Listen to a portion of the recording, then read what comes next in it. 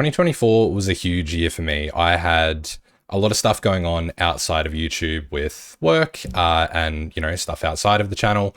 But for the channel itself, it was always something that I could enjoy coming back to doing. And it gave me a lot of pleasure seeing your comments and how much my videos either helped you or entertained you. Over the last year, I've gotten over 2.2 million views, gained about 6,500 subscribers, and I was able to work on 3 different videos with Paradox on Hoi4, which, considering when I started all this, I was only looking to make a series of guides for people like me who didn't really have that when starting to play the game.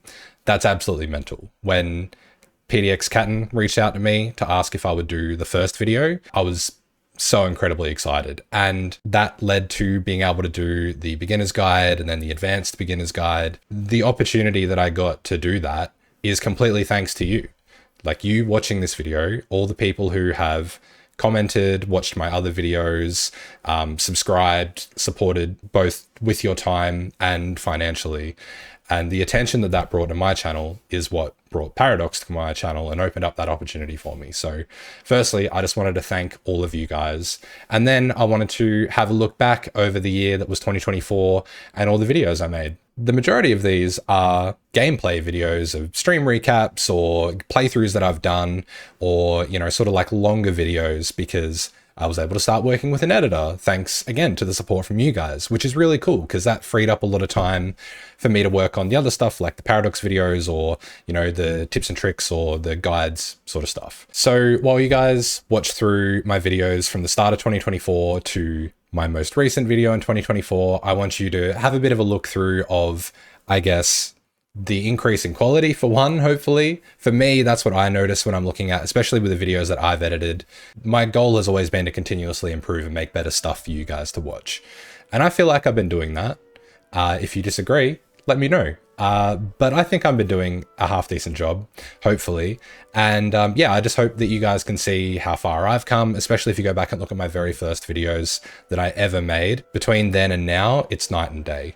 And you'll see the last video of this compilation is actually a remake of my very first video, my Getting Started in Hoi4 guide. And I'm planning to remake the entire Beginner's Guide series. Firstly, because I'm much better at this now than I was back then in 2021. And secondly, because the game has changed a lot and there are new players coming in and those guides aren't really relevant anymore. So I'm going to keep them there so people can see where I've started and where I've come to.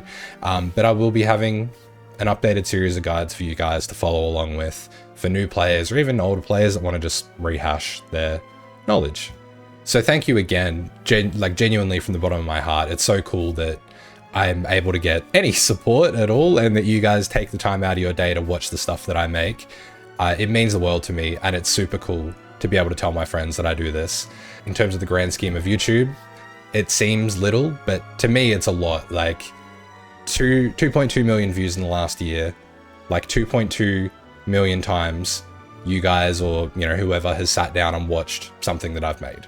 That's sick. So thank you again. I hope you guys enjoy, and I'll see you again in 2025. G'day everyone, today I'm here to show you how to play the Historical Soviets. Now this was requested by popular demand by you guys, so if there are any other countries that you'd like to see me cover off, just let me know in the comments. And if you haven't seen my other country guides, I'll also link them in the description for you to watch. This guide is mainly single player focused, but it can be a starting point for you if you're a bit of a sicko and you're wanting to get into historical multiplayer. But look, that's up to you.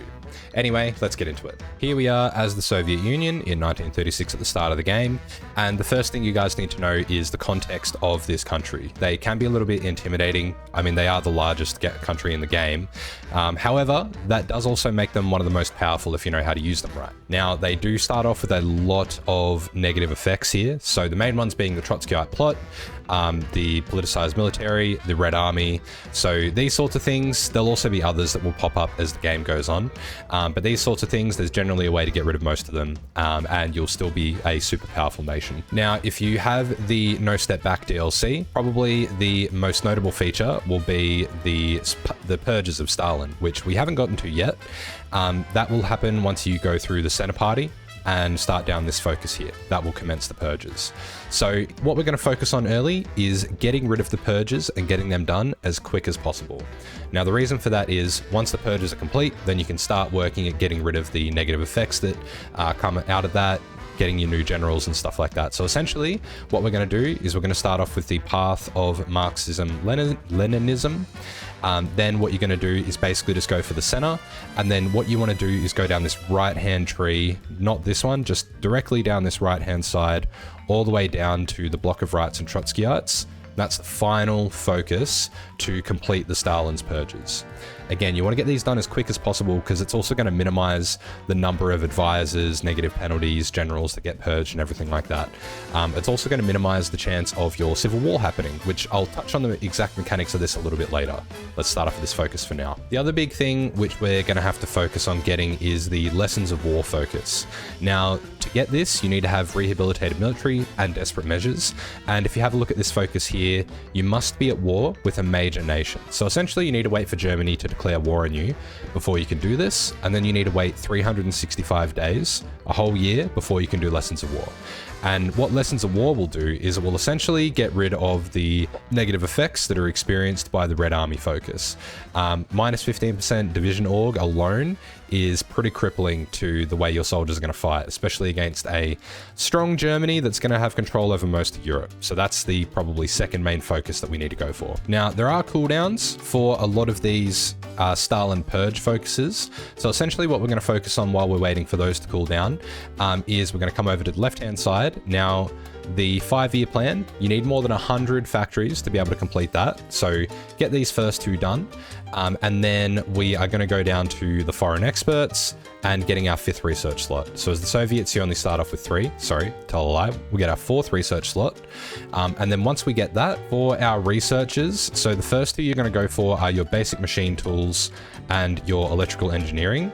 You want to be really focusing on your industry stuff. Don't worry too much about your air force or your tank techs or anything else.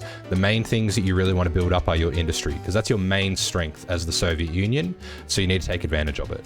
Now, the other thing that you're going to do to start off with is come in and research armored trains. Now, recently they've updated the game where these actually give air attack.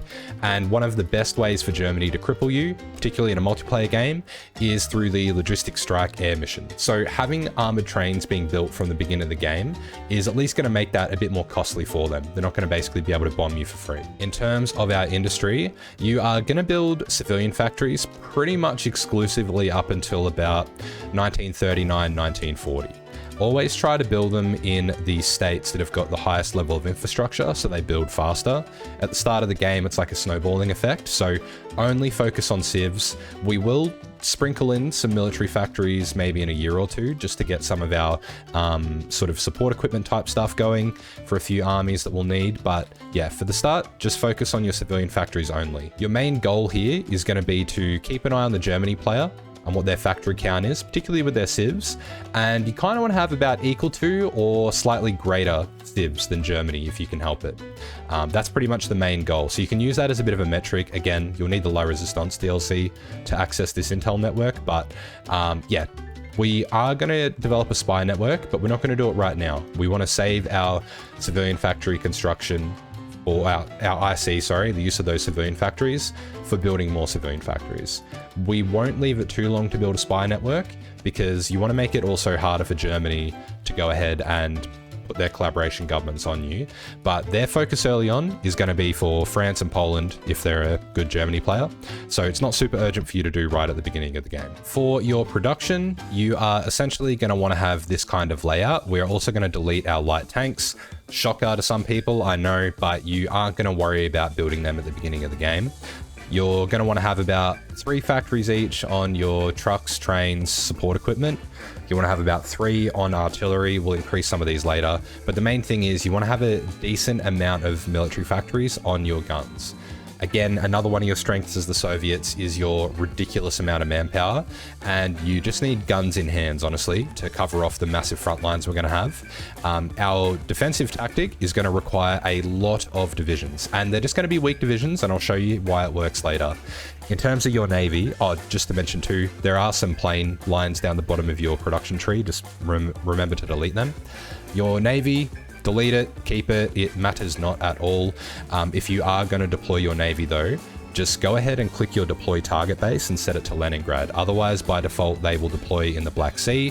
And once Turkey remilitarizes the straits, you will not be able to get them out. By that token as well, when you are merging your fleets, you can either pull your navy out now. I like to leave the Black Sea one in here just on strike force, just so Romania doesn't try to naval invade you. Those ships will honestly be more than enough. But then what you can do as well is just merge the rest of your fleets together. And this is actually your Baltic fleet in Leningrad. And that's also going to help prevent the German player from getting as easy naval invasions on you later in the game. Don't forget to bring your air force all together. Just pop them in Moscow, and once they arrive, merge them together and exercise them until they are like veterans. Now, just to show you now, because I've had some people in my previous videos getting confused with my division design. So the main template, I always do the crossed guns, just so I know which is which. And then for your NKVD divisions, we're going to give them the rook symbol. They're basically going to be our port defenders. Don't forget to make your cavalry your garrison template as well. As the Soviets, you do have quite a few occupied territories later on. Set it to local police force as well. Now, what we have here with our army, we've taken all of our infantry and our cavalry, converted them to the same template. That's going to give you... Oh, and I also took, I think, the mechanized division, which is in your tank groups. That will give you 4 perfectly even armies. Just go ahead and pop them on a front line here. It doesn't matter. Exercise them till they're fully trained. We've got our NKVD divisions, which again, they're going to be our fallback troops. So you can basically split these guys in half. You can have half of them on port defense up in Leningrad. We'll put them all along here. Make sure you cover off the Baltic countries so you don't forget to defend their ports later on. And then these ones down here, just cover off the Black Sea. Now, it's important to note as well, obviously, historically, the Soviets had quite a lot of troops over in the Far East. You don't need to do that in this. It's Hearts of Iron, it's scripted, you know what's going to happen. You don't need troops over on the border here with Japan. So you can just focus all of your troops over in the east. Now, one front line, which I would encourage you to defend, is the Finnish one, because I can count the amount of times that I've forgotten about this front line. Well, I mean, I can't count the amount of times because I'm an idiot and I've forgotten it a lot. So make sure you have the Finnish border defended. There's going to be the first war with Finland and then the continuation war later on. So make sure you've always got this frontline garrison, regardless of what time it is. You don't need to worry about any of these other borders down here. Don't worry about assigning yourself any generals, any admirals. I mean, there's no Air Force ones, but also don't elect any chief of the army, navy, or air force. The reason why is as the purges start happening, which you'll see shortly, those advisors could potentially be culled, and you're basically just wasting that political power. So just sit on it until the purges are complete. You'll end up getting plenty of XP for your doctrines later on. They also cost a lot right now, and then as the purges continue, they will likely end up costing more. So just sit on that for the start, and then you'll be able to catch up on that later. But for now, that's all the early setup, and you can essentially just play the game and go through. I'll stop and show you guys as different events pop up, but let's get going. Now, when we have completed the center focus, this will pop up in your decisions tab, the political paranoia menu, or gauge, whatever you want to call it. You can hover over it here and you can see the different effects. So essentially random purges will occur over 25. Now it can be worth to keep it under there. To be honest, when the random purges happen, you can basically just opt for the Navy options as much as you can if that appears. Your Navy does not matter as the Soviets. So they can basically be a free way to get rid of the negative effects of the purges. Basically the purges can happen where a general, admiral, or someone in the Air Force will get purged, or one of the branches will suffer negative effects. So always pick the Navy if you can help it. Now, the main thing is though, you want to keep this political paranoia menu or percentage under 75. So the higher it gets, the more likely there is for a purge to happen. So over 75, you can see here. However, a civil war can also trigger the higher it gets. It used to be over 75, the civil war would trigger. I think it might be a little bit higher now, but just to be safe, always keep your paranoia under 75. Now, the best way to do it is you can click on this satisfactory production reports. This is a one-time use thing. You can do the inspection in the administration, but basically the best way to do it is for the inspection in the army or the navy. Again, sorry, do the navy one because that will purge an admiral, and then it will basically reduce your paranoia by 10, and it's not really that much of an effect for you. Once you've completed the electronic engineering, rather than going for the next research thing, come along and get your construction speed. Usually I would say it's not that big of a priority, but as the Soviets, you want to snowball as quick as you can. So getting that construction speed is important. Once your armored trains are over, or researched rather, then you can go across to mechanical computing. After you do that, I would go for the first radio tech, because you're going to be sending volunteers to Spain. Helps a little bit, and it's also nice to get the radio techs before you get boosts later on. But then, yeah, again, you pretty much want to assign your 3 research slots to your industry, going for dispersed and your improved machine tools and everything, just down as far as you can go before the penalties get too crazy. I'm not going to touch too much on the MIOs, but there will be a lot of pop-ups because you are producing a lot of gear. Once you get your first 150 political power, yes, I've gone over a little bit. So you have the option of either going to partial mobilization or going to free trade. Now, if we go to free trade, that is going to increase our construction speed, our factory research, as well as our research speed, as well as our factory output. And it will essentially reduce. So if the best way to see what the benefit's going to be, for example, you see this factory is going to be complete on the 27th of October. If we go to free trade, you can come back in now to be done on the 18th of October. So savings about 10 days. Now, if we reload back to where we were before and we go to partial mob instead, you can see that we've gotten quite a lot more access to quite a lot more civilian factories. It's now going to be finished on the 27th of July rather than October. So that's about 2 months ahead, as well as having a brand new line there. It's reduced our consumer goods from about 38% down to 27%.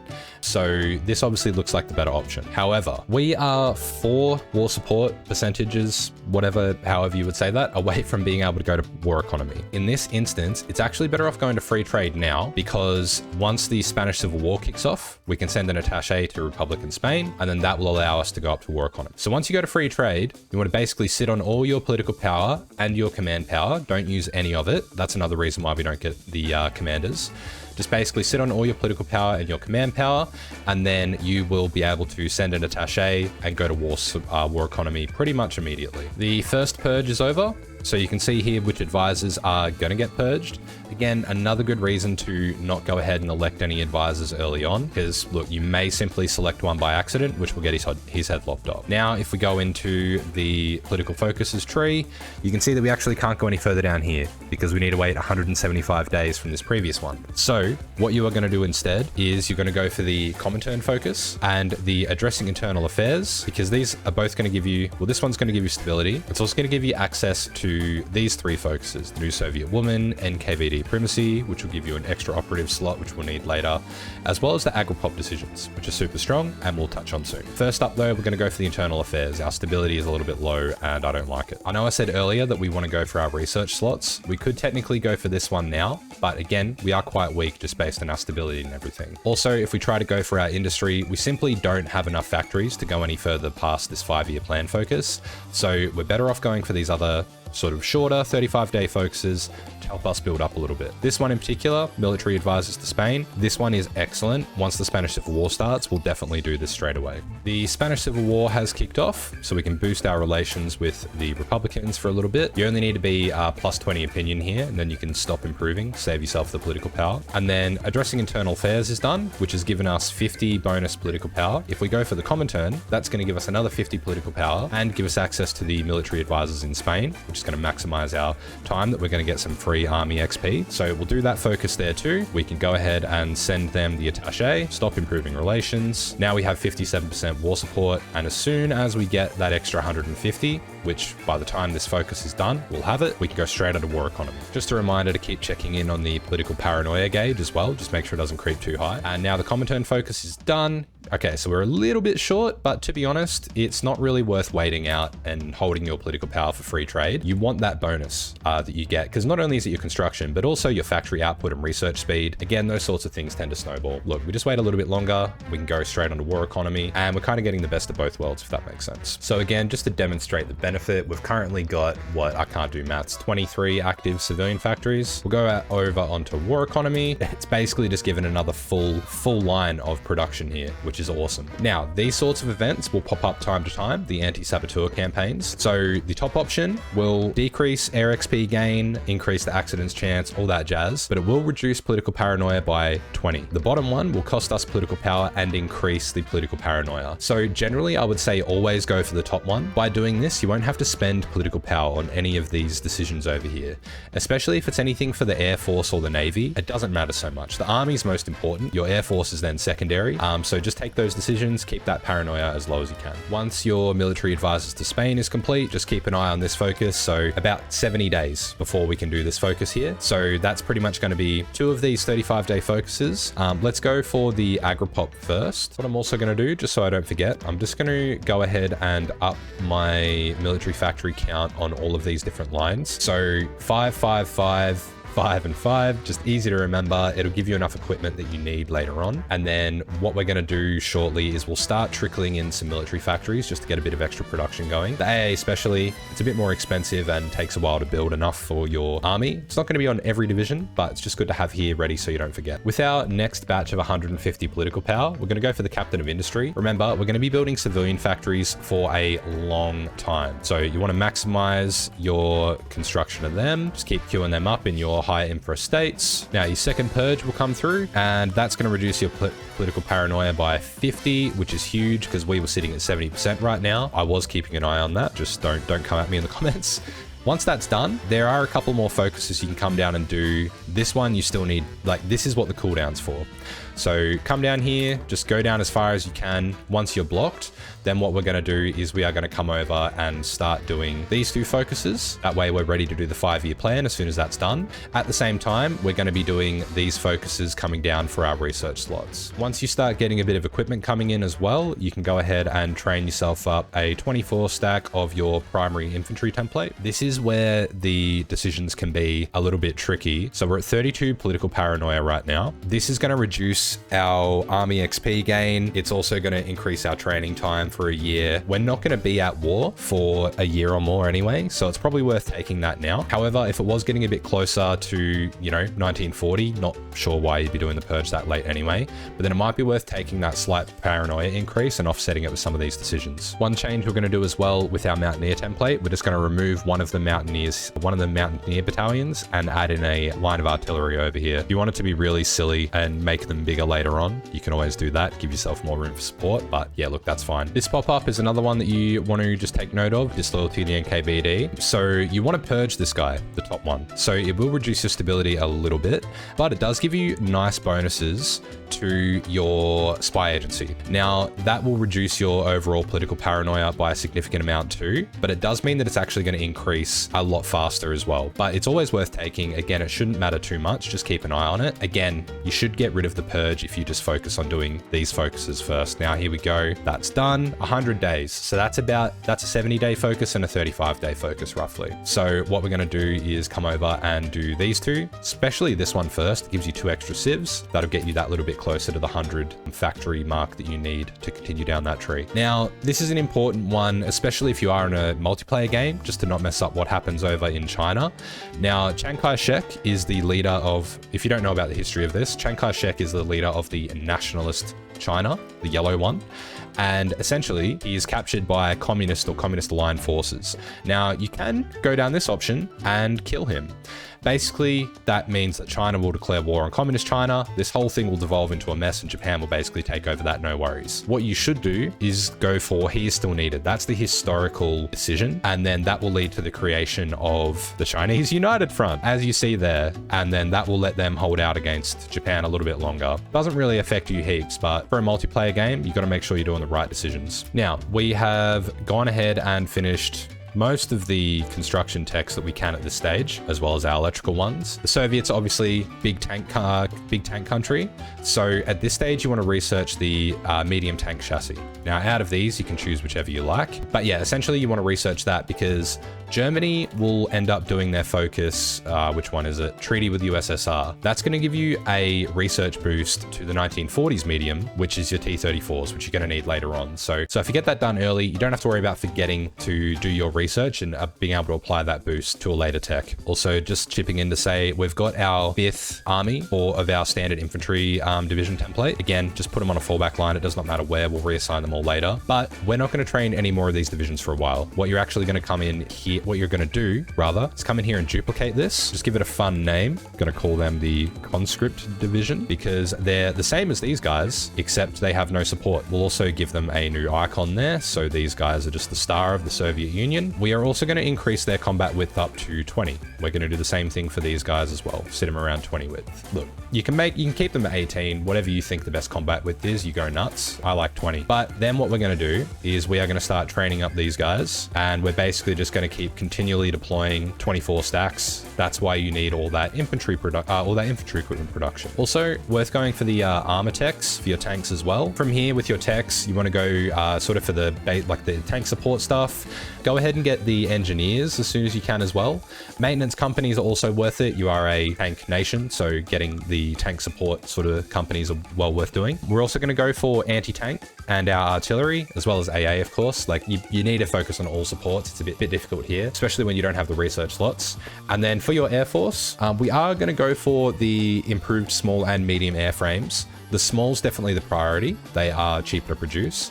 And then you're going to want to get your survivability studies, range improvements, engine 3. Heavy MGs are well worth it. And you don't need to worry about armor piercing bomb locks or the naval stuff. Don't worry about heavy bombs early either. The main thing is just to go for the improved small airframe and your engines 3. Now we will be rushing them once we get our extra research slots. But right now you want to focus on that other stuff with your tanks and artillery and all that. And to help with your research of your aircraft, if you come into the Air Force Command, once you have at least 50 air XP, you can go into the Spirit of the Air Force, get industry liaisons.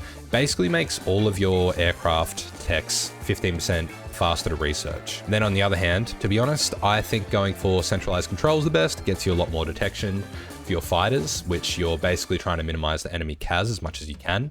Again though, find what works for you. Why not? Again, your Navy doesn't matter, but we will be swapping over and going for Grand Battle Plan. That's the key of this strategy. And we just have 100 factories, so we can finish the 5-year plan. That's going to give us a few more civilian factories. It'll give us an advisor, which you might use later. You may not. It's up to you. What we're also going to do here is we are going to queue up just a single line of military factories. Pretty much got about 5, I don't know, let's just say we need about 10 mils or so to get some, mainly just to get some anti-aircraft production going. So we'll go for that spot, and then let's also go for this one. So we'll just drag one of these lines to the top so they're being worked on, and that's just going to help get your equipment going while still giving you a decent amount of focus on your civilian factories too. See, look at this. Things like this are a godsend. Oh, what's that? Negative effects to my Navy? Could not care less. It's reducing my paranoia by 20%. Take it. Now, I've actually made a mistake, and I've gone over the time here for the focuses. So I've made my own worst enemy. But yeah, again, make sure you go for that. Now, when you get to this as well, the military conspiracy, this is where you're going to create your spy agency. You'll see the reason why in a minute. Once your spy agency is built, the upgrades you're going to go for in order are localized training centers, SPILs, form department, and then you're going to go for the interrogation techniques. And then after that, I mean, look, invisible link's a fun one. Honestly, whatever you want after that. We basically, passive defense is really good too as the Soviets, but the main ones are those first 4 in that order. Now, this is a big one as well, the trial of the generals. Look at, you can see these famous names all getting culled here, but it does really reduce your paranoia again. And then what we're going to do, again, there's another cooldown for the next focus. We are going to go for Behead the Snake. This is going to reduce your paranoia by a lot, give you an operative slot, as well as a unique operative and mission. Around this stage too, when we've got 150 political power, you can go ahead and give yourself the limited conscription law, I guess. Around 600,000 is weirdly low for the Soviets, and we're going to need a lot more than that. So don't feel bad about upgrading now, even though we're well away from war. Okay, I accidentally dismissed the pop-up, but basically there's another option to fire the leader of the NKVD. Again, you pretty much always take them because they just give you like different bonuses to your spy agency. But yeah, always take them. It reduces your paranoia, which is really needed. Now, if you time it right as well, we've got our first operative that we can recruit. You've always got this Richard Sorhe guy, but you can also come in and recruit a German operative, and they are the ones that you're going to want to get. Pretty much all game, every time it pops up, just recruit the German operative. Behead the Snake is done. So the focus we're going to do after that, honestly, from here, come back over and go for your foreign experts, work your way down onto this research slot.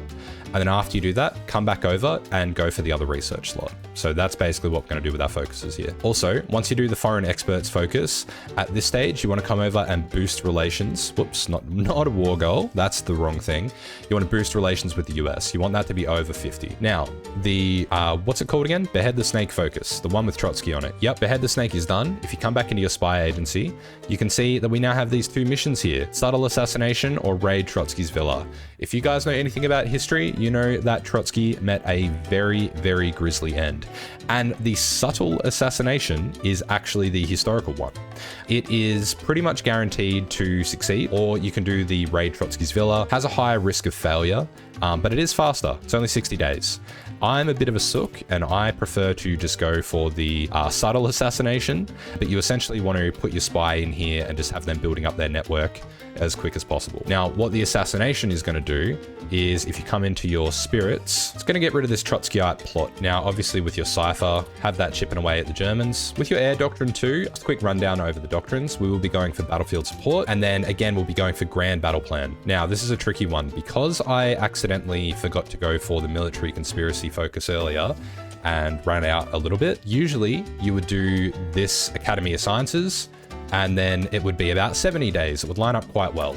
So yeah, usually the timings work out very neatly. Oh, now this is a tough one. So we're at 62% currently. We have no political power to go ahead and bail ourselves out. And this is going to reduce our political power by 10% for a year, reduce our construction speed, increase our advisor cost. Pretty much if we go up to 72%, there's no guarantee that another event might not appear. Look, if I were you, I probably wouldn't risk this. You know what? And because of that, I'm not going to risk it. I've got to play like I would recommend to you guys. All right, we have our 4th research slot. And what we are going to do at this stage, it's going to seem quite crazy, but we are going to start rushing our fighters here. Now, wow, okay, that's going to give us an extra 10 days. But I want the MiG designer to get the bonus there. And then look at this as well. This is one of the general purges. Let's just go back to our political power here. It's quite high. So either we can purge Zhukov, or which, if you guys don't know, Zhukov is one of your best generals. Where is he up here? I mean, he's cowed right now, which will be removed once we finish Lessons of War. But the guy that's accusing him, Semyon Bedoni, he's an absolute shitter. He's a level 1 field marshal.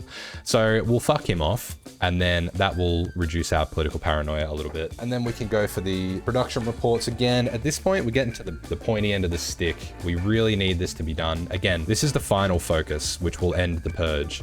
So don't try to reduce it really low here. Just keep it, you know, around 50%. All right, it's finally done. The 3rd Moscow trial. So a bunch of advisors have been culled. We lost our captain of industry, but that's fine because we got a decent chunk of use out of him. And then from here, you are kind of free with the focuses. Another thing which comes around about now is this option here. So you can choose which industry to specialize in. This one used to be so good. 15% consumer goods. You could basically get the Soviets down to about 0% consumer goods, which was pretty broken. So you know what? Probably not the worst thing they patched that out.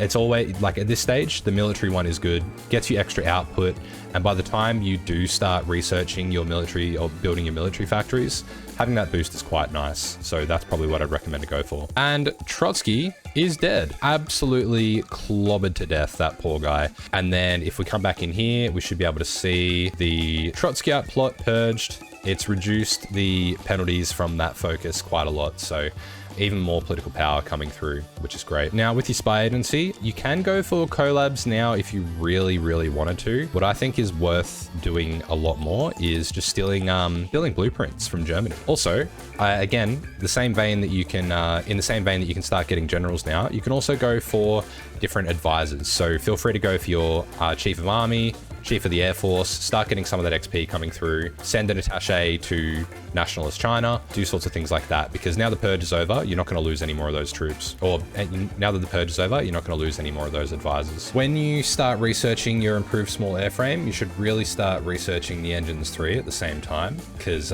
yeah, otherwise there's no use researching the improved airframe if you don't have the engines to go with it. We've also completed the 1940s medium tank chassis.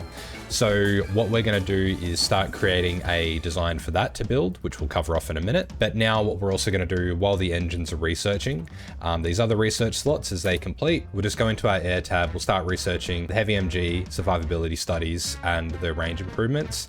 And then pretty much once that's all done, we'll be ready to start producing improved small airframes. Also, some of you may be tempted to do the improve the Stalin line or the Molotov line focuses.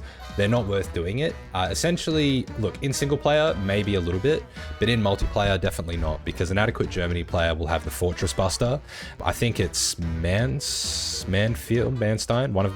I think. I don't know. One of their generals actually starts off with the Fortress Buster trait, so it kind of makes them useless. It's a waste of a focus. You can do it for flavor later once you've done all the other important stuff, but not super vital. Speak of the devil, the Molotov-Ribbentrop Pact. So the historical focus or the historical decision is to always sign the treaty. Especially in a multiplayer game, you most likely will have to as part of the game rules. But what this will also do is, where is it? Here we go. So this is also going to give you the Molotov-Ribbentrop Pact spirit. So it's going to be removed after the 16th of June 41. Germany cannot declare war on you prior to this day. So this is your timer. You've got until the 16th of June 1941 to do everything in your power to be as ready as possible for when Germany invades. So that's going to be building military factories, building up your army, setting up our defenses, which I'll show you how to do shortly.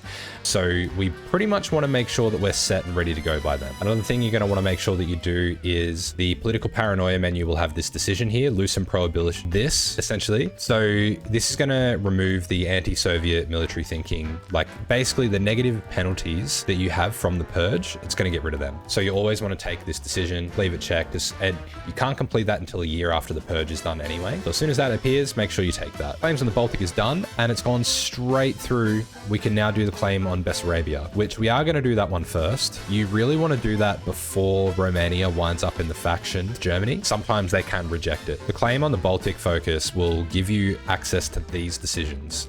So I always start off with Estonia, then Latvia, then Lithuania, because the map looks nicer that way. But for 75 political power, you will basically send them an ultimatum and you'll annex them for free. Just like that, free Estonia. You'll also get a heap of infantry equipment and guns and everything else from these guys as you annex them. And you'll find that your factory count will explode a little bit as well. Another tech that you're going to want to get around this point in time is also the, what are these called? Mechanized. Yes, you're going to want to get the mechanized techs because you're going to want to have a mix of medium tanks and mechanized tanks in your tank division. Around now is when you can start building a lot more military factories too.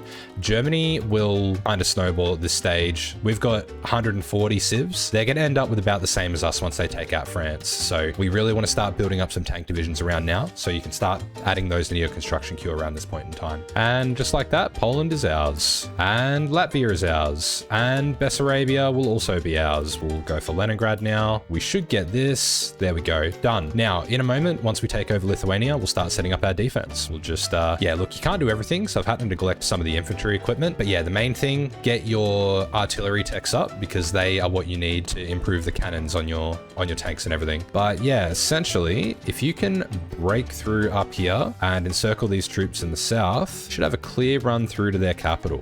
All right, when this decision pops up, Finland offers concessions. Again, the historical decision is to take the top one. And I would also recommend that too, because what that's going to do is it's going to get, like, Finland's going to keep most of their territory. You still need to obviously garrison this front line with them, but it does also mean that you only have a one tile border with what will end up being German Norway. Because if you forget about this northern part, it can be incredibly annoying. And we can now set up our defense. So what I'm going to show you guys is the defense in depth strategy.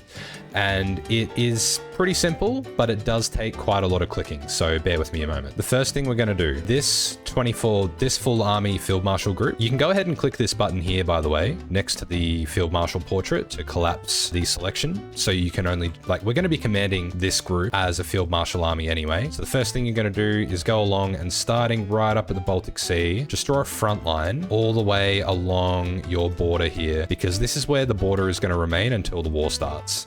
And you also can't just, like, if I try to draw a front line, because these guys aren't in a faction yet, we're not at war with them, I can't draw a front line across the whole whole area. So a field marshal fallback line is the easiest way to arrange that. And this is where it gets a little bit micro intensive. So I'm going to show you this way. If you don't want to do it, then I'll also show you like another way that you can kind of do it in a similar way. So essentially what we're going to be doing is we've got all of this territory that we can lose before we'll capitulate.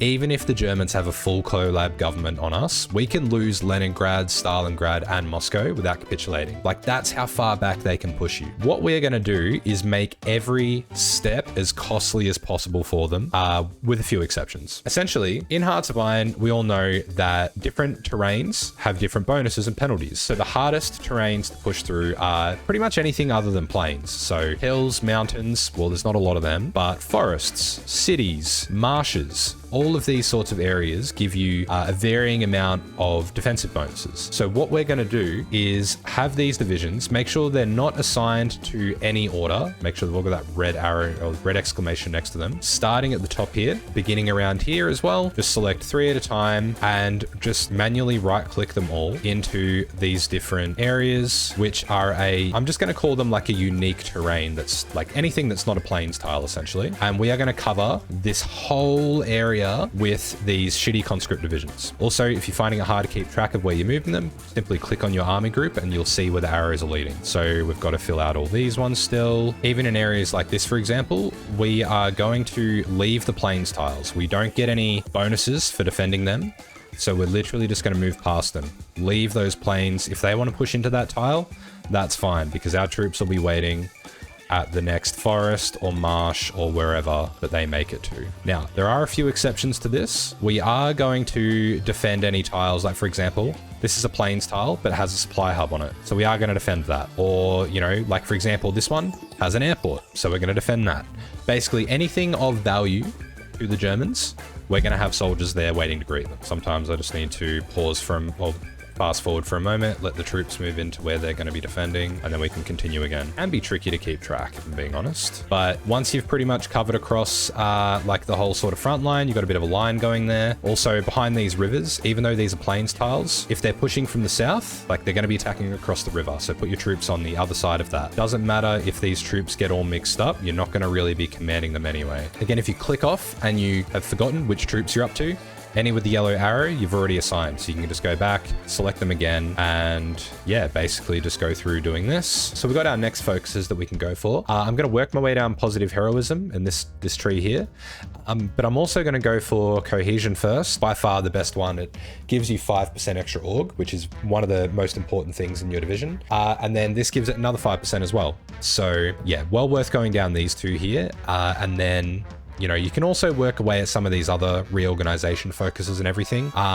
But yeah, essentially we'll start down that here. At the same time as well, you can see all of these military factories in the Urals and everything that I talked about earlier. Once they're done, then we'll do the Tankograd focus to get ourselves some free military factories. I've also started some production of mechanized equipment. And right about now, let me just double check my techs. Yep, so now we're going to make our plane designs and our tank designs. Now I'm just going to preface this by saying these designs work well for me, especially in single player. Multiplayer might be a bit different, and also metas change. In, you know, a couple of months, this design may not be viable anymore, or may not be as good as it is now. So before you come at me in the comments, just keep that in mind. You can also use your own designs, experiment, try different things, see what works for you. But for my small plane modules or my small airframes, I like to go for armor plates, self-sealing tanks, and then let's see if we can do... No, so drop tanks are too expensive. Honestly, not the end of the world. You can also... I'm actually going to drop off the heavy machine guns. We'll do drop tanks. They've recently changed the weights of some of these things, so that's why I'm a little bit all over the place. All right, yep, cool, we'll do that. So 2 cannons, 4 heavy MGs, 2 heavy MGs, engine 3, armor plates, self-sealing tanks, and drop tanks. That's going to be our small fighter design. Then for our heavy fighter, we are going to go double cannon, 3 double cannons, the double engine 3, again, the armor plates and the self-sealing tanks. And then we're actually going to go for radio navigation, which is going to reduce our night penalty. And then we don't have yet the interception one or the detection one, but the night penalty is very helpful. And then from here, you are maxed out with your weight and thrust ratio. So the reason I like heavy fighters so much is they have enough air attack that enemy bombers will get pretty much decimated, and even enemy fighters as well. Like, you put this thing up against their light airframes, the amount of attack they have as well as their air defense it's quite a good ratio. Like, if you have a look at our fighter design, it has a significant amount of air attack, and that's squeezing as much as we can. As much on as we can. Most AI designs are going to use light machine guns. Their air attack's not going to be anywhere near the defense of our heavy fighters. So we'll start off 2 lines of these, and it is important to have aircraft. So I am going to just put 15 factories on that, and we'll go for 10 factories of the heavies. The heavies are honestly primarily for defense, to stop them bombing us or logistic striking our territory, and the fighters are for air supremacy. For the tank design, it's pretty standard. Again, same as the planes, things change. This isn't the most optimal design, it just works for me. For your standard T-34 tank, you want to go for the highest soft attack. So the medium howitzer is the way to go. We're also going to build tank destroyers and SPAAs. For SPAA is optional, but I like it because it keeps the hardness up. We'll add on the radios. We'll go for a small cannon, and then chuck on the sloped armor. And how are we going for reliability? Pretty good. Let's go for, yeah, look, let's put armor skirts on for now. Again, feel free to do what works for you. We'll go for welded, and that's pretty good. Obviously make sure our pitches are pretty. Yeah, 40 soft attack, quite good. Decent amount of breakthrough, good amount of armor. We can add a little bit extra armor on. I like to have my tanks at about 8 kilometers an hour with their speed. It's twice the speed of a standard infantry division, so you'll find making encirclements are quite easy. Yet you're not sinking so much speed into it that you're sacrificing other areas. So yeah, 80% hardness is pretty good. 80 armor, that's actually really good. One thing just in preparation for the war, I'm trading with the United Kingdom for some of my aluminium. Just go to the C zone and click blocked. If we go back to our trade route, you can see that's still going to export to Japan. That's fine, not our problem. But our imports are going to come around the north here. And to be honest, you could even make, like, if we wanted to come out of the UK on the other side, you can even block like these 2 ports as well. Oh, this is not working. There we go. And now it's coming in around the other side. Just to make sure that we're not really like at risk of, yeah, there we go. Just to make sure we're not really at risk of Germany being able to convoy raid all of our stuff. The other thing too, we can block off the Aegean Sea, and once more, just making sure that none of our supply lines are coming through around the other side. You can press F4 to see a supply map as well, because sometimes the supply will do weird things. So yeah, that's all sweet. We don't need to worry about anything else apart from that. Our frontline division is pretty good. We are just going to add on anti-tank as well. So we're going to have AA, Arty, engineers, and anti-tank. And look, I know the org is a little bit low, but please just be patient. That will increase with our doctrines. Now, also, when you've got a free advisor slot, either the popular figurehead for the stability will be very helpful. Being near 100% gives you a lot of bonuses. However, the elusive gentleman is good as well, because the more spies, the better, as you will see later on. Spies are actually a core part of this strategy. So if you don't have the La Resistance DLC, I would strongly encourage you to get it. Also, don't forget to upgrade your tanks and stuff as you research like new modules. So I just got the improved medium howitzer. I'm going to upgrade, this is the wrong design, silly me. Just got the improved medium howitzer, so we'll slap that onto our T-34.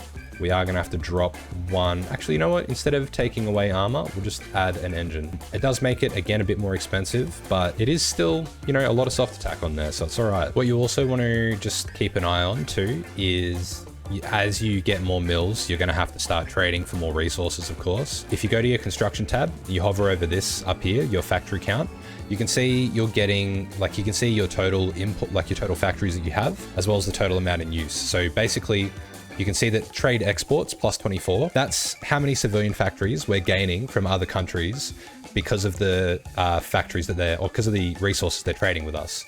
Then you can see trade imports minus 14. So that's how many factories we're putting out for the resources that we need to trade in. So essentially, we're in a net positive 10 civilian factories right now because of trade. Once that sort of balances out or starts to, you know, once the amount that you're putting out is a bit greater than what you're gaining from other countries, that's when you want to consider going from free trade down to export focus or limited exports. Now, the other thing that you are going to want to do too is make sure you've got supply to all of your supply hubs. So basically at least level 3. Okay. Another thing that you can do, which you may be looking at this being like, what the frick are you doing with a interwar medium? Flame tanks, that is the short answer. And we're also going to smack an entrenchment on it. And that's literally all we have to do. So the development of Tankergrad just happened, and I don't know exactly how many mils we got, but I think we got the full 10, which is pretty awesome, to be honest. What's not awesome is the fact that we are now very much needing to switch to closed economy, or at least limited exports. This is another huge decision that pops up. Non-aggression with Japan. Always go for peace. The last thing you want to do is have to go over and try to fight a defensive war against Japan as well. Now, we are at the point where we've done pretty much all the main focuses that we need to. From here, a few of the focuses you can do, the superior war machines gets you research boost towards the more advanced tank tech. So you will be able to go ahead and rush the 1943 medium, which is very good. You can do these ones if you want to. That's completely cool as well. Military reorg and going down and doing the rest of these is pretty sweet as well. These ones down the bottom, you can take your time and have a read through. You pretty much let loose here, to be honest. The Middle East diplomacy stuff lets you do the invasion of like Iran and Afghanistan and everything like that. So yeah, you can pretty much cut loose from here, do whatever you like. But yeah, the only thing I wouldn't do is like approach Germany. If you're going to do these ones, go down the anti-fascist stuff. Obviously, it's a historical game, of course. But yeah, look, just go nuts. I'm going to do the war machines. Now, once again, we're getting really close. So 16th of June, again, I should have done this a bit earlier, just slipped my mind. But what you want to do is put your spies along the front line you have with Germany, and you basically want to get them up to the maximum possible level of intel network. We already have a bit of a network in Berlin, so this will build up relatively quickly. The reason being, if we hover over here, let's actually go where we've got pretty much 100%. Yeah, look, that's fine. We'll show you here. So we've got 31% network strength in this state. So you can see that effects for the German Reich, max planning factor, minus 31%, and max entrenchment, minus 1.5. So basically what that means is when we get to 100% in this particular, like in these states along our border, then we are going to negate 100% of their planning bonus. So the reason for building forts here is the enemy can only attack, like let's assume that we hold our river tiles. They can only attack this tile from this one. They can attack this one from 2 tiles. They'll be able to get that sort of bonus, but at least our city will be more well defended.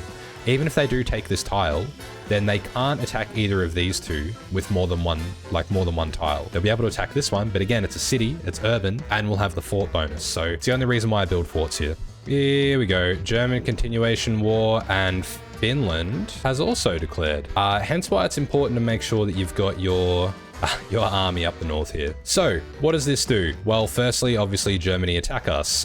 Secondly, there are some extra things which pop up here in our agripop decisions. So 7% recovery rate, we'll take it. Extra factory output, that was there before. This one reduces training time and the minimum training level. We probably don't need that one, if I'm being honest with you. I am going to take every hit of the hammer, every hit of the hammer hits the enemy. And I think as well, now what we can do with our main front line here, we can delete this. And no, we can't, because Germany, fuck, that's very annoying. Germany hasn't called their other minions in. We'll just put our front line back and hope that this doesn't ruin everything. It shouldn't. They're already where they should be. Now, we've got all of our rearguard troops pretty much covered. Pretty good coverage, even up here. Even if they do push back, like it's very hard for them to push up here. There's not a lot of supply. So the only weak spots are, I mean, kind of this a little bit and probably around this area. But again, we are going to be training more and more troops constantly. We're just going to keep pumping them out and we can collapse this again. So yeah, we actually are all fine at the moment. We'll get our air force up. Now, we have got 16 air wings. We'll just split that up. So now we've got a solid 20. We'll move 1,000 of them there, just have them in this air zone. And we don't have another 1,000 airport really nearby. We have Kiev, and Italy, there we go. Now they're all at war with us. So our front line, our front line can now be drawn. Now, again, you are very likely going to take losses at the beginning. They're going to push you back. The main thing to remember is to not be discouraged. Odds we push in Finland. One sec. So I always keep my mountaineers and my tank divisions in reserve. We are going to use them just to see if we can knock Finland out of the war, because if we don't have to deal with them, that's going to be a bloody good day. We'll bring our meager amount of CAS over. Finland doesn't have an air force. And we've got our heavy fighters. We'll move them a little bit closer. Finnish have their moddy tactics. That's very annoying. We are going to move our Air Force over to cover this air zone off a bit more. And now all you're doing, you're going to go down to 3 speed, and you're just going to monitor the front line. So any of these areas that they're pushing through, you're just going to make sure that they're not getting any encirclements, sort of monitoring your Air Force and what they're doing. Whoops, these are our strat bombers. We'll just put them in Poland. And yeah, you're just going to play the retreating game. Now, if this was a multiplayer game, this is where you would start getting lend-leased a metric shit ton of equipment from your American and British players. That is not so today. Okay. Prime example right here, Luau, this supply hub, very important for this area of the map that we're trying to defend. So we are just going to keep reinforcing that tile.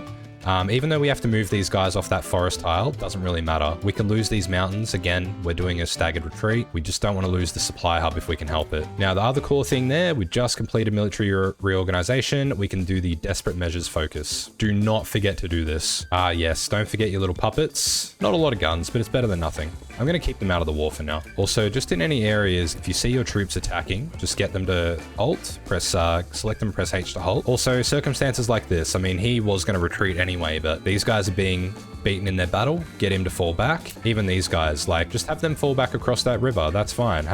They're already falling back. Have him come back. We very likely are going to lose that supply hub. It is what it is. Up the north here, this is also a problem area because, again, they get their tanks broken through there. They can very quickly run away with it. And we're sinking some convoy. Well, Finland shouldn't have started shit, I guess. All right, so we did end up losing the supply hub, meaning our supply is properly cooked down here. We have neglected, when I say neglected, I mean forgotten to build our railway networks. So I'm just going to pop them up to the top of the queue right now. And then if we are lucky, we should have the transport is the sibling of the Red Army, 15% faster construction speed for railway and infrastructure. That should help a lot of our supply issues we're having right now. I have done this before where I didn't forget to do my supply and they simply didn't even push me off the front line. So yeah, your supply makes a huge difference. Just having a quick look at the air war here. We are severely outnumbered.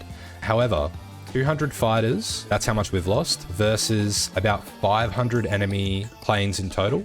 And if we have a look as well, we can see, so a lot of their AA, a lot of their support has been shot down by our AA, and then, yeah, their bombers too. So anti-aircraft guns must have on your forces. And right here as well, good example, retreat them out before they can get encircled. Oh, Finland wants an armistice. So that would give us some decent stuff there. However, look, in your single player game, there may be, in your multiplayer game, sorry, there may be rules against this. I'm not letting them off the hook. They simply shouldn't have come after me here. All right, here's a prime example of how risky this front line can be. So what we're going to do is reduce our front line back to about this spot. We're going to stop these guys from advancing over there because we don't want any troops to get encircled up here. Basically, if we just surrender that part of, well, Lithuania or whatever it is, does not matter to us. We can give that up. Also, this is a good time to go through and give all of your generals, or your field marshals rather, the defensive doctrine trait, except for our offensive guy. Keep him there. You can also go through and spend the political power on ambusher for some of your guys if you have it. Yeah, good time to use that. All right, another key thing, when you get your spies, just make sure you're stacking them up on the front line and try to get that intel network to 100% because it will really stifle their attack if they can't get that planning bonus. And once again, I'm not sure why this has corrected itself. It absolutely should not. All right, desperate measures is done. Now we need to wait 1 year to do lessons of war. However, there are some other cool things that we can do here, such as adaptable army, penal battalions, and come down and get Smersh, which gets us even more operative slots. So we'll start off with this one for now. Oh, there we go. Finland has capitulated. Just as a bit of humiliation for them, we are going to take the vast majority of this. Actually, you know what? Nah, fuck them. We'll take it all. They can be inducted into the Soviet Union. See, this is where I start to go non-historical in these videos because, see, classic. Look at that. They automatic. How did the Finnish Navy get from Finland to the Black Sea? This makes no sense. I bet you they're down here too. Yep, they bloody are. Whatever. Now, we just need to be mindful of this Axis mob up here. So we are going to go ahead and keep these troops on their front line up there. Now, this is not important. You guys don't need to watch this. Also, at this point, we've got a pretty good defense in depth network. What we are going to do is, just to make it a little bit easier going forward, we are going to plop this guy on a front line. So just for context, these are more conscript troops that we're deploying. And we're just going to run this front line sort of through this main sort of area. Don't worry about it going yellow. There's plenty more troops to come from. And we're actually going to run like this. Yeah, we'll run up to there. We're not going to worry about this northern part. That is pretty much going to be our Stalin line right now. Just to make sure that we are going to win the air war, we'll have a quick look. So they've got 40 factories on planes, right? And then Italy's probably got, yeah, about 15. So we're just going to have a quick look. We're going to up our production of both of these. Primarily our heavies though. And yeah, that should make us about even. And ours is superior, so we'll end up on top. We'll come out on top for sure. They've also got to contend with the US and the UK, so we'll keep that in mind too. So if we just have a bit of a look along the front line here, we can see mostly green bubbles. A couple of reds around here. Let's just see if we can move any of our spies up. Oh, we've actually launched the steel blueprints one again. That's fine. Look, this is where they're pushing a lot, so we'll just keep the intel network up there. Very interestingly, we have 50 BF-109s somehow, and I frankly don't really understand how we would have come into possession of them, but you know what? We'll take them. Captured equipment, maybe? I don't know. But yeah, pretty much green bubbles all the way along. Down here, we did just lose a division, but we'll get these guys to escape out the port. Look, to be honest, it's bound to happen. You're going to get some troops encircled. You can't cover the whole front line. Also, we can just stop all of these troops, stop all of them exercising. That's fine. See, this is where the strength of the tactic comes in, because we've lost 500,000 to 800 or almost 900,000 German casualties. And as they're getting to this river line, they're coming up against a far larger number of troops. Even along here, like they're not really able to push a lot more than what they already have. They've not really made that much territory up. Even over here, like, look, if they did break through that river, they do have a lot of ground to cover. But at the end of the day, like, they do need to get across this, and it's very juicy, the number of divisions we have here. We actually just inherited some Mongolian and Tanatuban troops, so we're going to layer them into our defense in depth here. So now at this point too, we can even start sort of reinforcing with some of these troops that have been pushed back. We can also start reinforcing the front line a little bit more. So any particular spots, like for example, quite a few divisions just chilling here. We'll move them up, reinforce that red bubble, probably leave these ones. Doesn't matter if this pocket gets pushed back, kind of rather move back across that river. But yeah, just everything we can to slow them down and inflict as many casualties as possible. So yeah, a 2-to-1 ratio for the Germans is not good for them. Very good for us. Don't forget to check your supply map as well. So for example, this supply hub is pretty stretched thin, and I think that warrants upgrading our supply line from Moscow to a level 4. These ones are okay. That one, look, they are a little red, but there's also, you know, only a limited amount you can do. Again, we are giving up all this territory. So look, another thing you can also do here. So our Air Force is taking a beating. They've got 3,000 fighters in this one region in eastern Poland. It's also the hardest for them to push in because of all this like swampy tiles. So I'm just splitting my Air Force, putting it in the north and the south. It's not necessarily going to shoot down as many of their planes, but it will give us their air supremacy in those areas, making that fight a little bit easier. And we can just back our heavy fighters off. Maybe we'll just put them on these southernmost zones or these rear zones just to give us a bit of cover there. This is another good one. Experts in camouflage gives us 5 more entrenchment. So currently we're sitting at 17. And if we find I don't know that we'll actually find a division which is fully entrenched with our main guys. Oh, here we go. This division gets a 70% defensive bonus. Where are they? This division has a 70% defensive bonus. These ones here, 34%. So without the engineers, it's, you know, it's a bit less, but it's still respectable. You know, I just went around and requested a lend-lease from a bunch of, interesting.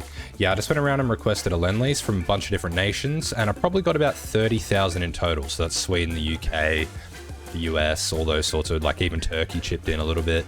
So don't forget to do that. Still well worth doing. You know, it's it takes a not very much of your time to go around. Maybe even Mexico will chip in, will they? No, look, it's fine. You never know your luck. This is a fun new thing. Knowledge of ball bearings will give us 8% cheaper fighters and other aircraft and stuff. I'm definitely taking that. No negatives there. Also, Germany attacking in winter has cost them almost 2 million casualties, and we've only lost about 750,000. So that's a fair trade. I'll take that. Now, another thing as well, you don't necessarily want to be using your tank divisions or even really like your special forces and stuff like that at this stage.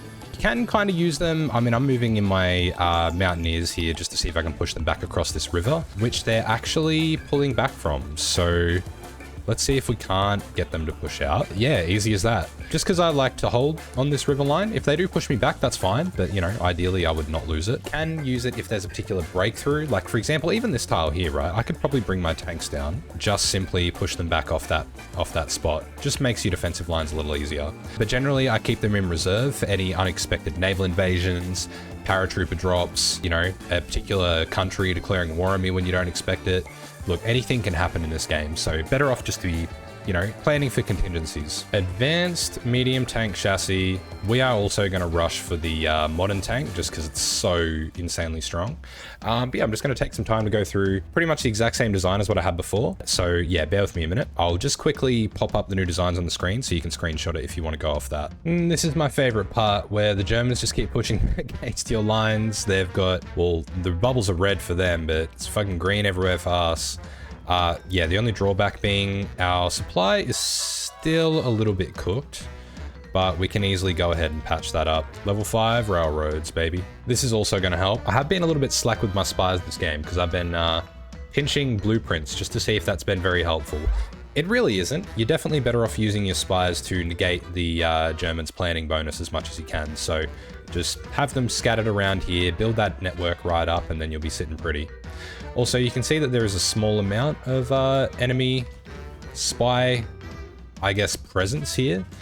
So when we get our extra spy slot, once we can do Lessons of War through Smersh, we'll just go ahead and leave one back in Moscow to pinch some Germans. Just checking in again on the air war. Look, we have lost a lot of fighters, but we've shot down even more. Enemy air support, yeah, look, absolutely decimating them. Definitely coming out on top there. And if we check the intel network, they've got 44 factories. We've got about, look, 35 on our air. But again, like, let's check how many the UK have. They've got 55. The Americans would have more. So that's kind of all we need right now to really put up a decent battle. Now, what we're running into here as well is a situation where we have a lot of these, like, sort of, you know, rearguard troops that are just kind of scattered out across the front line, but in such a way that they're basically overstacking some areas, limiting the supply. So what we're now going to do is just assign them to the entire front line, and they'll spread out a bit more evenly. We still have, like, what, 2 more full armies in the fallback positions. So spreading these guys out, it's just going to give us a bit more of an even kind of distribution. Quick casualty check-in, 1.5 million for us, almost 5 million for them. Jeez. Damn, look at this. Look at the trades in the air war. It's insane. 4,000 to 1,500. See, this is all you really need to do. You just need to keep whittling them down until they're nothing. Just make sure we've got, like, full coverage across all the different air zones. They are attacking very hard down here in Ukraine. Redeploy over a little bit. Gonna have one TAC bomber. All right, now we have all green air everywhere. This is what we want. Also, the international marketplace has come in very handy with me being able to buy guns from people since they won't lend-lease me. It does hurt your industry a little bit, of course, but, you know, there are worse things to have happened. Oh, never mind. Thank you, UK. Let's see what the US will give us. Please, Daddy, Uncle Sam. Also, we can finally do Lessons of War, which is then going to remove the Cowed by Stalin trait for a lot of our generals, and increase our org and XP gain. Also wanted to mention, once your front lines have stabilized a bit, you know, we're in March, it's sort of winter. Once your front lines have stabilized, it is worth building some extra supply hubs along the front. You can see a couple of extras that I've built, sort of here and here. Maybe, yeah, I think it was here and here. Maybe up here, I can't remember. Anyway, you want to build multiple supply hubs, just because when you do get to the point where you're going to want to attack, you're going to have a lot of troops here. We'll have to overstack a lot more. We'll get our tanks as well, which obviously use a lot of supply. Having the extra supply hubs is worth it, especially when you're just on that defensive game, waiting to build up a little bit to attack. But yeah, once winter 1943 is sort of passed, or we've inflicted a significant amount of casualties on the Germans here, 5 million, you can see what their sort of rough manpower count is right now too. Once you have sort of inflicted quite a lot of damage, also helps if the Allies are landing in Europe, which they're not right now. But yeah, once that sort of starts to happen, then that's when you want to start looking at attacking. All right, we've just completed Lessons of War. So all of our generals, well, I mean, mean, you're obviously not going to see them now, but any of our generals that would have had the Cowed by Stalin trait, they've now been removed. So if you scroll through here, nice, juicy generals back up to their full potential. One of which was actually old mate Zhukov. So he's back up to his full strength now. Pretty much don't attack until that's been completed.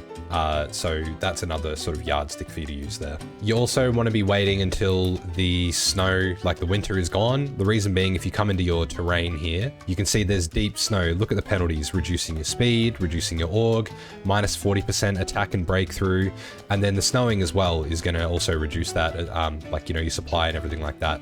So definitely wait until the snow has cleared before you go doing any attacks. You can start in some of these areas down south if you wanted to like knock Romania out first. I like going straight for the heart of Germany, but it's up to you. I am going to be using paratroopers here, which is not required. You can absolutely just use your tanks to push. You don't have to bother with the paratroopers. I very much enjoy it because, especially if you go for this side down the special forces branch, enemy divisions in states that we paradrop into will have their organization reduced. Once you unlock those first two in the doctrines, they become very, very strong. When you are planning your attacks as well, don't do just like a full frontline attack plan, because all you're going to do is cause yourself a heap of casualties, and that's what we've just spent like 3 years or 2 years inflicting on the Germans. You want to use your armored divisions, use your air force. We've got our close air support and most of our planes, most of our fighters over this area. Move in your tanks into the front line, draw a battle plan, use the staff office plan to build up the planning speed a lot faster, and then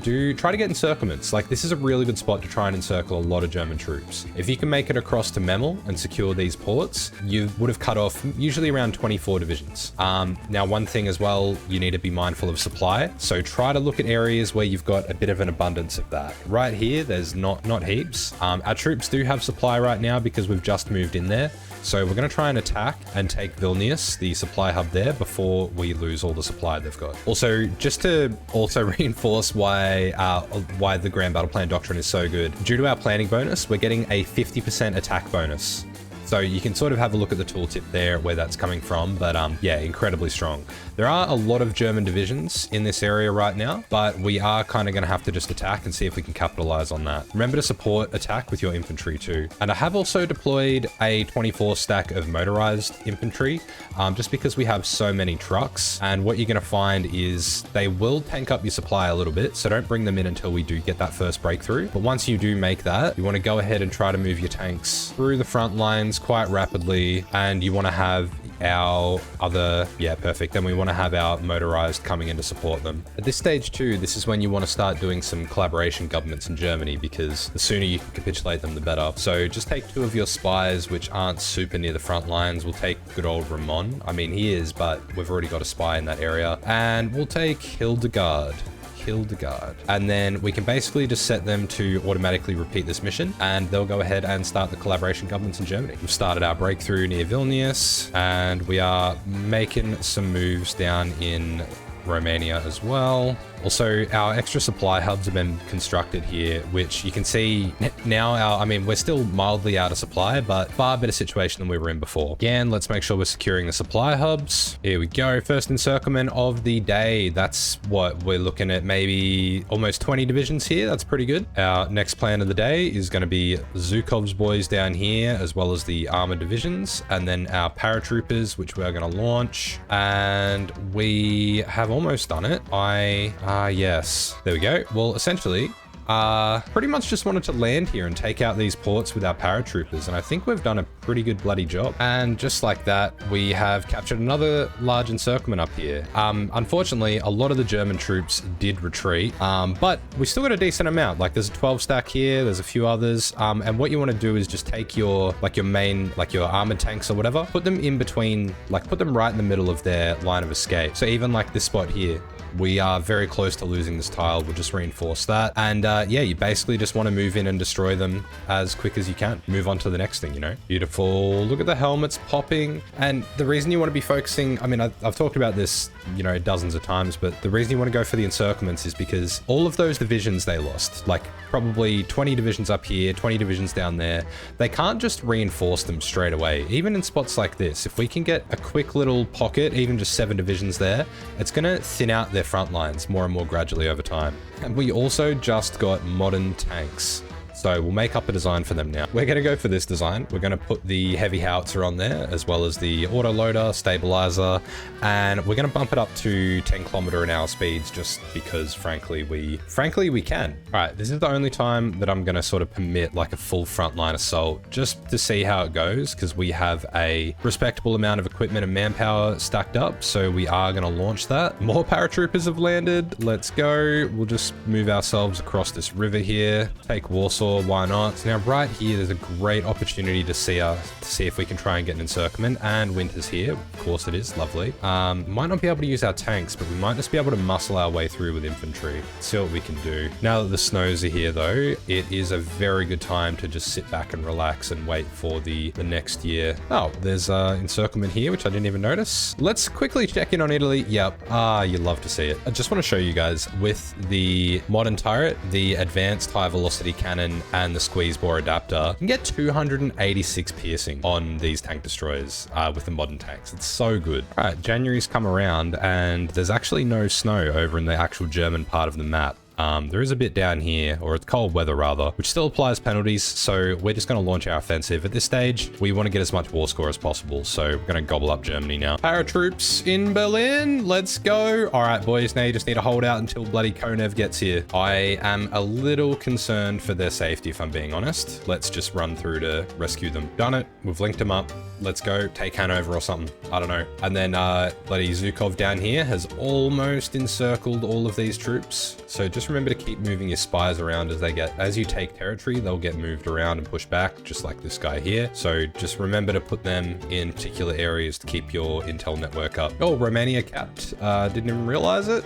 Gregory Zhukov's only gone and bloody done it. What a legend. All right, let's go ahead and take out this pocket. Best way to deal with big old pockets like this, just select all the troops and right click in the middle. Quick casualty check in. 2.7 million losses to Germany at 7.5 million. Oh, this is such a massive encirclement here. We could honestly, if you were playing a long game on your own, you could honestly just leave them, but I really want to add these all to the casualty count. Oh, it's so beautiful.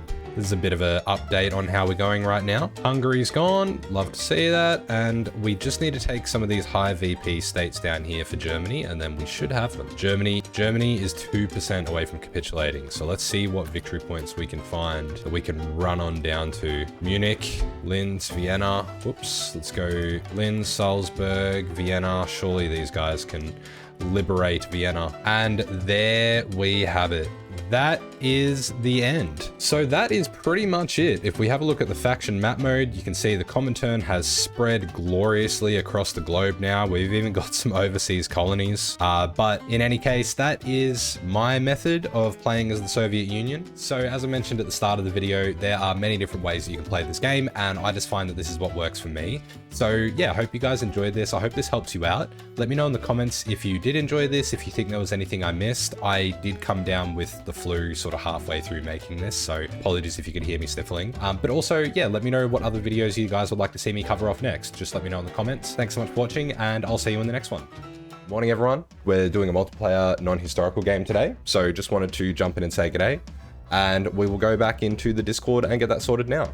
Oh, the non-aligned Germany's done the thing of splitting fascist Germany in half near Nuremberg. Hope they focus on that southern pocket before advancing on Berlin.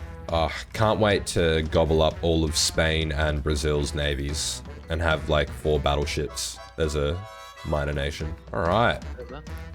We've got a non-aligned Germany. Paris looks like they're going democratic. The UK is going for the King's Party, and the US is they're doing nothing right now. The Soviets, they're going fascist. So when you do promote the monarchist, you do the monarchist cause in Brazil and restoration of the monarchy, that turns you non-aligned with the monarchists.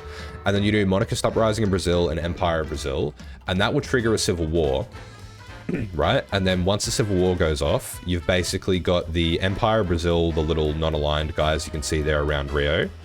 And then we set up a naval invasion in the north, and then we basically just flood down. And then pretty much once Sao Paulo falls, and then I think like a couple of the other victory points, then yeah, we're good. All right, now these guys have landed, full front line, and we are just going to aggressive. I'll take the navy, and then I'll just give Brazil all this. It does not matter. because I'm getting it all in a minute anyway. Love that for them. Oh, The little Entente? No, bro. We'll have to... you just got fucked. You just got so fucked. I need Czechoslovakia to not be in a faction. That's okay. You can take them both. Just take out you go first. Sure. Yeah, No, sure. Oh, but then no, sorry. Not only will you be at war with not only will you be at war with them two, you'll be at war with Romania and France. Another one. Go. This is my chance. Come on. The French Commune. I gotta lend-lease them. Hold on. The communists need to. All right, we have to do something about the communists this game, everyone. Yeah. Oh, that's a big. Finally. How do you have so much war score in this? Were you just lend-leasing them? No. I was fighting in China.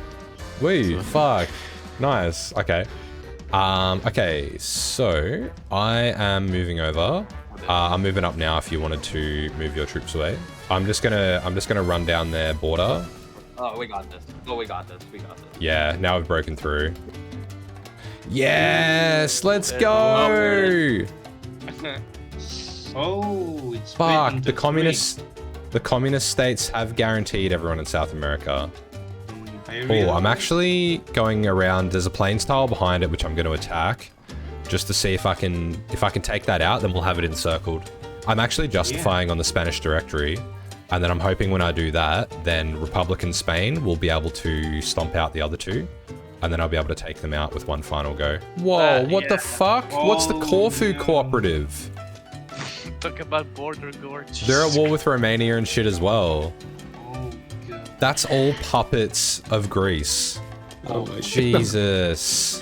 And fucking Poland is at war with Romania too, so you're gonna have to attack them very quickly or you're gonna lose all your war score. Hellas also has 15%, but they'll take Bulgaria. I'm about to take their capital as well. Their capital hath fallen. Yeah, let's fucking go! Frontline on Bulgaria and attack them. I'm gonna go for their ports. All right, we need to take out Bulgaria's fucking capital, and then also I'm gonna have so much war score here. I'm gonna be giving it all to you. Fuck, there's been like 1.5 million people dead in this part of Europe alone, essentially. Just building up the supply hubs there. Oh, huge! Did you see that? Oh, baby. I really want to start declaring on South American countries to be at war with America to get them in. Also, I'm gonna, after this war, I'm sorry, Hungary, I'm gonna have to bring my troops back to Portugal for the Spanish War. Why is Bulgaria not dead? Because I'm actually gonna, on the 6th of Feb is when I'm going to war with the Spanish Directory. Need to secure Spain before I go getting too excited about anything else. I really need the nationalists to take out these other two lots. Once we take out Denmark, because they're in their own faction essentially, but once I'm naval invading, oh shit, that's a very irregular naval invasion. I'm landing behind them, so if you want to keep attacking them, then we should do well here. Cool, Denmark's a major, so when we cap these guys, we'll have a peace deal. Let's go. Oh, fuck, I'm bringing more troops over. Ah, man, if only I had the airport here. Let's go. Come on, man, hold out. I'm still Damn it. pinning them, getting to Yes, the regular army's here now. The funny thing will be the peace deal. I would like their navy, if that's all right. I either want the navy or I want Iceland as a colony. One or the You can other. have both, honestly. Oh, fuck yeah, let's go. Here we go. Copenhagen, it's being attacked from both sides. Bloody, their port of Aarhus is holding out a lot. All right. Let's go. Wow, I actually don't even have enough. How do I not even have enough war score for it? Oh, and Greenland? Maybe I'll take Greenland and Iceland. Yeah, And then I'll see if I still have enough for the battleship. Bloody beautiful. Oh, the Portuguese Empire grows. Whoops, accidentally had my entire army on exercise. Lol, lol, lol, lol, lol. Man, I'm absolutely demolishing Spain. My naval invasions have launched. I'm gonna call you into the war now. America joined the Mutual Assistance Bloc. So it's America and Communist China. Oh my, it landed so insanely easily. Also, I just integrated Angola and Mozambique and I just got like 500,000 instantly, essentially. So that's now also core territory of mine. I've got 140 factories right now. Look how fucking strong this country is. If you want to use your air force in Norway, I can use mine in Finland. If I take this next one, Kemi, that's probably going to be them. Finland is so almost dead. Once Finland dies, then they're dead now. Yep. All right, I am going to have to just take like all of Spain. This is fucking ridiculous. Look at all these claims. How does Carlist Spain have demands when they're about to die? All I want is all of my fucking Spanish territories and the Finnish Navy and the Norwegian Navy and everything. I just want it all. My troops are like actually encircled here. There's not even a port. I'm going to have to build a port. How's your war with America going, Lisanne? Pretty well, honestly. Better than I thought, but I don't have enough units or manpower, but yeah. If I had, I would be destroying them right now. All right. Also, my dock is almost done on the 10th of May. That'll be complete, so... What? What? No way! But why? Oh my god, because the Soviet Okay, here we Union was go. at war with Benelux. Oh, the Germans capitulated the Benelux, Oh the my Benelux thing. god. Man, there should be a focus where I can reintegrate, or I can integrate all of, what do you call it, Brazil, Portugal, Spain. God damn it. All right, well look, I'm gonna call it here anyway, I reckon. All right, awesome. Yeah, no, thanks to everyone for watching, guys. I appreciate it very much. Thanks everyone for watching, and you have a good one. I'll see you guys later. G'day everyone, I've been waiting for this DLC for what feels like forever, and now that it's finally here, I'm super excited to show you guys all the changes. We've got new focus trees for countries in South America, new formable nations, map changes, achievements, and more. So strap in and let's have a look, and let me know in the comments what you think is your favorite change. Firstly, there is of course the new focus trees for Brazil, Chile, and Argentina, which are massive and they're all super fun to play. We also see some new focus trees for Paraguay and Uruguay as well as the minor nations in this DLC. I've seen some people commenting about how Bolivia, Peru, and Ecuador and these other countries aren't included, but I feel like that's all going to be in its own separate DLC in times to come. All of the changes in these focus trees are worthy of a video on their own, so let me know if you want me to do a bit more of an in-depth breakdown or playthroughs for the main three. But what I do want to show you is the layout for each of these. It's a pretty common theme with some of the other DLCs that Paradox have made, but all new countries feature a very similar layout for the focus trees, which means it's a lot easier for you to learn. So generally with the political side, that will be on the left, the political focuses. You'll generally have your communist tree, which we can see here for Brazil. And then we've got our democratic and non-aligned paths. And then our, well, also non-aligned and fascist paths here on the right-hand side of the political tree. One cool thing though is down the bottom, they have two different options for, I guess you could call this like the foreign policy branches. So one side is more democratic and friendly, forming alliances, getting war goals against like communist and fascist countries, whereas on the other side it's just full-out conquest. The Guyana crisis, heaps of war goals here, partnering with the big baddies in World War II. And if we have a look at the other countries, this is also a pretty similar layout. So you can see here you've got these different foreign policies for Argentina, and Chile, even for a small country, doesn't necessarily have the same two options for the foreign policies, but it does have impressively deep focus trees. I especially like the non-aligned path going down and forming France. What you also have for each country is the industrial and military branches. Now, for each of the industrial branches, they're usually tackling some sort of unique issue for each of these nations. So, for example, Brazil's has the bandits in the northern part of the states, the northern states in the country. If we open this up, you can see that the bandits are active, and there's also the neglected state modifier, which you can take out by doing some of these focuses here. Argentina's tree also lets you increase your development, increasing the number of factory slots and everything. You can change the undiversified economy, national spirit, which we can see here. Pretty similar layout in terms of the Brazil one. And then it's, yeah, pretty similar for Chile as well. Then what we do also have is each of the military trees, which if we just flick through each of these, they're pretty much identical with unique flavor for each of the three nations. And what's really cool about this, with all the games I've been playing of it, going through and completing these branches makes your army so incredibly strong. There's heaps of different research bonuses, boosts to your MIOs and your designers, trees. You do have a lot to do. These focus trees are massive. However, a lot of these focuses are just 35-day ones. So going through and getting stuff completed isn't actually as hard as it might seem when a lot of the focuses are shorter ones. Next is the formable and releasable nations. A lot of these come through focuses. For example, if you come down to complete the Mapuche path of Chile, you unlock these decisions to liberate all the different native peoples throughout North and South America, even in the Pacific as well. We've got Rapa Nui, all of these different ones. I'm going to butcher the pronunciation if I even try, but some of the more famous ones, the Inca Empire, the Kingdom of El Dorado, Tons of gold for you. And tons of gold for me. Tons of gold for we.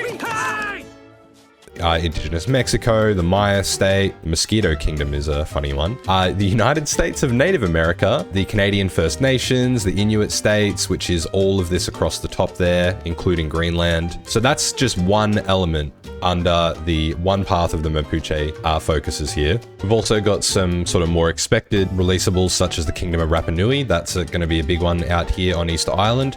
But then there's also this, which is down in Patagonia. This old, can't even pronounce that if I'm being completely honest with you. There's even more as well. I've been looking through and the opportunities are really cool with this. And again, as I said, if you go down different focus trees, for example, going down the communist path of the Chilean branch in the middle, specifically taking this decision here, you're going to unlock the ability to sponsor revolutions all throughout South America. We can then go ahead and launch coups in all of these countries. If we have a look through Chilean Brazil, Chilean Argentina, Chilean Bolivia, socialist countries or fucking revolution things going all throughout here. Mexico as well, Equatorial Socialist Republic, very fun. There's even more than this that I either just haven't found or haven't played enough to find. So if you see any other unique ones that I've missed, let me know in the comments. There are plenty of map changes as well to make gameplay and combat and war in this region a lot more tactical. A huge one is that the Amazon now has a bunch of impassable terrains. So you can see outlined by this little red squiggly line.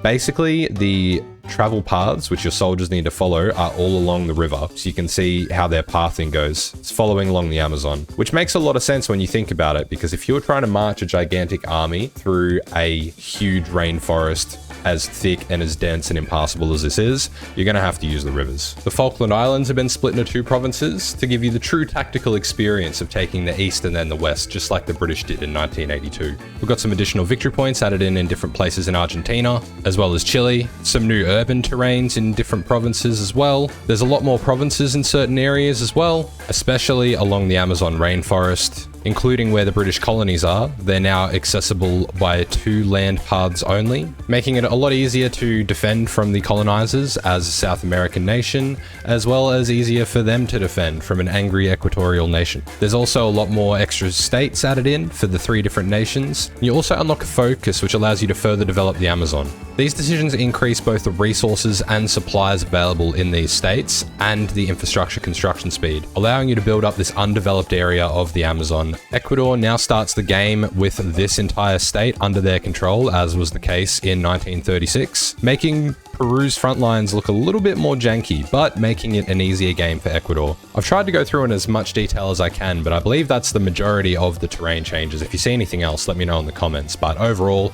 I think it's going to make gameplay in this area a lot more interesting and strategic than it was before, where it was basically just a game of attrition. Don't get me wrong, it'll still be that, but at least now the front lines are a bit more consolidated and you can sort of pick and choose the areas where you're going to have to defend and push from. There is, of course, going to be a whole lot new art for the different countries, including the new offense and pop-ups. Obviously, the icons for all of the new focuses as well. We've got new soldier models and aircraft and different equipment models as well, including the old classic Model T with the gangsters in the back. But what we're really here to see is the new achievements that are available. Some of these I think are going to be really fun to do. For example, Mapuche Chile, which I showed you earlier. It's going to be obviously a bit of a challenge, but I think it will be very fun to do. A historical Brazil game. With your paratroopers, you'll be able to tee up both the paradrop into Rome and this achievement as well in the same playthrough. Chilean Empire is going to be a nightmare. That's essentially a world conquest. This one here, I think we'll see all of the Argentinian players scrambling over to try and accomplish that one as soon as possible. And look, I'll be honest, I'm going to be with them. And I feel like people are going to see this kind of achievement and just be confused about what these different trees have to offer. I think you guys are really going to have to go through and explore them on your own. Try to go through and play the different ones through to the end. There's a lot of fun things that come through there. But yeah, let me know below which ones you particularly want to see. And I'm just going to leave you with my favorite one, which came up here. I haven't seen how this is possible yet, so there's going to have to be some sort of investigation to find that out. And I'll just drop this one in at the end too. Uruguayan. And also, why do they do this to us? What? They keep giving us these world conquests. I'm not good at that. Anyway, that's pretty much everything that's new in the Trial of Allegiance DLC for Hearthstone 4. If I've missed anything, let me know down below. It looks like there's still quite a bit of content in here, which is amazing, considering that there's no new feature included in this one, as opposed to the previous DLCs. The good news in that, though, is that it looks like we are going to be getting at least 2 DLCs a year, one of them being one of these country packs, and then another being our usual full-size DLC with the focus tree overhauls and new features being implemented as well. So I'm really excited for this. More stuff ahoy, which is great. And let me know what you guys think below. Thanks so much for watching. I'll see you guys in the next one. Today, we're continuing on a multiplayer game I started a few days ago with some friends. I'm playing America, and I did all of the boring prep in that last playthrough. So tonight we're in the actual war stages, but we've buffed all of the Axis AI to the max, and that's basically the thing. So yeah, hope you enjoy. Can we go 3-speed, or what's the 2-speed? Oh, is that, because Rab's microing. Yeah, gotcha. Because I'm microing the entire front. Yeah, gotcha. Well, I don't know if this is really going to help you that much, but I'm going to bomb the fuck out of, like, Eastern Germany and Czechoslovakia and stuff. Yeah, I'm basically, Hammo, I'm trying to... I want my fighters to engage his fighters, so to like drown them out. Oh, yeah. That's my goal. Philippines defense. Get out of there. Retreat. We'll surrender the rest of the Philippines except for the top and the bottom. Alright, I'm going to start doing some naval invasions of these Japanese islands. I just want to island hop just for the sake of it, honestly. I could probably naval invade Japan right now and beat them, but I don't want to. No, I personally think that like is the right thing to do. Island hop? No, play how it's supposed to be played, you know? Yeah, so island hop. Oh, I could see German submarines, patrol out, strike force out, go dock yourselves in Wales. Oh my god. What's wrong, Rab? They're just breaking through everywhere, man. Don't be like too discouraged, like just, you're gonna lose land, but you can get pushed way back past Moscow and stuff before you'll cap. So do you need more guns, Rab? Like, should I be putting more production into guns? I've got no medium tanks now. No medium tanks. Well, your need is greater than mine, so I'm just gonna limit myself to 2 tank divisions. Do you know that it's only gonna use 70 convoys to send you 700 tanks? Really? Allegedly. Do you need trucks as well? How's your supply? I've got no mechanized as well. I've got negative 500 in me. I don't have any armored cars. I can send you about 750 trucks along with that. There you go. Is the ship designer just confusing? You need 1 doctor. Yeah, it can be, but I've got like 4 videos on how to do it. I've lost Hong Kong. This is probably the saddest day of my life. Alright, stealing Japanese blueprints. Damn, look at this. Dude, Papua New Guinea, bro. Well, they've landed. Oh, fuck. I just don't want them to get the rubber in Borneo. Nah, look, I understand, but we It's just can, like we'll blockade. easy. Chuck a 24 sack on it and you won't even look at it. And you got the manpower.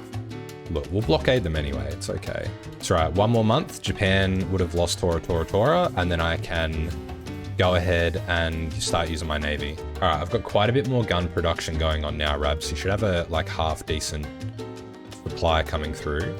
I could send you more tanks as well, another 600 or so. It won't really affect the amount of convoys. Oh, they're starting to attack Manila now, and they've landed, and that's 3 Japanese divisions destroyed. So, Rab, you're getting 30% of my production. Live Fast, you're getting 20% of my production. Wait, so, production of what? Guns. You can give that all to Rab. You don't want them? No. All right. And Tora is gone in 5 days. Oh, we are getting a lot of Japanese convoys out here, which is good. Cool. Well, I can go strike force now in these sea regions. Have them on patrol. Let's actually put these ones on naval invasion support, and let's start using our bloody Marines. Oh, and I need to put my planes on close air support. Put all of these guys under him. Bradley, I know he's a tank commander, but you know, doesn't matter. Oh, Fortress Buster? Hell yeah. Aggressive Assaulter, Offensive Doctrine, and that way we can put our paratroopers in our tanks, and then our paratroopers can just have Leonard. Imagine being a World War II general and being called Leonard. I think it's a good name. Alright, I'm ready to rumble by team. Yeah, same. Surely went by Lenny? Yeah, exactly, Arthur. Lenny! Alright, let's see how our naval invasions pull off. Oh, do we have combat? Is that a naval combat? No. Intercepting. Oh, there's gonna be. There's fucking gonna be. No. Intercepting. Engaged in combat.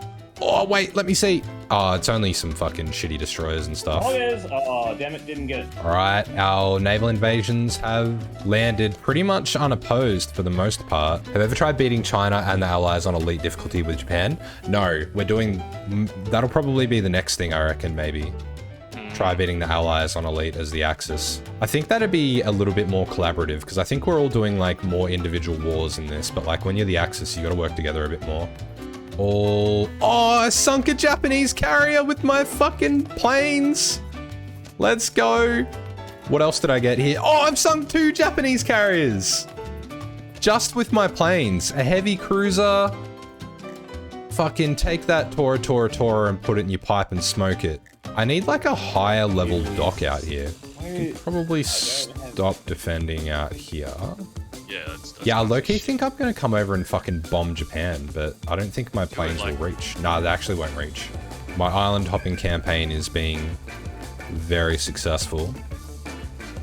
Let's bring this army over to Hawaii. Why, when I naval invade these islands, do they go to the bloody British? You pommy bastard. No, you bastards. Don't fucking go wherever the fuck you want. Okay, I'm gonna send you 200. I'm gonna send you what guns spare I have. And I'm gonna increase the infantry equipment that I'm sending you. So accept that, see if that will help.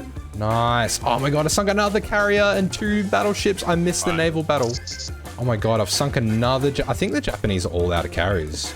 Let's naval invade Saipan and save our 2 divisions, which are stuck here. Oh my god, there's 10 Japanese divisions here. Surely Patch is getting this invader trait. Oh, look at the helmets go! Look at our Thunderbolt flying by! This is great. Come on. There's only 6 of them left. Who's gonna outlast the other? Come on. Come on. Oh my god, it's so close. These guys still have heaps of org. I think we'll make it. I think we're gonna make it. Please, come on. Look at this battle. We're getting... Apparently our planes aren't working here, but that's fine because we've just won it and we've saved our troops. God bless our troops. God bless America. Eagle screech sound effect. Go on, do it. Thanks, mate. Yeah, you're welcome. Have they been building more ports here? Like, is there a focus that Australia gets to build more docks? Because there's like 3 docks on the north side of Papua New Guinea that I'm pretty sure one of them is definitely new. Anyway, doesn't matter. And we build up more airports. I mean, at least the Philippines and everything. We've denied Japan pretty much all their rubber, except obviously Vietnam. You're doing pretty well, honestly, Rab. Considering that, like, pretty sure Russia IRL was pushed back further than this at that point, so you've done well, Rab. And also we're not helping you at all because we can't. Hey, I'm fighting the good fight against Japan. It's alright. It's just, I wish I just had more equipment. Yeah. I've just sent you an attaché, Rab. Can you accept that? And then I'll send you more guns. I'm going to send you 5,000 guns monthly, which shouldn't fuck up your trade. Can you just accept that and let me know if you have convoys still? Oh, I can start building nuclear reactors. My first one is in Alaska. What the fuck? Japan is naval bombing my fucking airports. Alright, well, I don't think I need to defend all these fucking islands down here anymore. Especially not the British ones. Alright, well, we've retaken Papua New Guinea. Bro, the Japanese have got so many... You know what? I'm gonna stop bombing Germany. Wait, what's Germany's war support? Germany's war support is 20%. Are you still strap bombing them? Me? Yeah. Yeah, I've just been strap bombing them this entire time. Alright, I'm gonna take my air force over and start strap bombing Japan. Yeah, sweet. I'm gonna target their fucking naval bases. Like, why? I've sunk so many of these fucking carriers. Fuck. I found the Japanese planes at least. They're all in fucking Japan shooting down my strat bombers. Nice. Alright, that's fine. You know what? I'm just gonna exercise all these. Fuck, there are German convoys in the Pacific? Are they trading out there or something? I don't know. I'm sinking them though, so... Spain is justifying against me. Yeah, that'll be them doing their civil war thing. So just whatever option pops up, just let him go. Papua New Guinea has been secured. Let's secure the Philippines. The thing, so I had a look before Live Fast. I've actually got quite a few planes in my stockpile, which I could send to you, but like you don't have the convoys. I got 600 convoys now. Okay, interesting. To be honest with you, Have you landed in Europe? yeah, dude, my Marines are just murdering them. That's what, Nice. Like, I'm just trying to create as many little pocket front lines as I can. Well, I actually just deployed them and trained them up a bit, so I'll just put them over where your troops are. That's probably easier. Oh yeah, no, 100%. All right, let's go that. We can bring our fleet over and take them out of all of these areas now. We've got this one on strike force, so we'll put them in the South China Sea, etc., etc. Submarines, which are... That's not the fucking... They're not our submarines. These are our submarines. This isn't where you park your car. Right, put them on naval invasion support over the channel. Just let me know when you want me to move my air force. I'm currently just in the Western France region. Oh, I sunk the pride of the fleet. Yeah, you know what? I will give statehood to Hawaii and Puerto Rico and everyone. Because why the fuck not? Relegated the Japanese back to being sort of around their island. We're pushing them in 2 years early. Do you want me to bring some troops over and help you in Europe, or? If you have the spare ones, sure. Like, I'm not pushing just yet. I'm just making front lines, and I want them to sort of like push against me to again take like pressure off Rab. Yeah. All right. Let's let me know if you're gonna push Live Fast. I'm just exercising my air force. Oh yeah, nah. I'm just again making little pockets everywhere. Yeah. I'll probably make one more pocket in the Netherlands and one more pocket in Hamburg, and then I reckon I'll push. Holy fuck, we've been spanking the Japanese Navy. I might put my troops in the Netherlands. What do you think about that? Yeah, go ahead. It's probably the most. But like, are you gonna put like how many troops? Like, 48, and I'm gonna put all my planes in the Benelux. All right, we've taken back the Philippines. Now the question is, should I land in China or should I just go straight for Japan? Straight for Japan. Does the AI put troops on the borders based on the number of enemy divisions or the actual strength? I believe it's on like the number. I believe it's on battalion size. So like a small battalion is going to be like less. Sorry, a division with less battalions is less threatening to them than like a large battalion, from what I've noticed. But I also could be very wrong. So can't confirm or deny. What kind of idiot launches a naval invasion? Where the fuck are these troops coming from? What kind of idiot launches a naval invasion when their troops have no org, huh? This idiot, pointing to myself.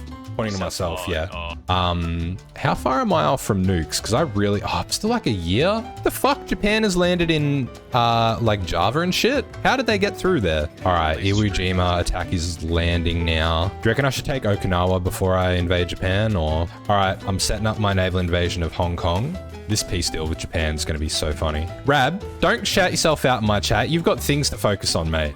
I had 2 seconds to be able to write that down. Why are these guys down there? You should be like, maybe not Iwo Jima, but over there. I'm making a heavy fighter with 92 air attack. I just want you guys all to know that. The agility fucking sucks though, so. Actually, it's 80 air attack, 30 agility. That's still pretty good though. That's fine. This is good. Oh, the lightning. That's what this is. Where's the little picture for that? Probably looks, I think it's this bad boy. Yeah, there we go. Oh, by the way, Rab, do you need any more tanks? Because I've got like 3,500. I need. Actually, I've got 7,000 tanks. So you don't need to send me any tanks. Oh my fucking god. All right, what was I waiting for? I'm launching my Hong Kong attack now. Got a shitload of planes just sitting idle in Maryland. Do you want me to lend lease here my spare planes Live Fast? Hong Kong, really annoyingly, has a super high level fucking fort on it, and I think I've just lost 4 Marines. No, they're attacking me. Oh, I did. Yeah, there you go. Fuck. All right, cool. Bring your troops in. And you've even got Guangzhou as well. Oh, Japan's just got quite a lot of planes in the home islands. Tokyo. Oh, they've got fuck all in Japan. I want to see how low I've run their war support. There we go. What's going on, Rab? Oh, yeah. Finish him off, mate. That fucks me up bad, though. Oh, nice. To capitulate Romania, all these troops now have to, like, fuck around and,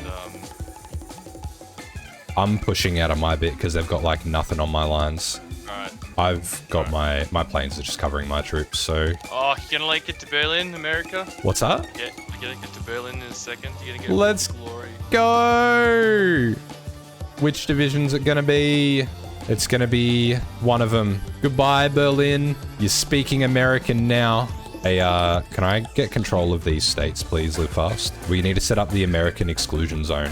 English exclusion zone. The American exclusion zone. My war score is, 6%? How do you have 47%? All right, fuck me. Japan's got 2,500 planes. I'm bringing my air force back over from fucking Europe. How many casualties have I got right now? 250,000. Let's see if the liberation of Japan would indeed cost what they said it would. Oh, we actually have both of our fleets here. Oh, Tokyo's naval invasion. Oh, yeah, okay. They haven't got a lot of troops right here. They must be doing some defense in depth type bullshit. We've got all of our armies ready to go and we've landed. Let's go, baby. All right, let's push down to Hiroshima aggressively. Let's put these guys here aggressively and we'll push them up there. Let's push them there. These guys up to that airport. All right, now I can finally do a bit of bloody micro. What the fuck? Why aren't these planes doing anything? Oh my God, I had 1,000 heavy fighters over the region that weren't active. Oh yes, our tanks are here. Man, this is General Patton's IRL wet dream of him being able to roll these fucking tanks through the streets of Japan. I mean, you just know that he like was laying awake at night just wishing for this more than anything else in the world. This has already almost cost me more men than everything else I've done in the war up until this point. Because I've got everyone on aggressive, so... Alright, I'm actually going to take these guys off aggressive because it's just attritioning the fuck out of them. Alright, I am actually going to unassign these guys. You know what? Fuck the European fleet. I'm bringing them over to the Pacific as well. Not sending our boys over to die in another European war. Send them over to die in a Pacific war instead. We're going to have to max out the fucking railways around here though. Hey. Oh, let's go. How much war score do I have? Fuck all. Is there any land that I guess we'll see. What? No. What the fuck? You fucking idiots. Fuck me, bro. Look at that. All that hard work for nothing. Wait, America, you did fucking nothing. I did the hardest work. Bro, you can't even push in Japan. Mate, I am. You just wait. Resupply. What's Japan's navy sitting at right now? Better be fucking 0. 30 to 40. They still have some carriers. There's... Holy fuck, there's 30 divisions in this city. Oh, no. What are you doing? What are you doing? And I'm pausing. What? All my fucking troops ran away. Scared of the British, mate. Fucking front lines, man. I got 2 of them encircled. Oh my God, look at the fucking air war casualties. Our fighters lost 247. Enemy fighters lost 1792. Bro, look at their army here. Come on, just keep attacking them. Maybe. I'm slowly popping the helmets in Hiroshima. That's right, Hiroshima's almost gone. Everyone who's here, just have a crack. Let's go. We have an exit. No, I'm taking all these islands, bro. All right, we've done it. Woo, winners. Victory. Today, we are playing the Trial of Allegiance DLC in Hearts of Iron 4, the new one that's just come out and it is live now. You can go and buy it. And we're going to be playing as Argentina. So let's get into it. All right, Roberto Ortiz is now our leader. We are going down the fascist path. And let's check out the new advisors, because there are quite a bloody lot of these. Extra surrender limit. I think we need to find the fascist demagogue, which we may not have even unlocked yet. Silver tongue, tenacious negotiator, financial expert. Did I miss it? Or do we just not have a silent workhorse? Not a silent workhorse.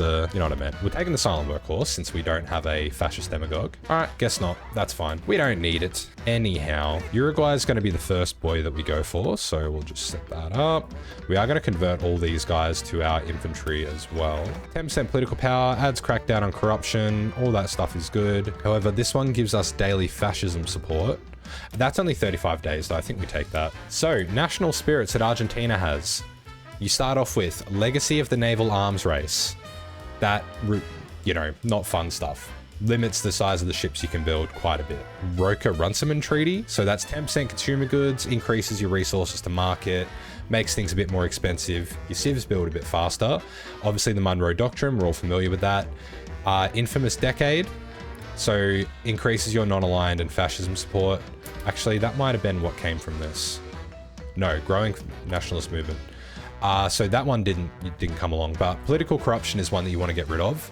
Extra political power gain, but reduces your war support and construction speed and efficiency cap, so not as fun. The Monroe Doctrine, the way it works is the US will declare war on external nations, declaring war on your South American neighbors.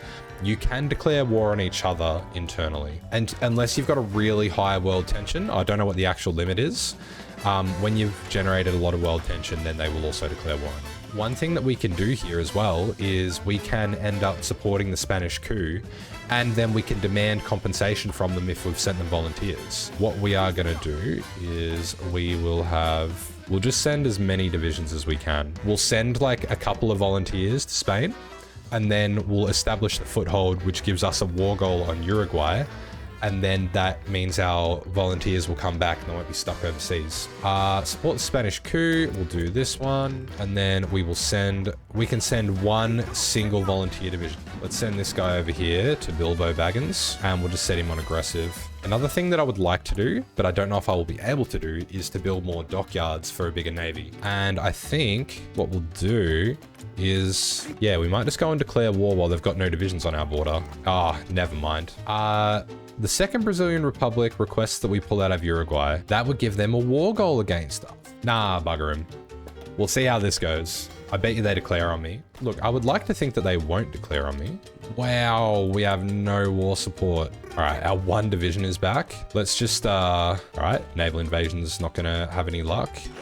But what will have luck, Brazil's entered a state of emergency. So they're in no position to like try and do anything to us. Now we need 60% support for the fascists. So anti-democratic and communist raids. Oh, here we go. Maybe we have to wait a little bit longer before we declare war on Uruguay. We need more factories than 45 to get our next research slots. That's probably not worth doing. This will give us a shitload of stuff though. This is a good path to go down. So's this one. Oh, industrial research speed 20%. Loans from the major powers. Div construction speed. I low-key want Brazil to declare war on me right now, actually. Because if Brazil did declare war on me right now, then that would mean that I'd be able to get their whole country without even needing to declare war on them. And there we go. Hippity hoppity, they're now my property. And so are their boats. Now we can push up and defend all that. And just a big old front line. All right, we've got a full 24 stack now. So what we can do is we can start training new divisions, which are basically going to be the start of our Marines, which I'll research the Marine technology as well soon. And Brazil, they've done it. Brazil's only gone and fucking done it. That's so good. Those idiots. All right, firstly, we are just going to see if we can't drop behind them. Once that's ready to go, these guys on naval invasion support, which now I'm looking at it. I don't know if we're even going to get supremacy. Oh shit, why is this not going off? They take more time. Oh, I've fucked up here. All right, now the rest of my divisions are coming in. Oh no. I think I'm going to lose all 3 of these divisions here. Oh fuck, I saved him. That's so clutch. All right, let's get all these other guys to attack here. Thank God we secured that fucking port. All right, we're pushing them here now. Look, the naval invasion wasn't as big of a failure as I thought it would be. I lost 2 divisions, so about 20,000 men. So definitely there's been more costly naval landings in history. We may be able to take Sao Paulo. Let's see if we can take the city. All right, we're starting to break out here now. If I can encircle some of these Brazilians, I think before anything else happens, we need the supply hub here, because when I have the supply and they don't, then they are fucked. Let's see if we can actually break them here. They've got very low org, so hopefully we'll be able to. Yes, fuck yeah, we've broken them.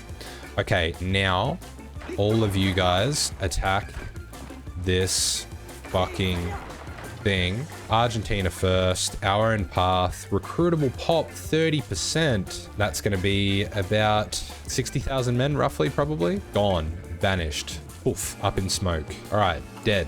Now what we can do here is we will put them on a offensive order up to the north. Trucks over here, have them run up the coast, and then these guys can sort of fall back over this way a little. Once our naval invasion launches for these couple, we'll be set. Oh, looks like we are possibly not going to even take these ports. Oh no, we got one. And then that should then give us the range. We need to invade the Cape. We're going to be unable to launch that naval invasion there. But what we can do is we can send all of our ships to that part and just push up manually. That'll draw some of our enemy divisions away from the southern front. Dominate the south. Paraguay ultimatum. Operation Bolivar. Military war machine. We want to go down these ones eventually, but we need to kill Brazil first. So once we do beat Brazil, though, that's when I think we can sort of go for our naval production a little bit more. Once we take this, and then we've also taken, or once we're about to take their capital, and Brazil should be dead. All right, the last capital, just a random city in the rainforest. Brazil has fallen. And we're just going to gobble all that up. And we are also going to gobble up their navy. Perfect. Okay, we need a garrison division. Paraguay ultimatum, Chile ultimatum. All right, if we're doing the Paraguay, then what we'll do is we will border them. Paraguay wants to join our faction.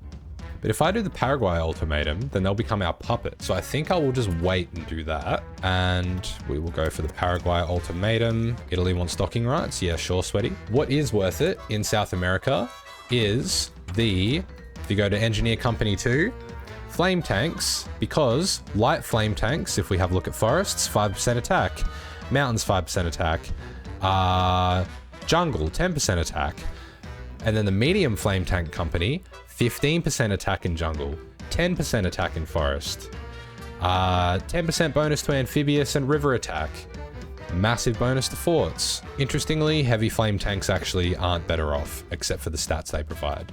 So flame tank supports, which is all I'm going to do, definitely worth it. Paraguay refuses the ultimatum's terms. They'll regret it. I've generated 16.5%. Although if I declare, we could stomp them relatively quickly. I'm worried about the US coming in at some point though. You know what? Looks like we are actually strong enough to knock these guys out relatively quickly. And I don't want to jinx myself, but we may even get them before the US gets any ideas. And they're gone. Do I even have enough men to cover the whole front here? Yeah, I do. Actually, rather than going for Chile, we're going to go for Argentine sovereignty just because I want to be able to naval invade these guys and take them out before the US are in the war. Very shortly, we will be at war with the UK. And when we do... Oh, no, not immediately. Okay, my bad. But we are going to be. We will declare war on them or whatever that is, I guess. So we've launched our naval invasion and our goal is to be able to negotiate. We just need to control both of these. Oh, they're garrisoning it. Why are they garrisoning Port Stanley? Oh, no. Okay, we so better fucking win this. What about... Oh, we haven't landed at South Georgia yet. Come on. All right, how many troops do they have? They've got the... All right, there's not a lot here, and they're gonna die. Oh, that was so lucky. And we've done it. And I got the achievement. Let's go. All right, and then we can negotiate with the United Kingdom. Will we do it? Yes, we've done it. We've bloody done it. Oh, they're ours, and we're not at war with them anymore. That is the best day ever. All right, you know what that means then, ladies and gentlemen? We can come back over, and we can focus on Chile. And then honestly, once we get Chile, we'll even be able to pretty much ignore all South America because no one else will be able to get to us. Oh, Chile agreed. So I guess they're our puppet now. Vanguard Chile is now a puppet. Cool. Well, Bolivia's next. And let's take all their troops and they can just be part of our garrison forces, which is going to include Easter Island. Yeah, sick. Whoa, what the fuck just happened? We just turned green.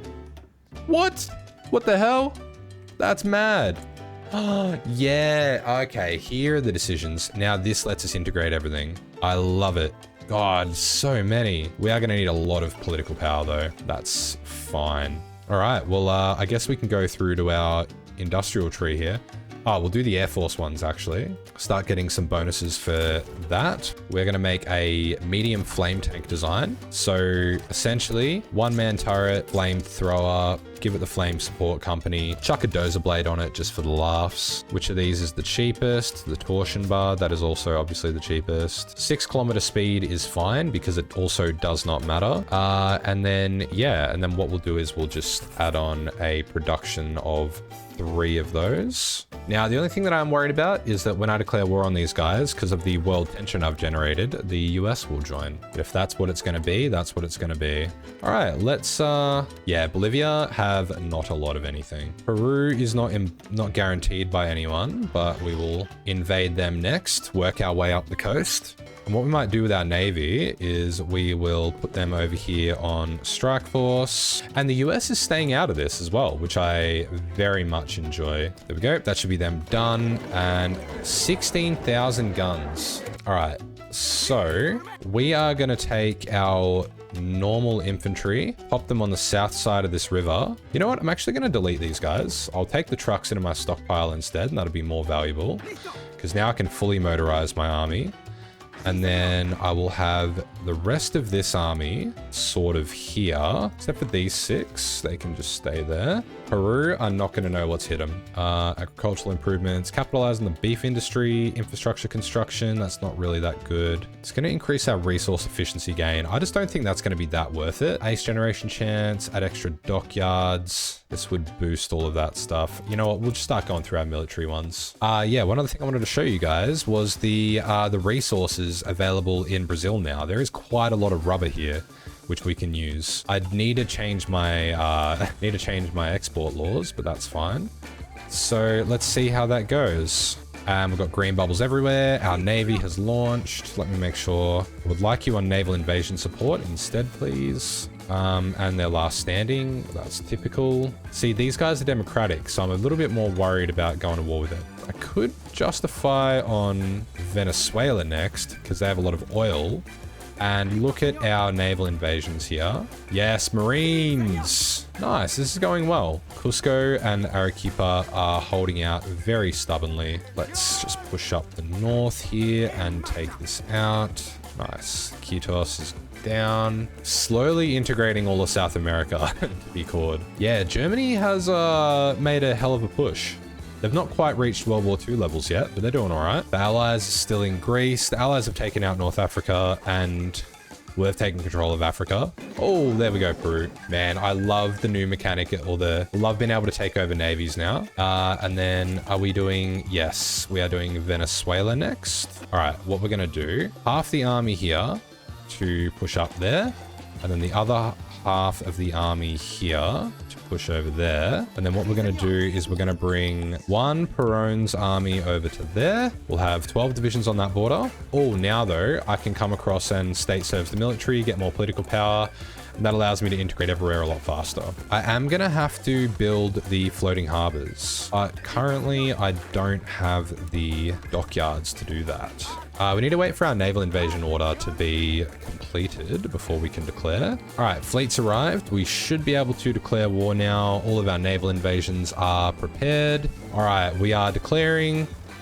They have no supply because they are unprepared heathens. We have all the supply because we are very prepared. Gotta say, Marines are one of my favorite. I just love the special forces in this game in general. Like, I love being able to specialize them. Absolutely crushing it. God, especially the Marines, like having such a large force of them is so strong. We're doing all right. We just need to take their last city and we're sitting pretty. We can probably go for Colombia now. This may be what puts us at war with the rest of the world. And bada bing, bada boom. So we already have a lot of this stuff done. So maybe we could go for the, Oh yeah, more dockyards. We'll take that. Cool. All right. It's actually really good that we can now invade all of South America without having to worry about the US jumping in.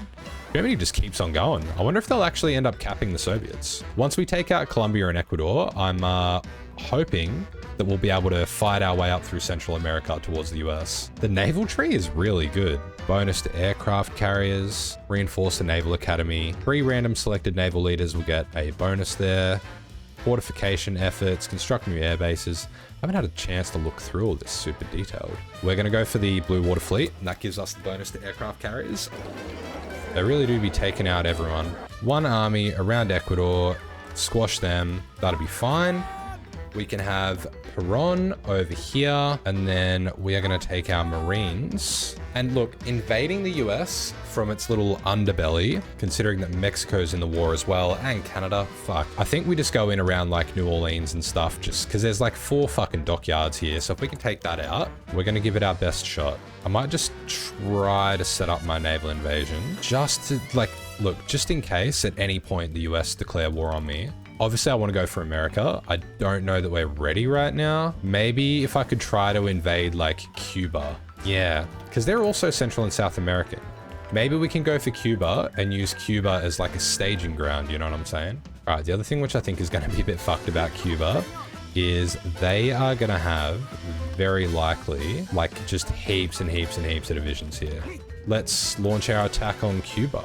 Ergo, fuck, all of these like ex-colonial countries are breaking free. And it looks like we're about to get a pretty easy landing on Cuba here. Let's see if we can't just like crack open Havana. Oh yeah, I think we got it. That's actually really good because it's going to be a lot easier to get naval supremacy. Absolutely cleaned them out. Now we've got to set up our whole naval invasion again, but from way closer. And at least this way, we don't have to cross into that other state, the other sea zone. So it's going to make our naval invasion here a lot more convenient. All right, let's justify on the US now. Oh, this is gonna be interesting. Now, the moment of truth to see if our naval invasion will actually launch. Fuck, it has. Oh, that's so good. They've all launched. And then these guys there.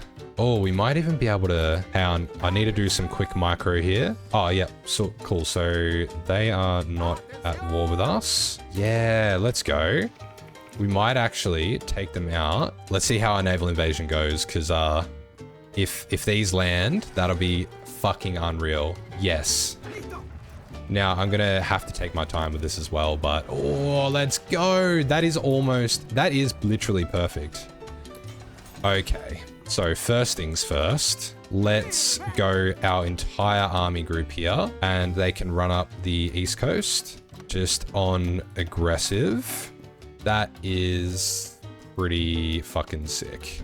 All right, cut across to Miami. Oh yes, we just took, once we take this rubber as well, or this aluminium rather, we will be sweet. Literally right now, what I'm trying to do is just go through micro, any troops that are like sitting still and not advancing, just get them to like push through and keep growing the enemy lines. Cool, if we can take all this, not only will it be another achievement, it will give me heaps more resources and free up another army for me to bring over. We can justify a war goal on Panama. We can do all of these Central American nations. All right, let's see. What else can we do? Immigration wave, that could actually, oh no, that I remember those being quite expensive. Although this one gives me 5% recruitable pop, so I'm gonna take that because yeah, look at me right now. Casualty check, 120,000, 150,000, I'll take that. Just making sure that I'm not getting fucking invaded anywhere where I'm not expecting. All right, finished justification on Panama, which if we declare, hopefully we can come through and take out the canal. We're going well. It's just probably a little bit slower than I would like, but we're also not doing too horrible. Yeah, all the US troops, wherever the fuck they are not here. So yeah, right now it's working out for me. All right, how far is the US from capping? Still quite a while, obviously, but we are progressing the right way. Let's just keep looking around, making sure any gaps we've got in the lines or even points like that where they've got like no supply, we can keep pushing. Stalingrad just fell. That's a big win. Fuck, look at that, 141. Jeez, we are gonna have to trade from Chile and the Soviets. God damn. All right. Oh, their front line is breaking. Where the fuck are all their troops going? All right, we need to do another collaboration government, which is going to do much better preparing over this side. Other 500,000 manpower just appears out of nowhere like magic. Nice. This is the new front up in Canada. Let's go all the way through. Increase conscription. Yes, that will be good. Yeah, come on. There's no way they're holding us back here. Yep, they're all bailing now. Let's go. Push, push. Uns. Yeah, forget Baltimore and then Washington. We are sorted. Increased conscription. Recruitable pop. Yes, they're pulling out of Washington. Again, encirclements are key here. Fuck, we have almost got them here. Why are they not dying? Where are my fucking planes? All right. Fuck, the US is actually about to capitulate. Washington was a huge dent in that. Although, that being... Wow, 2 million men to 1.1. That's honestly not surprising at this stage. Fuck, yes! Let's go! Okay. Now, this is the tricky part where now we just need to take out Mexico and all these guys. You guys can set off on that adventure. Start off by invading all of this. You can all go up there and just start invading all of that shit. All right, well, look. The peace deal is going to be a bloody mess, but yeah, look, to be completely honest, I'm going to count this as a win. It's going to be a long grind to get the UK down now, but yeah, we've done it. Central and the South American uprising has absolutely crushed it. So yeah, I'm gonna call it a night there. I'm gonna call it. I'm gonna say this is an absolute win. Nowhere Russia, hey? It's a bold move, Cotton. Let's see if it pays off. He's got multiple defensive lines, man. Did you get caught off guard by the paratroopers the first time? I was so scared. I recently organized a historical multiplayer game where I was Germany and my community, you guys, were playing as the Allies, and you could basically just have at me for a few hours. It's not something that I do very often. I'm not really known for my multiplayer, but I wanted to organize this as I recently hit 10,000 subscribers on YouTube, and I really wanted it to be a bit of a thank you for you guys for supporting me and helping me to get to where I am. And if you weren't able to join the game, thank you so much for just watching my silly little videos on the internet and supporting me and leaving comments and all the nice stuff that you guys do. So thank you all so much. This is also something that I put out to my closest community members first. So I posted about this in my Discord. I'll have the link below if you want to join. It's a pretty chill place. We're really welcoming and friendly. So if you want to come along and hang out, you're more than welcome to. And I also put this out to my channel members as well. So if you'd like to support the channel monetarily, then please consider becoming a member. It really helps out if you can. But honestly, just a really big thank you to each and every one of you for supporting my videos and my channel. Even if you don't subscribe, even if you just watch and leave a little comment here and there, I appreciate every single one of you immensely. I found out that I hit 10,000 subscribers while I was away on a trip in Nepal, and I actually recorded some stuff while I was over there, so keep an eye out for things like that to come. But yeah, I hope you guys enjoy this, and let me know what you think. Cheers. I didn't have my microphone on that whole time. That's no laughing matter. That's fine. Well, look. Add subtitles, be like, yeah, so I was just explaining the rules to them. Yeah, that's fine. I mean, I only started recording at the end of all that. All right, look, look, we're starting now, 1 month in. So essentially my plan for this one, going to focus heavy on fighters. I'm only going to build submarines to convoy raid the shit out of them and just be a pest. And then I am also going to do medium tanks, which I'll go for that technology earlier than later. Yeah, you spawned! Fuck Me. off. All right. I miss Stalingrad, yeah. Oh, Jesus Christ. And then I'm going to try and go to war with the Soviets sooner rather than later. I've also decided that if Sweden is on their bullshit and they justify Luxembourg, then I'm just going to go right ahead and ignore ignore Norway and Sweden. So yeah, that's essentially it. Yeah, so I'm going to go for my extra research slot, and then I'm going to align Romania and Hungary. Also, do you guys want to know my secret? It's not that much of a secret, but my main strategy for this game, it's going to be paratroopers. Alrighty, 3 attaches. It's 3 attaches. 3 volunteers. Although, with an actual... Oh yeah, the Soviet player is counting me. Yep. He knows what he's doing. And that's not too advanced to a concept. Yeah, but... Or you just try to cope later on when you lose. I see you know your judo well. Yes. I see that you know your judo well. Yeah, I actually think that I'm not going to be able to push the Soviets now. I'm very scared. I mean, it's hard. It's been hard since No Step Back. Yeah. Purely because of supply, in my opinion. Yep. Get your hand off my penis! Gonna have to do a lot of Kaz. That's so cool. Oh, wow. They've encircled the Portuguese troops, and I think that was actually just the AI. I'm not microing this at all, but now I'm thinking, like, should I? You're doing remarkably well in China, in my opinion. This is very slow for me. He thought he was... Oh, this is fast for me. Can you naval invade around, like, the Guangxi click? Like, around... I do not feel like I have enough troops to spare. Understandable. Otherwise, I absolutely would. Where's the line weakest? Like, where do you want me to put my volunteers? And you can naval invade for me if you feel like it. I don't know that that's possible as volunteers, is it? Yeah, you absolutely can. Huh. As far as I remember. Say that again, sorry. As far as I remember, unless it's been changed. Because I remember so many conversations back in the days of old about whether naval invading volunteers should be banned. Can you please accept my volunteer request? I'm just sending some more over. I can issue a naval warning to the US. Nice, you should do it. Also, I'm just pausing to let Alice catch up. Please don't crash, please don't crash. Did someone put the uwu emoji at the end of the... Oh my god. Oh, we didn't even get to encircle any of his troops. Oh, that was such good timing, hey. Robot, can you please attack along your entire front so I can get some army XP? Once we take Jinan, I will. Oh. If you help with that, then... I am attempting to. Oh, did you land a naval invasion at Qingdao? Yeah, they are defending, like, pretty much everywhere except for there, so I figured why not. Yeah, fair. Well, at least we'll be able to use that as a supply hub. Sent Alice a list of, like, the focuses that I would usually do as America. But yeah, I can't confirm what they have or haven't. Oh, yes, we can see. So they've gone down to tank experiment.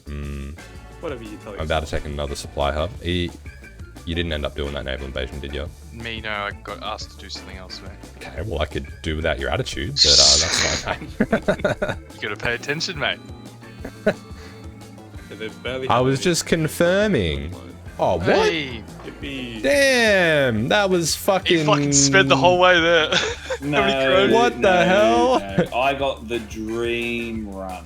Mate, it's still 1930. It's just like mid-1939, the start of 39. Alright, I'm trying to join. We had, Why didn't you give Lasan... everything to Menshuko? They're AI, they're not allowed to take the core focus. Alright, so I can tell you what the Soviets are doing a little bit. They've got between 95 and 120 civilian factories. They've got no factories on air. They're doing a no-air Russia. Questionable, especially with my Folsham Yagis. Yeah, I would bump up the CAS production if I were you. You would what? Bump up the CAS production. Yeah, I'm gonna. Nowhere Russia, hey? It's a bold move, Cotton. Let's see if it pays off. I'm just waiting for my engine 3s to finish in 12 days before I can start doing any... Well, that's the thing, like, maybe anything they like fucked that. up their air production. Like the research. Yeah, that's fair. He could just be doing that. Right, I'm just gonna join their channel and tell them. Oh, I see what you mean. Nino, Danziger War, doing Danziger War, Danziger Wartime. Nino, just letting you know. Yeah, thank you very much. That's okay. Just be alert and be aware that I'm gonna gutter stomp you capitalist pigs into the dust, you dirty boys. I'm gonna fucking that's your warning. I've never had dirty talk like this. This is the first. Alright, I'm launching it. Come on. No, my paratroopers are gonna fucking die. No, and it's the first and second ones. They're the veterans. Oh, never mind. Oh, I literally lost my fucking... Oh, no. It didn't work for some reason. They were on Warsaw. They were defending Warsaw. Well, a 1 division. That's fine. Happens to the best of us. What? No, they're getting encircled as well. Bro, No. Stop yelling, yeah? I'm very sad. I lost 2 divisions. Whoa, fuck, that was fast. Okay, well, look, worth it, I guess. All right. I'm going to attack Belgium, and hopefully Luxembourg isn't guaranteed.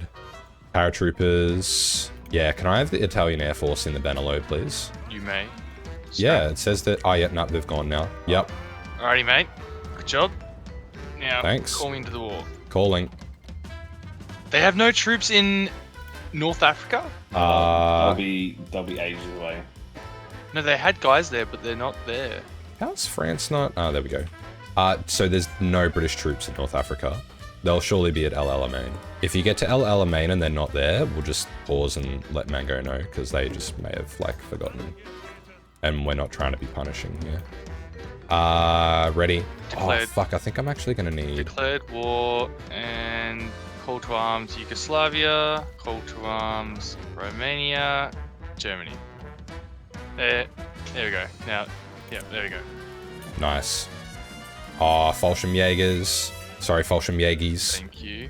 My god, I just wish the fucking front lines were a bit easier to... God. Most of my volunteers actually exited. That's so hilarious. I lost a couple 100,000 guys, but... Oh, look. Potato, potato. That's small fry in the grand scheme of the war.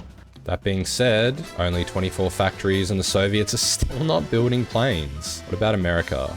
They have 1. Look, I am going to declare war on Russia because he's taken too long for Bessarabia. I think that's fair enough. If it comes to Arab, reject it. He's forfeited his right. I'm taking all my planes back, unfortunately. I'm attacking now, Arab, okay? Yeah. Alright, I'm just going to let my front lines stabilize. I'm going to bring my heavy tank up to Kiev. I've got another one in maybe 100 days. Alright, Adam. North Africa, we are kind of pushing. If we can take all of his ports, then we've, like, encircled him here, so... Like, I'm just getting very good bombing on him right now. Yeah. Adam, I'm going to give you these guys... Fuck, how do I do expeditionaries again? You're going to give me the tanks. Yep. Eric von Van Manstein. There you go. Accept that. I just simply can't focus on that and up here at the same time. Alright, I'm launching my attack. I saw him swap over those tanks, and this is the best time to do it. Because all these tanks are half strength. Yeah, nice. Oh, yes. He's got multiple fucking defensive lines, man. Has he? Yep. Oh, you just lost a whole heap of Fallschirmjägers? Come on. Oh, come on, man. I just want 1 fucking encirclement. Yes! Got it. Got it. Got it. Got it. Got it. Hey, I've got Cairo, guys, and I'm pushing Suez now. Nice one. Nice. This would be a good encirclement here for me to have. Alright, I'm attacking across the whole front. Oh, this is glorious, man. I don't think I'm actually going to get an encirclement here, but...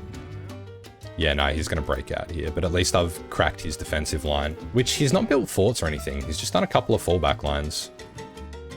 Oh, I did get a little encirclement. Just a cheeky half a dozen divisions. Ah, he's escaped all his units. So he's playing pretty well? Yeah. Yeah, no, it is actually... Like, man, Russia's just fucking hard. Like, he retook the tile that I had here. I'm amazed that the planes aren't making that much of a difference. And I've got like I've got 1,000 CAS. Gonna have a lot more, but... What if he is, got 2 anti-air or SPAAs? Do we have intel on him? I don't know. I do have a lot of intel, but he's piercing. He is able to pierce me. I don't have to abandon Africa. Sorry, have they? Yeah. Yeah. If you take Gibraltar, we could technically... If you take Gibraltar, we could invade the UK. Yeah, I'll set up for it. Alright, I'm gonna set up another paradrop invasion to take out all their supply hubs. Alright, I could lose all my paratroopers here, but let's see how we go. Oh, yeah, baby. Yeah, I think I've just doomed all my paratroopers to death. Come on, this is a last-ditch effort to save them. Alright, well, they're all dead. I am not confident that we're going to be able to push the Soviets. No, sorry. Western Poland naval invasion? Swedish naval invasion! Fuck off, bro. No way. Oh, hello. Hi. How you guys going? It is bedtime. You guys are done? Well, Asia, no, it wasn't going to happen without an India, Yeah, no, so right. my game was over already. Yeah. Like, Yeah. there's, you can't win. It's not going to happen. It's certainly difficult. Swedish D-Day is happening. Yeah, Sweden's fucking trying their bullshit. Hang on, wait. I'm just gonna drag everyone into the same channel for a minute. Give me one moment. I need to know. Did you get caught off guard by the paratroopers the first time? I feel like. I was so scared. Yeah. Yeah. We're in the voice and he's like, holy shit, he's dropping everything. He's like 30 divisions. Yeah. Well, we could look, use... thanks to everyone for playing. I appreciate everyone turning up. Yeah, sorry for the lag issues and also for US not being able to do anything or have fun. I'm really sorry. If I was Germany alone and everyone else was the allies, that probably would have been funnier, but it was a good time. Thanks to everyone for playing. Appreciate you guys taking the time. Yeah, and yeah, look, we appreciate it for the that's game. right. Yeah, appreciate all you guys and enjoy your night. Hope you all have sweet dreams. You too. No worries. Cowbunga See you, team. everyone. See you later. G'day everyone. I usually try to reply to every single comment on my videos, and at the very least, I make sure that I read them all. As you can imagine, some can be hurtful. The majority of you are super nice and lovely though, and there's actually quite a few of you that are asking for help as well. So today we're going to go through my YouTube comments and I'm going to answer all your questions. If you'd like to see me do a part 2 to this video, make sure to leave your comments down below and let me know what questions you want me to answer. Nothing is off the table. I feel like I'm going to regret that. Anyway, let's get into it. Direct Trend 7762 asks, what is the difference between soft and hard attack and breakthrough?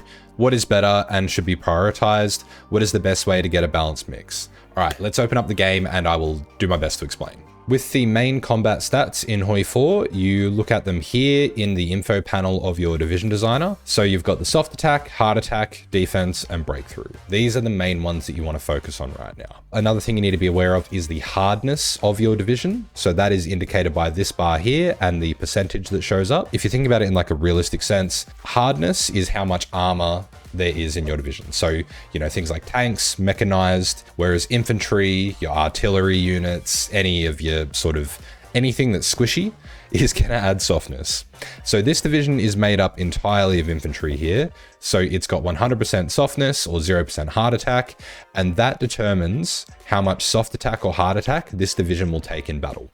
Now, when you're looking at the stats here, your soft attack is going to be, again, same as the way it affects you. The soft attack is what's going to be affecting the soft component of enemy divisions. So anything to do with infantry, if you imagine, that's what your soft attack affects.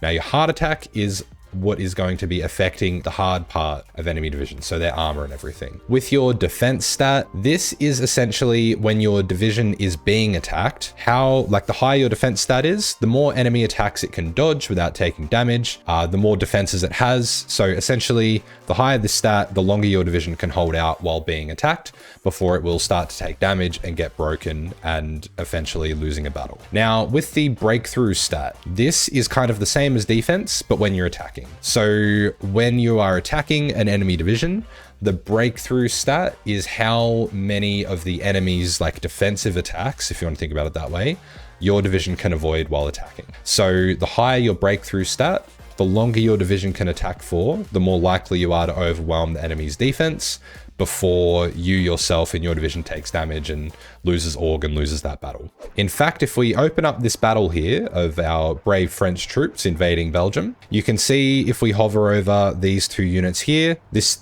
division is doing 91 soft attack, and then you can see the hard attack that we're doing as well. You can see just below that, our breakthrough, because we are on the offensive. So this is where the breakthrough stat comes in for us. Now, in this battle as well, just having a look at the soft attack and hard attack on the Belgian side, that is what their division is doing to our attacking divisions during this battle. So our breakthrough is defending us against those two stats, but as you can see, we are also a 100% soft attack, and they've got the majority of soft attack in their division here. So the majority of their attack and the majority of our attack is landing, but these hard attack components are really doing nothing right now. Now, this is where armor comes in handy. I've just swapped over now, so our armor divisions are attacking the Belgians. You can see our soft attack is a little bit lower. Our hard attack is a bit higher, which again is, you know, useless because the enemy division is 100% soft, so none of that hard attack is landing. However, if you're looking at the enemy stats, they only have 5.5 hard attack. Our breakthrough on this is higher than with our infantry, so there's really no way that their hard attack here is going to be able to overwhelm our attacking divisions. And hovering over here, we are 79% hard. Don't take that out of context. We have 79% hardness, so the majority of the damage that we will take will be from hard attack, and as you can see, their stat here is minimal. So that's why using armor, especially against infantry, is so effective, or one of the reasons why. You can also see here, they cannot pierce our division, so they're also only doing half damage. So these are the little things in combat, which as you get more experience, you can look for, and this can help you shape how you're going to build your divisions. So for example, if you know that you're going to be fighting a nation which has a lot of infantry and not really any armor, their divisions are going to be predominantly, soft, rather than going for something with a lot of hard attack. The majority of what we're focusing on is the soft attack, and that is your artillery. And then the only other thing you really want to be mindful of here too is the breakthrough. It's a bit harder to get breakthrough just from infantry and artillery. That's really when you want to get some sort of armor thing going. So then you might look at doing something a bit more like this, where we've just got our medium tanks, mechanized infantry, because mechanized has higher hardness than our just motorized. Again, chucking in some artillery, bit of anti-air for the air defense against enemy CAS. And that's going to give us, again, even a higher soft attack amount, as well as balancing in some hard attack as well if we do come up against any enemy divisions. One thing to be mindful of as well is the cost of these divisions. It's going to be significantly higher. A tank division here, 4 to 6 times as much as what your artillery infantry will cost. So it's all about trade-offs and balances. In terms of what to balance on, soft attack is probably, I would say, overall the most important stat that you want to go for, and you generally want that to be the highest because the majority of enemy divisions will be soft, and then you want your defense stat to be pretty high as well, and then your breakthrough and hard attack come after that in that order as well. Hard attack is really just for if your enemy is using tanks. Quackhead's Alt asks, do you like playing as the allies or Axis more? To be honest, I actually prefer the allies, which I feel like goes against what most people in this game really enjoy, which is playing as Germany and gobbling up everything. It might sound like it's boring, but I love just doing a random game, sitting there playing as the UK and sort of, role-playing a World War II scenario, or, fighting in the Pacific as well as fighting in Africa or in Europe. So yeah, allies are definitely my preference for that. And I'm not just saying that to keep the weeaboos away. Ignis Sigmus asks, is 2 mil guns enough? And that was on a video that was talking about not overstacking a frontline to ruin your supply. And that was one I did in collaboration with Efficient Strategy Gaming. Check out his channel down below. But in answer to your question, let me show you. So once again, we are back in the division designer, and basically whenever you open up a design in your combat or your division stats panel, you can also see on the right the equipment cost. So this is actually a pretty good indicator to see how much infantry equipment or any other type of equipment that your division will use based on its design. The cool thing as well is if you add in like artillery, for example, you can see how much extra it's going to add to your requirement here. So it's increasing it by 36. And if you hover over this little button, it will also show you how much additional of that equipment that you're going to need to outfit all of your deployed divisions in the field. So if we want to chalk this one up, we're just going to smack a heap of artillery. What do we not have? Motorized anti-tank, motorized AA.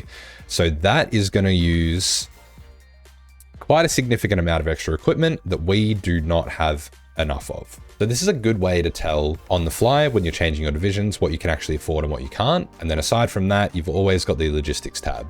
And to be honest, 10 to 20,000 guns in this game is a lot. Yes, 2 million guns is definitely enough.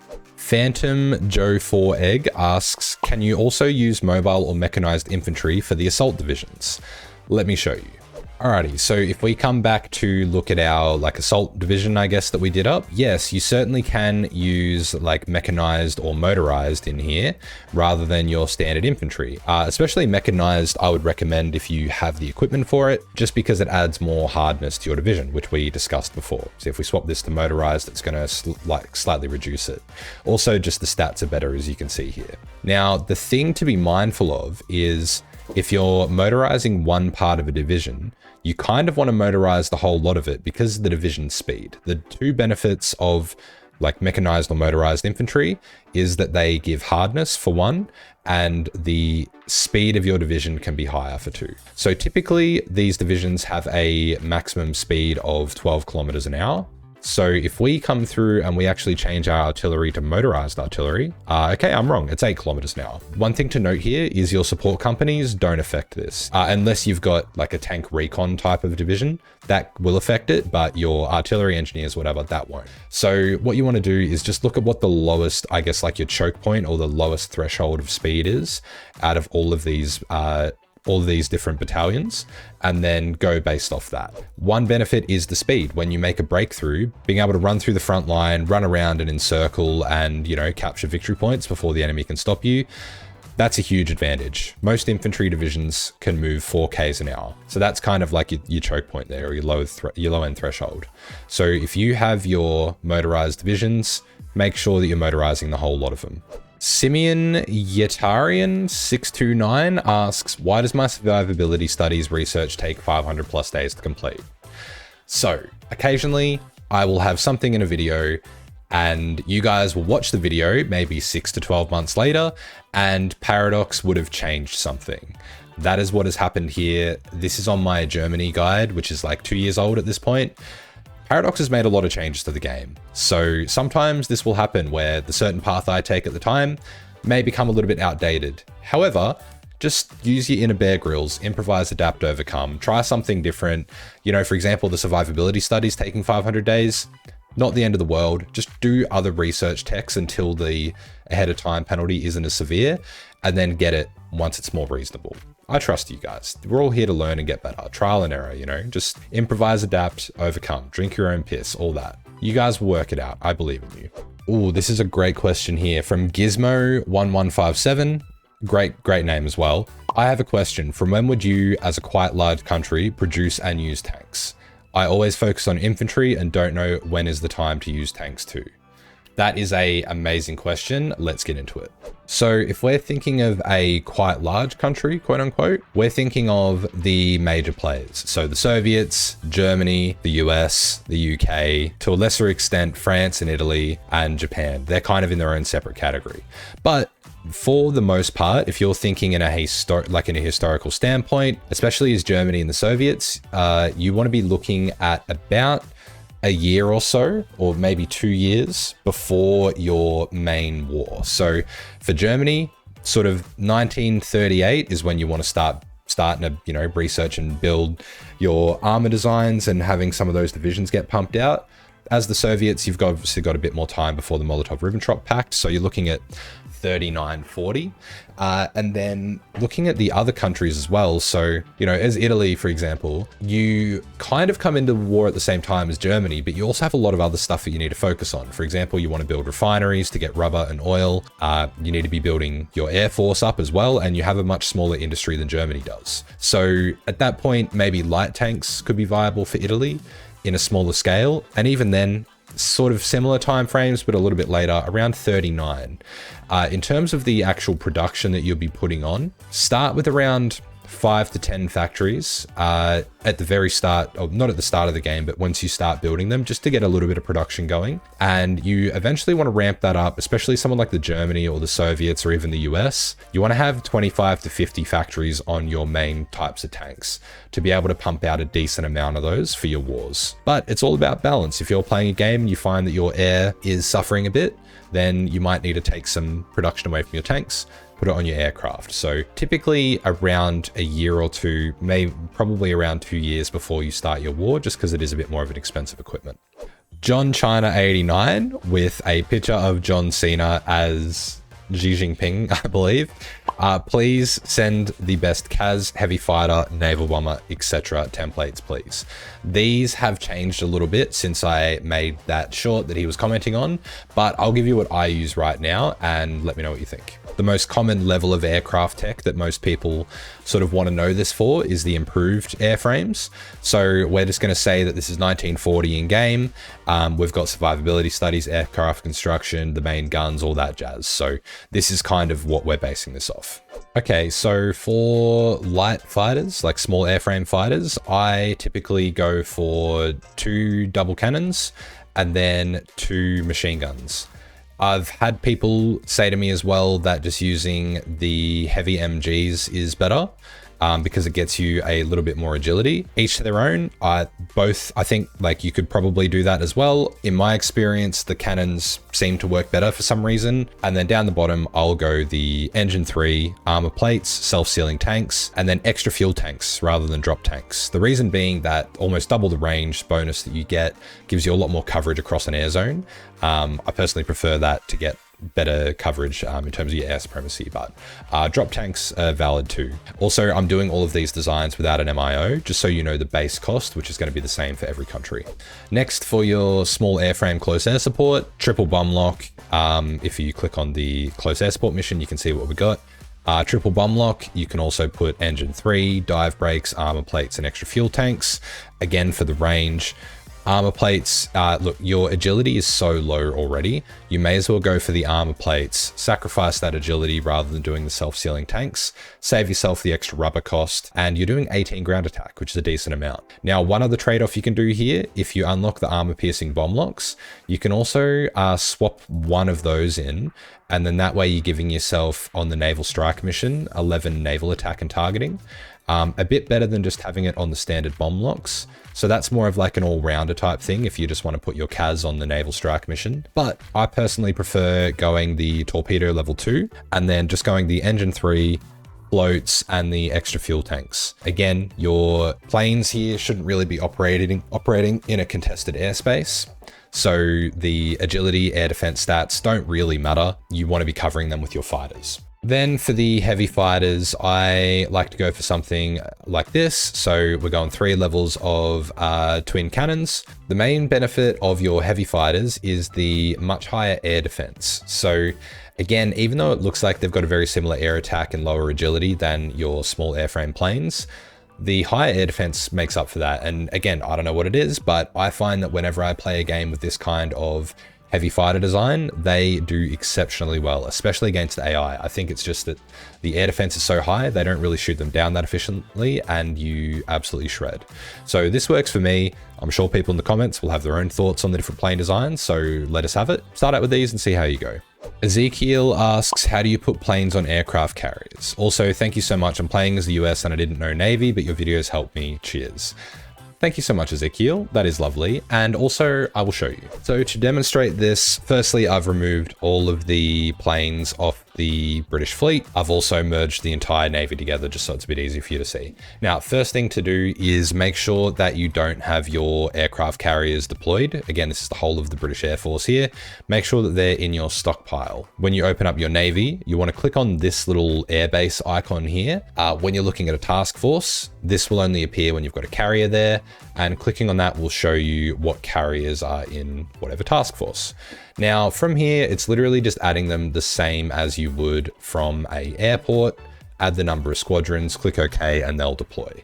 Now, if you've got less planes, then you can make up like full squadrons across all your carriers, like what happens with the British at the start of the game. What I will tend to do is I'll deploy a couple of wings here, and then just using the split button, so these are carrier fighters, naval bombers, I will kind of just split them up like this. So now I usually go for like a 60-40 ratio of naval bombers to fighters on my aircraft carriers. And then I'll kind of just go with that through all of them. I'll just select these planes that I want to move out. You can select them and then just right click on the other carrier on their sort of title here. That'll move them over once they deploy. Sometimes you've got to deselect and reselect to get it to work there. But yeah, essentially that's how I'll do it. I'll basically just like split off my existing wings and then just move them around to the other ships. Now, if we scroll through, you can see that we've got about, you know, the maximum amount of wings that we can have on each plane, or each aircraft carrier rather. Just following on to the next natural question, when you are using your naval fleet, you don't have to do anything with your planes. Once your carriers engage in battle, your planes will engage in sorties automatically. So you don't have to go in and set them on an air mission. You don't have to do any of that. The only thing that you do have to do is when you exercise your fleet, let's get these guys out here. Okay, they're in the central med, that's fine. When your fleet is out on exercise, what you want to do is open up the carrier airport menu, and then you want to exercise them. Make sure that they're exercised just like any other air force. They get the penalties the same as your land-based wings. And then, yeah, just set them to automatically exercise. And then once they're done, they'll sit there full veterancy, ready for your fleet to engage in battle. They'll also automatically reinforce up until this point. Even if your entire air wing gets wiped out, the line will still stay there just on 0. And once you do build new carrier planes, they'll automatically reinforce. So it is quite easy to manage. Just set it up at the start of the game and then you set. The other thing that you can do when you're building your carriers is preset the composition of your air wings. So if you didn't see what I did there, when you're looking at the production line for the carrier, click on this little button here, the plane icon, and it will open up this menu.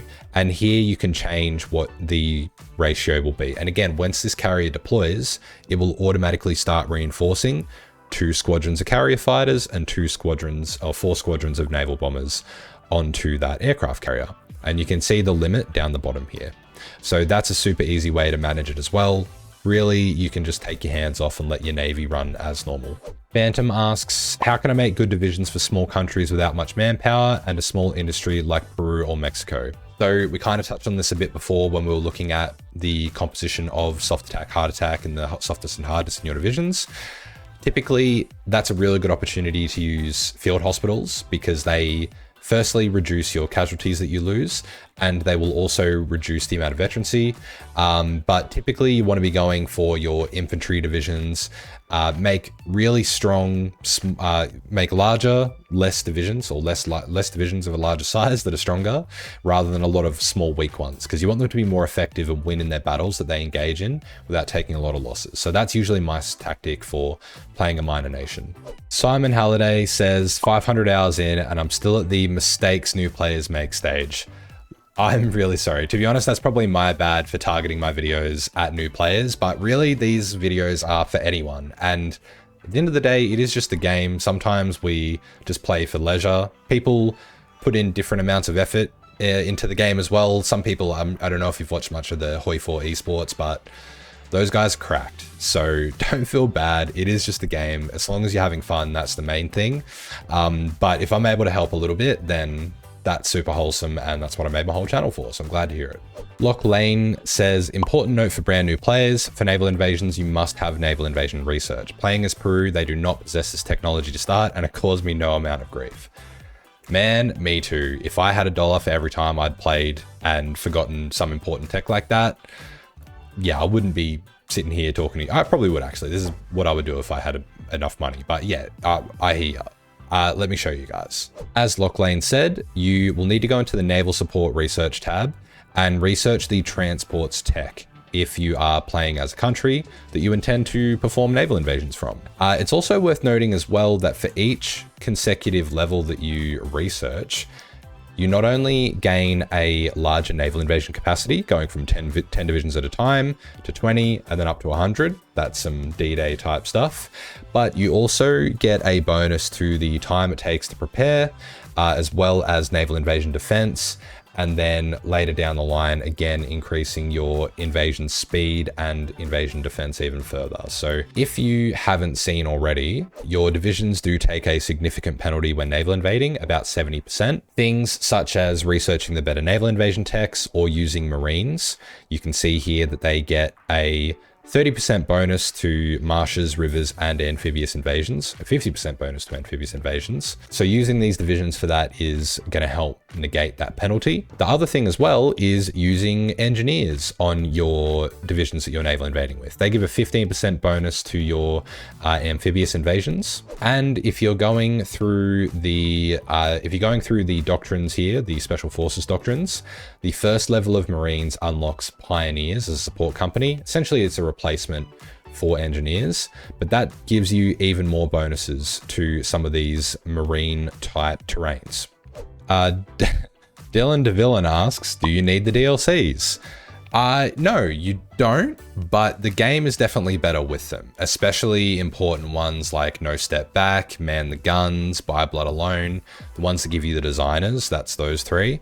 Also, some of the more recent ones as well, in terms of the country packs that you get, or the MIOs that you get with the Trial of Allegiance DLC, which is like the Scandinavian countries.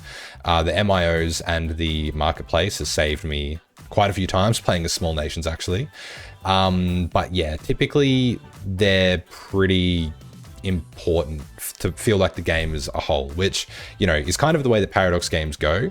I have bought them all. So, you know, I am a victim of it. Not a victim, I enjoy it, but yeah, they're definitely better with it. But Paradox has also recently just released, they've made 3 of the earlier DLCs into the base game.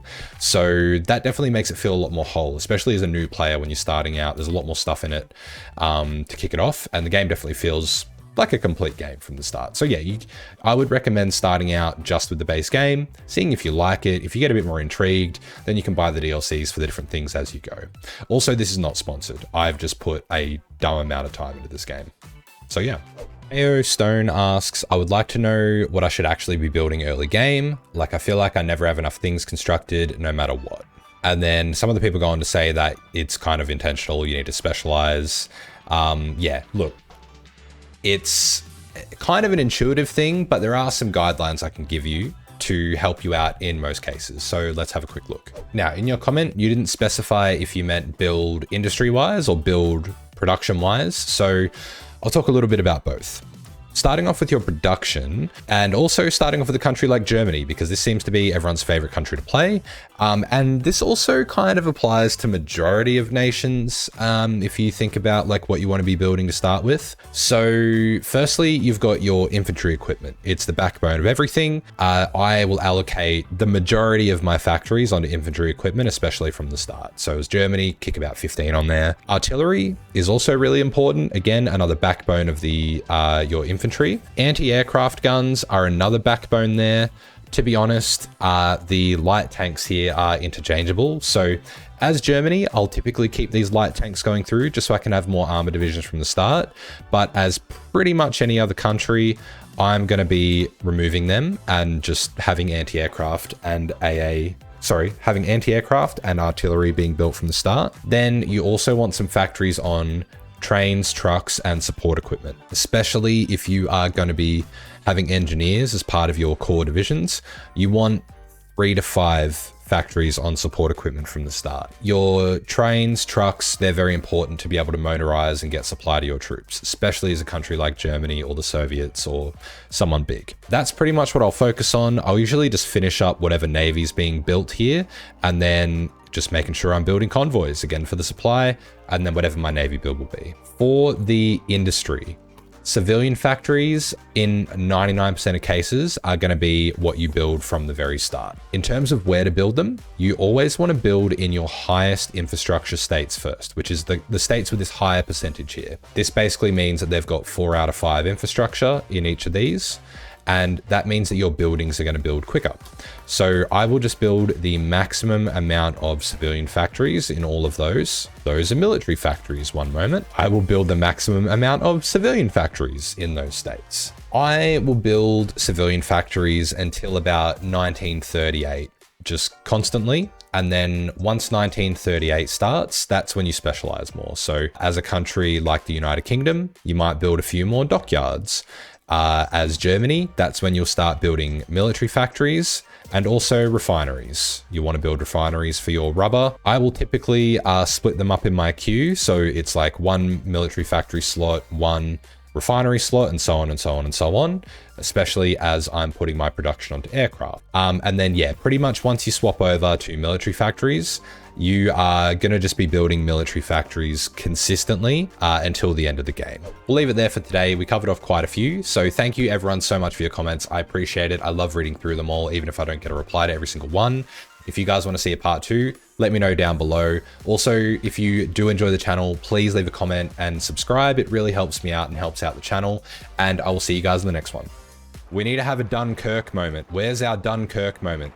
All these fucking filthy British here. Oh my God, don't tell me we're gonna land uncontested. Amazing. That was sensational.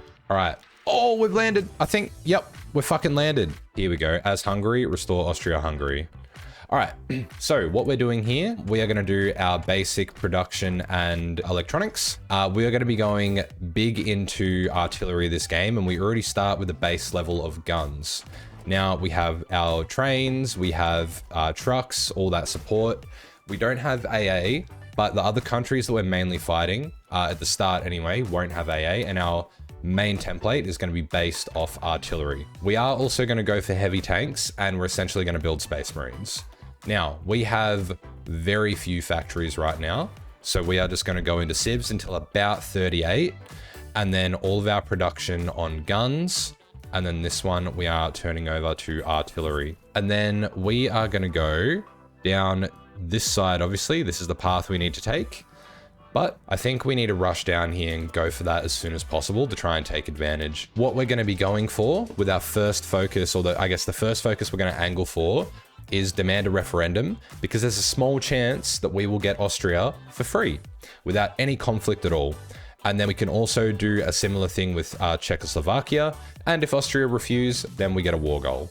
Let's kick it off. So what we're going to do is we'll just pop our troops on the border, 0 manpower, low on resources, low on fuel. Hungary starts off in a not great position. Yeah, there's definitely... Oh, thank God. Imperial Germany is going to make this a lot easier for us, and we are going to strengthen the monarchists. And then with our first batch of political power, we are also going to go for the staunch monarchist.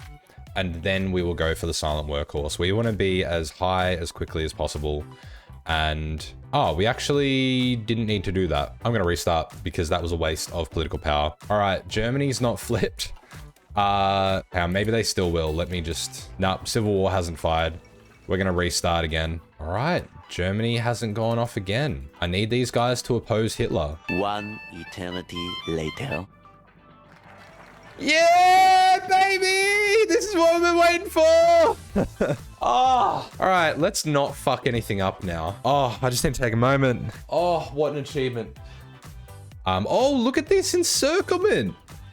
Look at the encirclements they've gone for. They've just beelined through Nuremberg. What is going on? I've never seen the AI act so intelligently. If they lose, we get generic focus tree Germany. That would unironically be fucking great. Elect a king. We'll go improve worker conditions.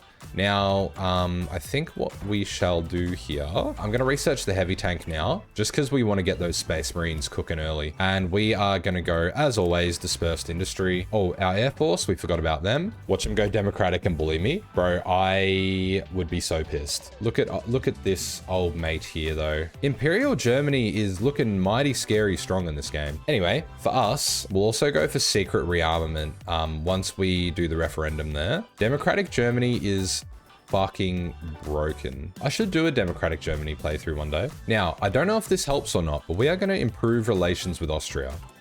Just on the off chance that it does help. And I think at this stage too, next we're going to go for the captain of industry. Any boosts we can get to our meager economy will definitely help there. Actually, hang on. Infrastructures expert. What have we got? We're extracting fuck all right now. Oh, an extra 5% construction speed and research and output. Free trade may, you know what? Free trade is actually better here. All right, we're going to go to free trade, and then, really not much effect that wise.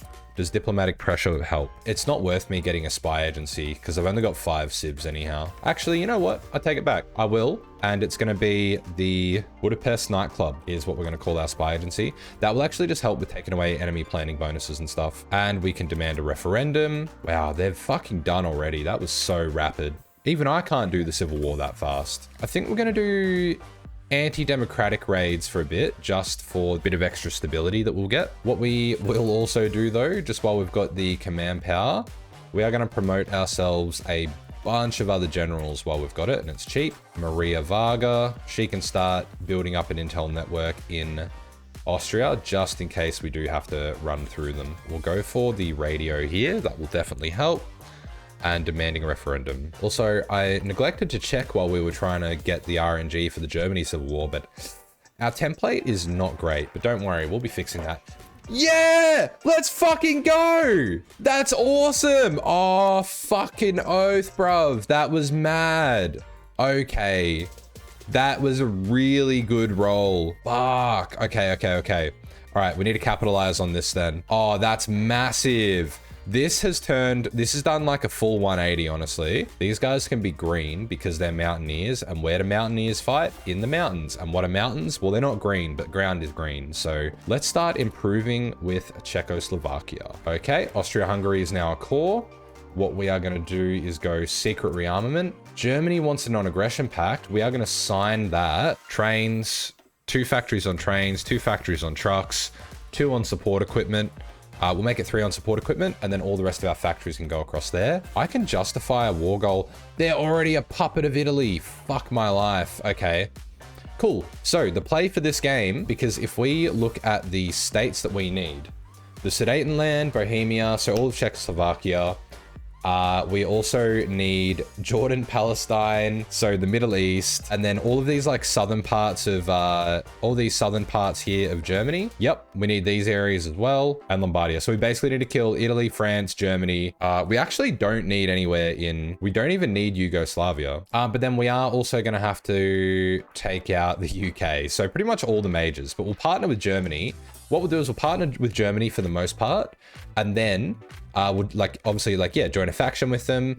And then what we will do, we will take over everyone else, and then we'll leave the faction, backstab Germany, and then we can roll. That is our plan. All right, Italy is still fascist, and Italy's got all of these dudes in their faction. We're gonna have to just risk it for now on the off chance that Italy declares war on us. All right, secret rearmament. I think what we'll do is we'll go for war games. Actually, before we do that, I think we'll go protect Czechoslovakia, and we'll just basically, yeah, so we need to just have like positive, I've already improved as well as possible. We need to go for Czechoslovakia before Germany does, so that's fine. And what else? Kaz is going to be big in this one. We will go for aircraft construction, and we'll go for the basic aircraft after that. Now we are finally, until we do the Treaty of Trianon, there's no point us going for building mills, so we'll just keep on with the civs for now. What we're actually going to do, instead of heavy tanks, we are going to go for mediums. You are shitting me, bro. This is so fucking good. We've gotten all the best RNG after having a fucking horrendous start with it where we couldn't get Germany to fucking oppose Hitler. Oh, this is so good. I've literally never had this happen in my life before. This is sensational. No way. Oh, fuck me. Okay, we're gonna go for the Bled agreement ASAP. What have we got? Look at all these planes. And I even have like manpower to deploy them. Oh my lord, look at all this manpower. What we're gonna do, we're gonna put this army along that front line. Will that cover it off fully? Yeah, it will. And then what we'll do, we'll put them at the back, and then everyone else on a front line here with Romania. Romania is guaranteed by the French, so we could definitely fucking kill them. And then what we also need to do is look at doing a faction with Germany. We would definitely have like market access with them. Now this infantry division, these are our big boys. They're the attacking ones. So we're gonna do our motorized arty. We'll do 2 of those. I definitely won't have the shit for this. I don't even think I'll have enough for a single artillery. I would need 1,000 and I have nowhere near 1,000. So we are gonna up our production, gonna up our trade with Germany. This is actually so fucking good. I cannot believe how good this roll has just gone. Attack bombers, close air, fighters. Oh, we're doing so well for ourselves. So yeah, once we go through and we get the Bled agreement, aircraft construction, we'll go to the light airframe and we'll start building some CAS. So we've got like just 1 or 2 divisions along most of the front. If Italy attacks, they would probably push. So, and we're also overdoing our supply here. Okay, you guys go on that border, you guys go here, and then just for the sake of having a bit of planning bonus in case we want to push, and then these guys can go on that Romanian front. And now that we've got a bit of industry, I can even start going into the spy agency a little bit. Gotcha. Portugal civil war. God, Spain is a fucking mess right now. Wilhelm II has returned. Hopefully he doesn't decide to attack me. That would fuck this whole playthrough up. Given we're going so into artillery, superior firepower is going to be the play. And then once we get our next lot of political power, we will go to volunteer and then up to limited. Anger is a poor guide in war, will bide our time. They went too far this time. War preparations, generate war goal tension, minus 50%, justify time, minus 50%, base war support. I do really want to be in a faction with Germany, but I don't think we can do that right now. Oh, due to the high tensions, there's still a chance to solve this issue through diplomacy. Do we have high relations with Germany? Pretty high relations. We'll improve them. We'll approach Germany. We become the controller of North Transylvania and it removes... Damn, but we still have a claim. Okay, you know what? We'll take it. It's just, I want to be in a faction with Germany. We just need world tension to be higher. However, if I attack Romania, if I attack them and kill them, then they won't join because France will be at war with me. Soviet Civil War! That's huge! Oh, that's amazing. I don't think they'll lose that one though, sadly. All right, we'll get some extra civs. All right, medium tank chassis is complete and we can go for the next level of engines. And what we'll do here for our medium tanks, we will basically just stack soft attack and armor and breakthrough. So extra breakthrough from that, bit of soft attack from that, sloped armor, and then we might have to actually chuck wet ammo storage on there just to get a bit more cast armor. Oh no, we can go for the diesel engine actually. You know what? That might just have to be fine for now. Put a machine gun on there or extra ammo for a tiny bit of extra breakthrough. Gives us a bit more defense too. That is quite good. I like that for our tank. So we will pop that down and we will start producing. Probably, yeah, we'll just start off with that for now because yeah, we'll be putting them in our line division like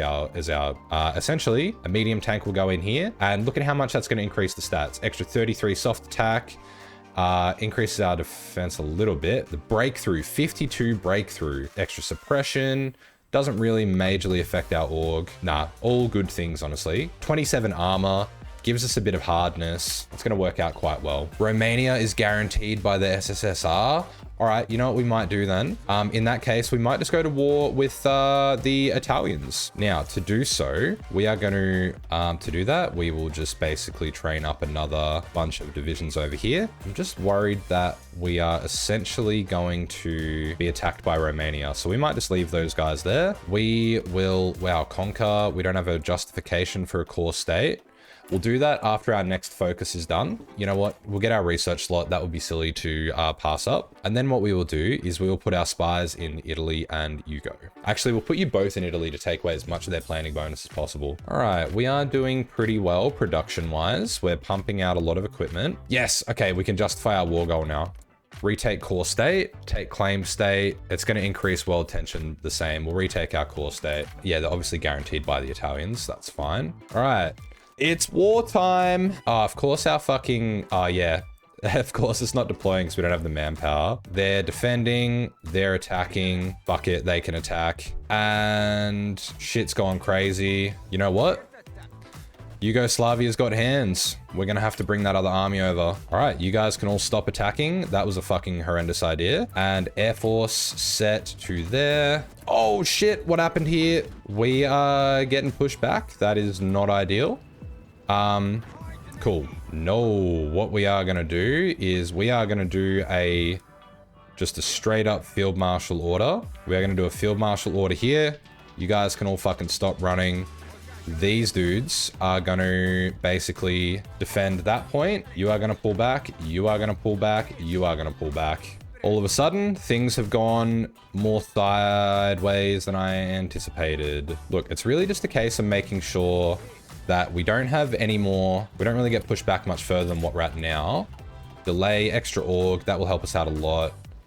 Italy did fight a war before us, so it's just a case of consolidating our forces. I got to apologize to Italy. I wasn't familiar with their game. Decolonization of the British Empire. Look at this. The map is so colorful. Now they've paused. We just want to make sure we're pushing back through any areas where we have multiple tiles. Empire of Brazil. No. Wait. Oh yeah. Empire of Brazil and Portugal, and then Maximalist Portugal. That's so funny. I've never seen that civil war before. That's right. Again, look, casualties, they're suffering. Also, look at the factory count. They've got double the production to me. So yes, we're going to take Graz. Hang on. We're going to take Graz, pin them, pin. Yes, let's fucking go. That is a supply hub out of their hands and into ours. That is going to help us immensely. All right, this is starting to go a bit better now. Poland returns Danzig. Germany getting very hungry. Oh, Iberian Socialist Union. Huge. Empire of Brazil and Portugal. I thought that was just Portugal declaring war on Bolivia. Never mind. Non-historical gets very wacky. Pop in here, reinforce. That's right. We've stopped the bleeding. If only I had been set up a bit better at the start, this would have turned out very differently. And we have our logistics wizard and thorough planner now. That's quite good. That's going to help us a lot. United States and Canada formalize alliance. Whoa, wait. Italy seeks support from who? That's what I get for skipping notifications too quick. All right, it's okay. At least we are reducing their planning factor and their entrenchment, and we're increasing our planning speed and our invasion defense. So the spies will be helping us. Again, casualties, 250,000 to 1 million. Order 1. Oh, we've done it. We pushed them back here. All right, where are there multiple points that we can attack to? Oh, we've got another supply hub. So this is the only spot where supply is bad. But if we can get to Zagreb, then that will be a juicy little supply hub there, and Belgrade. Yes, let's go. Germany invites us to the Central Powers. Abso-fucking-lutely, comrades. Oh, Germany has just saved our bacon. Too bad we will be backstabbing them later. Call to arms, my comrades. Come and join us. Yes, Germany at war again. Attack! Everyone attack! And the best part about this, no one can stop us. Germany's lend-leasing me tanks. Oh, they're going to give us an expeditionary force. 20 divisions. And there we are. They are now, their air force has engaged the Italians in the Alpine region. See, the only trick now is just going to be actually getting the states that we need, because Germany will end up with a lot of war score here. But frankly, that is just something we have to do. There we are. All right, we've done it. This is the breakthrough now. Half of these divisions attack out here. Half of these guys. All right, if we can split them in half, we just need to make sure that we're not overextending our advance too much. Oh, yes. All right, perfect. First level encirclement. Now, yeah, we've still got the majority of the war score. That's fine. Soviets are sending us volunteers. Yes, go. What are you guys doing? Please stop attacking. Actually, I kind of want to, it's hard because I want to pin them, but then I also don't want them to escape. Please. Yes, look at this fucking encirclement. Kill them all. Oh my God, how many divisions are in there? That's so good. That's so satisfying too. Oh my God. We have been a little bit overzealous here. We've captured Rome. How close is Italy to capping? There's still a while. Let's just run down here to Taranto. That is another big victory point location. Yeah, we're steamrolling them now. Stormrolling? Italian Yugoslavia's fallen. Holy shit balls. That's a fucking mess. Italy demands Anatolian naval bases. Does that mean that I will fucking get them if they're successful? All right, surely Italy's dead now. Done. Oh, thank God. Okay. Right, first things first, we are going to take the states that we need, and I just need to look really closely. Emilia-Romagna, Lombardia, Franche-Comté. That's got to be a French one. Yeah, it's this one. Cool. So it's basically just Toscana that has been cruelly stolen from me, which, you know what? Fuck it. It is what it is. Hungarian Italy. That's so funny. Fuck yeah, awesome. All right, nice. That was quite well done. Sadly, we neglected to take a fucking navy, so we'll have to build one so we can get over to here, but that's okay. Disappearance of the British royal family. I've not seen this before. Yet another week has passed since the last public appearance of any member of the British royal family. Rumors abound about their likely fate. The government's refused to comment on the matter and has begun cracking down on any media reports. The government's silence is only more noticeable in light of anonymous accounts by certain individuals claimed to have been members of the royal family's household, speaking of seeing them forcibly removed from Buckingham Palace by masked men. That's so funny. We will do up our... Wait, was that light? Yeah, sorry. We'll do up our actual next design, which is going to be a medium howitzer. Chuck the small cannon on. Interleaved road wheels for the extra. Breakthrough, cast armor. We can do diesel engine on this one because we're not doing like a mechanized tank divisions. We're literally just doing these as infantry support. And then we will chuck a dozer blade on them just for the extra entrenchment. And then I'm going to put the fuel drum on to help with like being out of supply. Very simply lovely. We're doing pretty well right now. We just need some more tanks for our tank divisions, or for our infantry divisions rather. Poland's in the Central Powers. Oh, that's bloody great. That means that these divisions don't have to defend that border anymore. We're going to start setting you guys up for collab governments in the UK, because when we go to war with Romania, we'll also be at war with France and England. Germany does not have anything on the border with France there. That could be a big issue. And France has been called as our enemy. Romania joined the Allies. France has no border with us. Sucked in scrub. GG easy. Get wrecked. So Romania is going to die very easily. Done.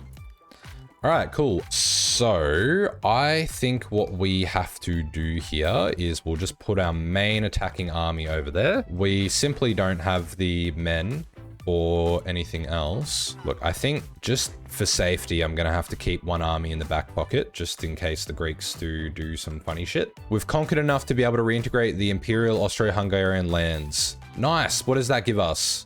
Fuck, look at our manpower. Did you guys just see what happened to our manpower there? That was awesome. How are we looking air-wise? Pretty good. You know what? You guys can hop over there. Dutch Reek. Oh, Civil War. All right, we're gonna call Hungarian Italy into it. Fuck it. Germany, join in, buddy. Mainly just for their air force. God, this is going to be a fucking nightmare. Oh no, my at war thing's not working. We might be able to push them out here. Oh, yep, we're working along the coast now. Keep pushing, comrades. You know what we're going to do as well? Half of our close air support, we're going to put them on the logistics strike mission. Man, the French are doing fucking nothing. Whoa, what? Why do they peace out right now? That's fine, I'll take their screening ships and I'll take their land. France joined the Union of Britain. Whoa, I think something weird happened.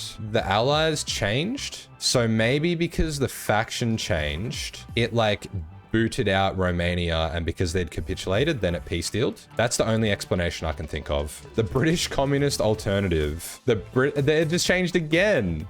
So now they've got India in it. Look, so long as Palestine and Jordan don't join it, I guess it doesn't matter if they do. I'll just take them in the peace deal. Oh, can we sneak up there? Nope, that's not a connected front line. That's crazy. The US is lend-leasing me. Man, the US really fucking hates communism. Latvia joined the Soviet bloc? No, we're not at war with the Soviets now. Soviet Lithuania? I'm not fucking getting involved, bro. I refuse to get involved. How have we not pushed these fuckers out of here yet? So now we're at war with the fucking Soviet Union as well. Goddamn. Yes, I will non-aggression pact with the US. God, we are actually just going to roll in through the Soviets. Hey, you know what? After that, then yeah, just fucking go on, eh? All right, I guess being at war with the Soviets wasn't as big of an issue as I thought it would be. We just need to wait to make sure that the Swedes don't justify or guarantee Belgium. Fuck, look how much of this land we've taken. The Austrian Empire is expanding rapidly. Not into France, though.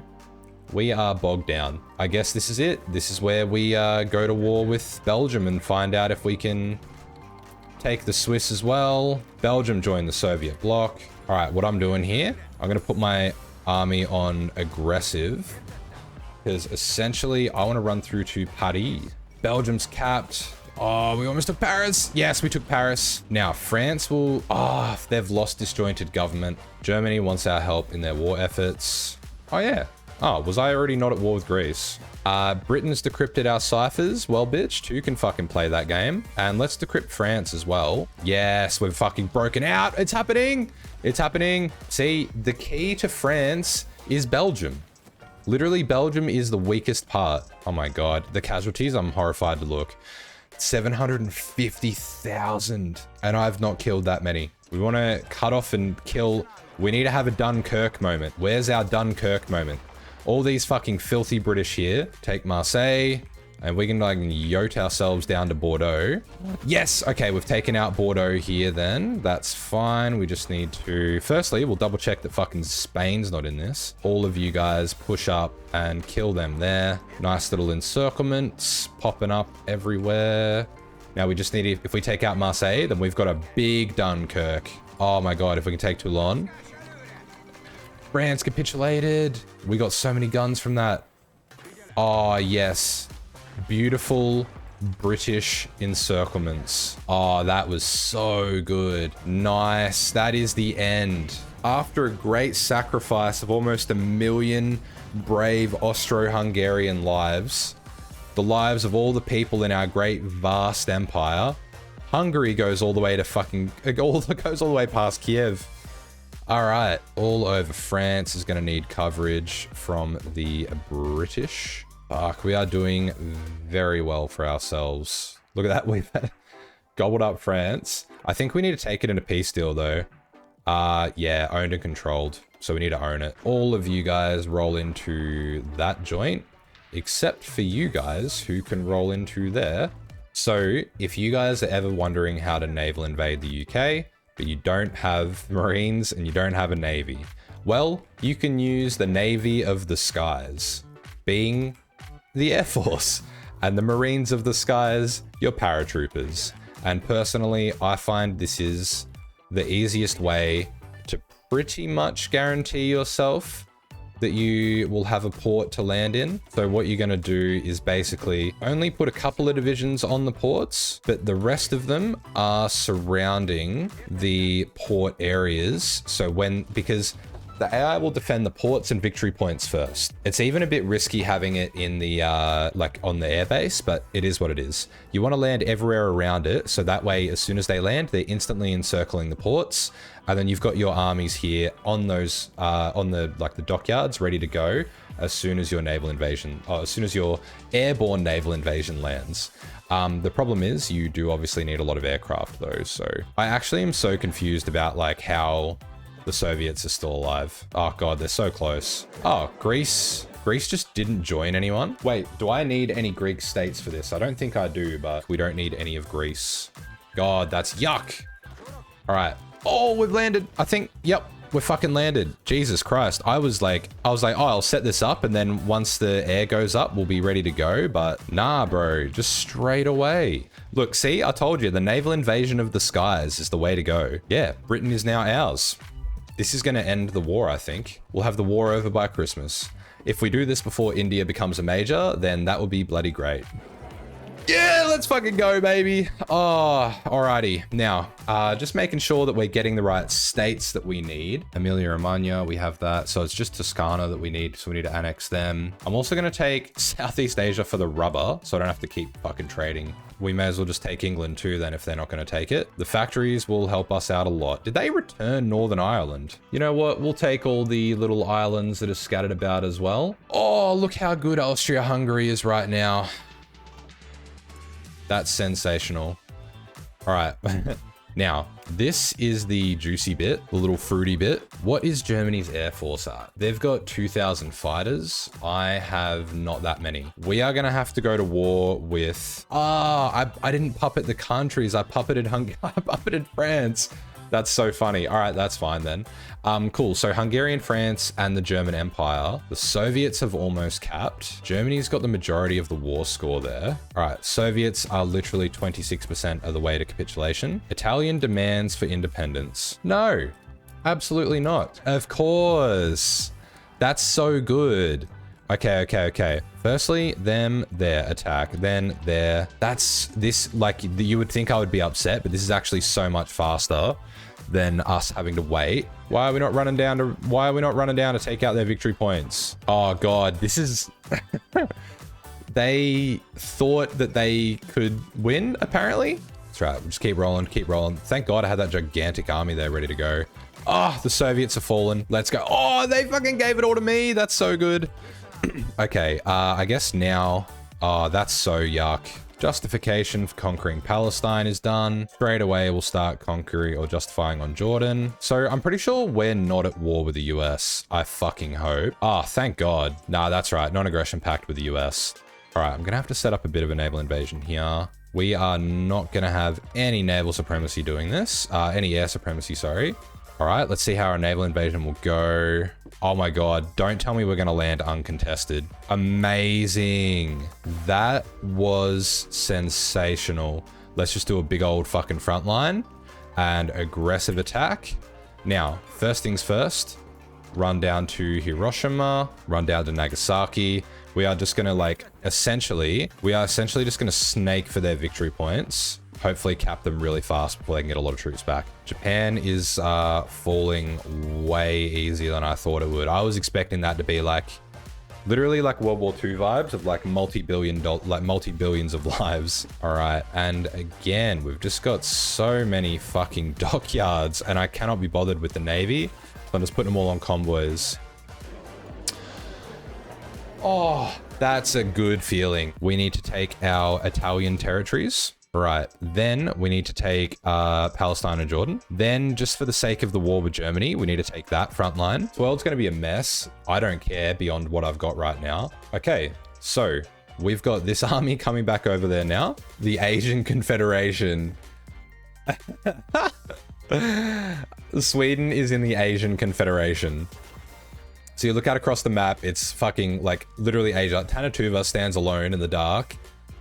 You've got the North American Alliance, the British Communist Alternative still exists, and then Spain and their bullshit, and then the Central Powers, which is about to be the not-so-central fracturing. Justify war goal, 125 days. The only two states that we need are Niederschlesien and Oberschlesien, which are these two, I believe. Nope. Where the fuck is... Niederschlesien and Oberschlesien. Planes active. We're all ready to go. Not quite as exercised as we could be, but that should be fine. And let's see. Green all across the front. Let's call Russia to arms. Damn, our fucking paradrop went down without a hitch. And look at all of these Germans down here, which are going to die.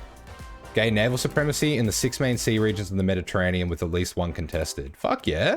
Mare Nostrum indeed, my friend. Yup, Germany is the only major as well. And look at this big pocket. The Falaise Gap of the Austro-Hungarian-German war. Come on. Oh my God, there's 30 divisions in this pocket. More. Almost 40 divisions here. Look at the casualties. They've lost 1 million men already. This is crazy. Oh my Lord. And look, they've already got they've got so many troops out here trying to gobble up Hungarian Russia. Oh, incredible. Incredibile. Let's go. Oh, sensational stuff. Well done, HammoTime. Holy shit, look at the fucking... All right, I guess we can probably just take everything. Bang. Achievement unlocked. Oh, that was bloody beautiful. And look at the size of the incredible Austro-Hungarian Empire. Fully formulated. Well, we don't have a faction yet, but we can create one. Yeah, look at it. Bloody... We've got colonies. We didn't even end up at war with the US. Oh, that was incredible. Fuck, that was good fun. Come on, where are the British? Oh my God, they're almost here. Fuck, and I'm actually worried about the Belgians too. They did not anticipate Fortress Netherlands. This is going to be sensational when they pop. 3 million Germans by puny little Netherlands. What I was looking at was don't cave to the Germans and continue the Zuderie works and don't lose control of any of my states until 45. Form new government. I think what we'll start with is the AA, and then I think instead of spending our XP, new government forms, gateway to Europe. I think what we'll do too is we will get our chief of the army a lot sooner. Once we do the gateway to Europe, then I think we'll come straight across and go for the appoint new supreme commander. Having that sooner rather than later would be very helpful to get our doctrines up. Because if we get through like even just one doctrine early, it's going to help out a lot. Yoink their troops. Give us some of your garrison support. 20,000 is not a lot. I think what we'll do too, rather than defending our ports, we'll have like a second fallback line. So when the Germans get to it, we can essentially just be like, whoa, stop, gateway to Europe. Then we need to do the trade neutrality. We're abandoning the gold standard regardless. We're not going to do that. We will just keep doing these. I'm not going to touch our army XP until we at least get Grand Battle Plan. Trench warfare of Grand Battle Plan. Now, we're not going to trade anything at the start either. We just want to ramble up our industry a little bit. Now we can do that one. And then we'll do the orange bovin one after we get the supreme commander, because then we can just go up and elect him and then we'll be sit and sweet. Now we've got the trade neutrality done. We're definitely not going that way. Let's get the, see, we don't even have enough command power yet. So let's do this one first. We are gaining this so agonizingly slow. We'll at least do this one to start getting us the non-aligned support. We can go for that. And then I think we'll go for that. We'll get our captain of industry and then we will go to free trade once we've got the political power for that. Because again, it won't take us very long to get 100. So look, free trade really doesn't impact us that much at all. And now we can go for the new supreme commander and we will have the, by the time this is done anyway, the political power and the command power to elect them. The only thing I actually will do is the professional officer corps, because that gets us XP faster, makes our doctrines cheaper and gets us more command power. So I will do that. Currently we've got 5 entrenchment as our base. That will skyrocket, helping us significantly. Plus 250% cost reductions for land doctrine. That's beautiful. And 10 army XP for free. All right, first level engineers is done. We'll go for the trucks, our field hospitals, construction and dispersed industry. I think we can start going for these ones now. Oh, we'll also go for our radio. So I think we'll start at mid 38 and we'll just try to get level 5 forts along at least this front line. Level 5 along here. Then I'm going to start building the military factories now. And I will swap over. Oh, I didn't even end up going for the captain of industry, did I? No, I did, but I didn't go for the elusive gentleman. We've got the trucks. We can go for the field hospitals. All right, I think at this point we are going to have to trade for some steel. And I think what we can start doing now too is support AA. How much is that going to cost us? Oh, we got plenty of that. Support, and we don't have enough for the AA yet. The RD yet, sorry. All right, halfway through 38, and I think we're going to have to start going for our ports just to make sure they get completed. Also, once the Zootery's done, we can go down and get these factories there. Although land fort construction speed, we're just going to need the equipment, I think. All right, we'll go for the upgraded guns. I think at this point, I might just have to get my spy agency too, because I'm going to need the intel network to build up, which of course is going to slow that down, but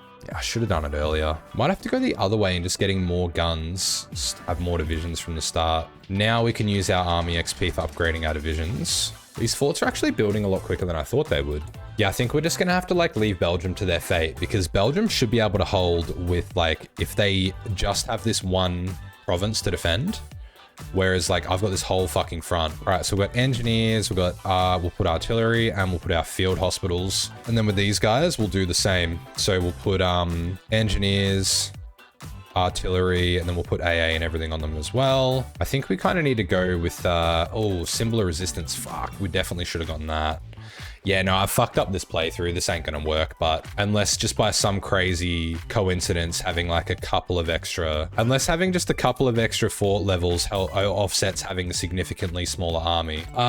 These guys can have anti-air, and then, fuck it, we'll chuck the field hospitals on them too. Maybe we can even add like a, yeah, we're not gonna have the facilities for the facilities for that big man. All right, we're gonna have to just put all of our fucking troops on the front line here. All right, we are gonna have That's already got level 7 forts somehow. They actually have got minus 100% planning bonus factor for the Germans. So we'll take that. And we'll also take that concealment there. And then, yeah, we'll just let these guys exercise. All right, we'll go with Britain. Actually, you know what? We'll hold off on joining Britain just to see if Germany still declares on us. Look, I'm not expecting them not to, but cool, we can get another German spy. We'll hold off on the war propaganda for now. German pressure towards the Benelux. Okay, I think I'm gonna have to put like artillery in the line division or something. All right, these guys need to fucking stop and entrench. Fortress Holland is done. Maximize the Greb line.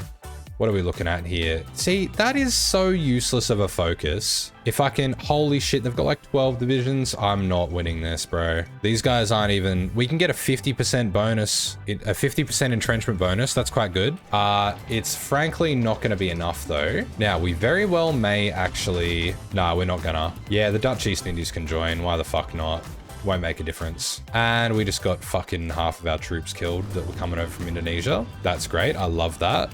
Yes, the British wants to send us 8 expeditionaries. Fuck, actually, we've got like 1,000 defense. Look, there might be hope for us yet. I hate last standing though. It cost us so much. We've lost 5,000 men to 40,000. Bypass go with Britain, replace the defeatist government. It's gonna have to move 1 division over to try to reinforce it. Support weapons, we've got 100% bonus. Let's go for the armor piercing there. Drain the water lines, we will never be fucking doing that. You know what, actually, when these British divisions get here, they can reinforce at Arnhem.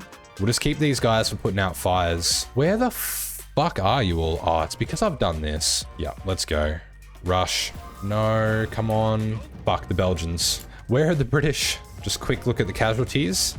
Oh, we've killed 350,000 Germans to 7,000 of ours.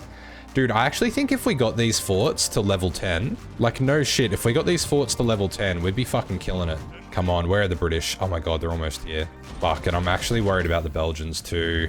Right, we've actually managed to hold up there a little bit. The Queen fires defeatist ministers.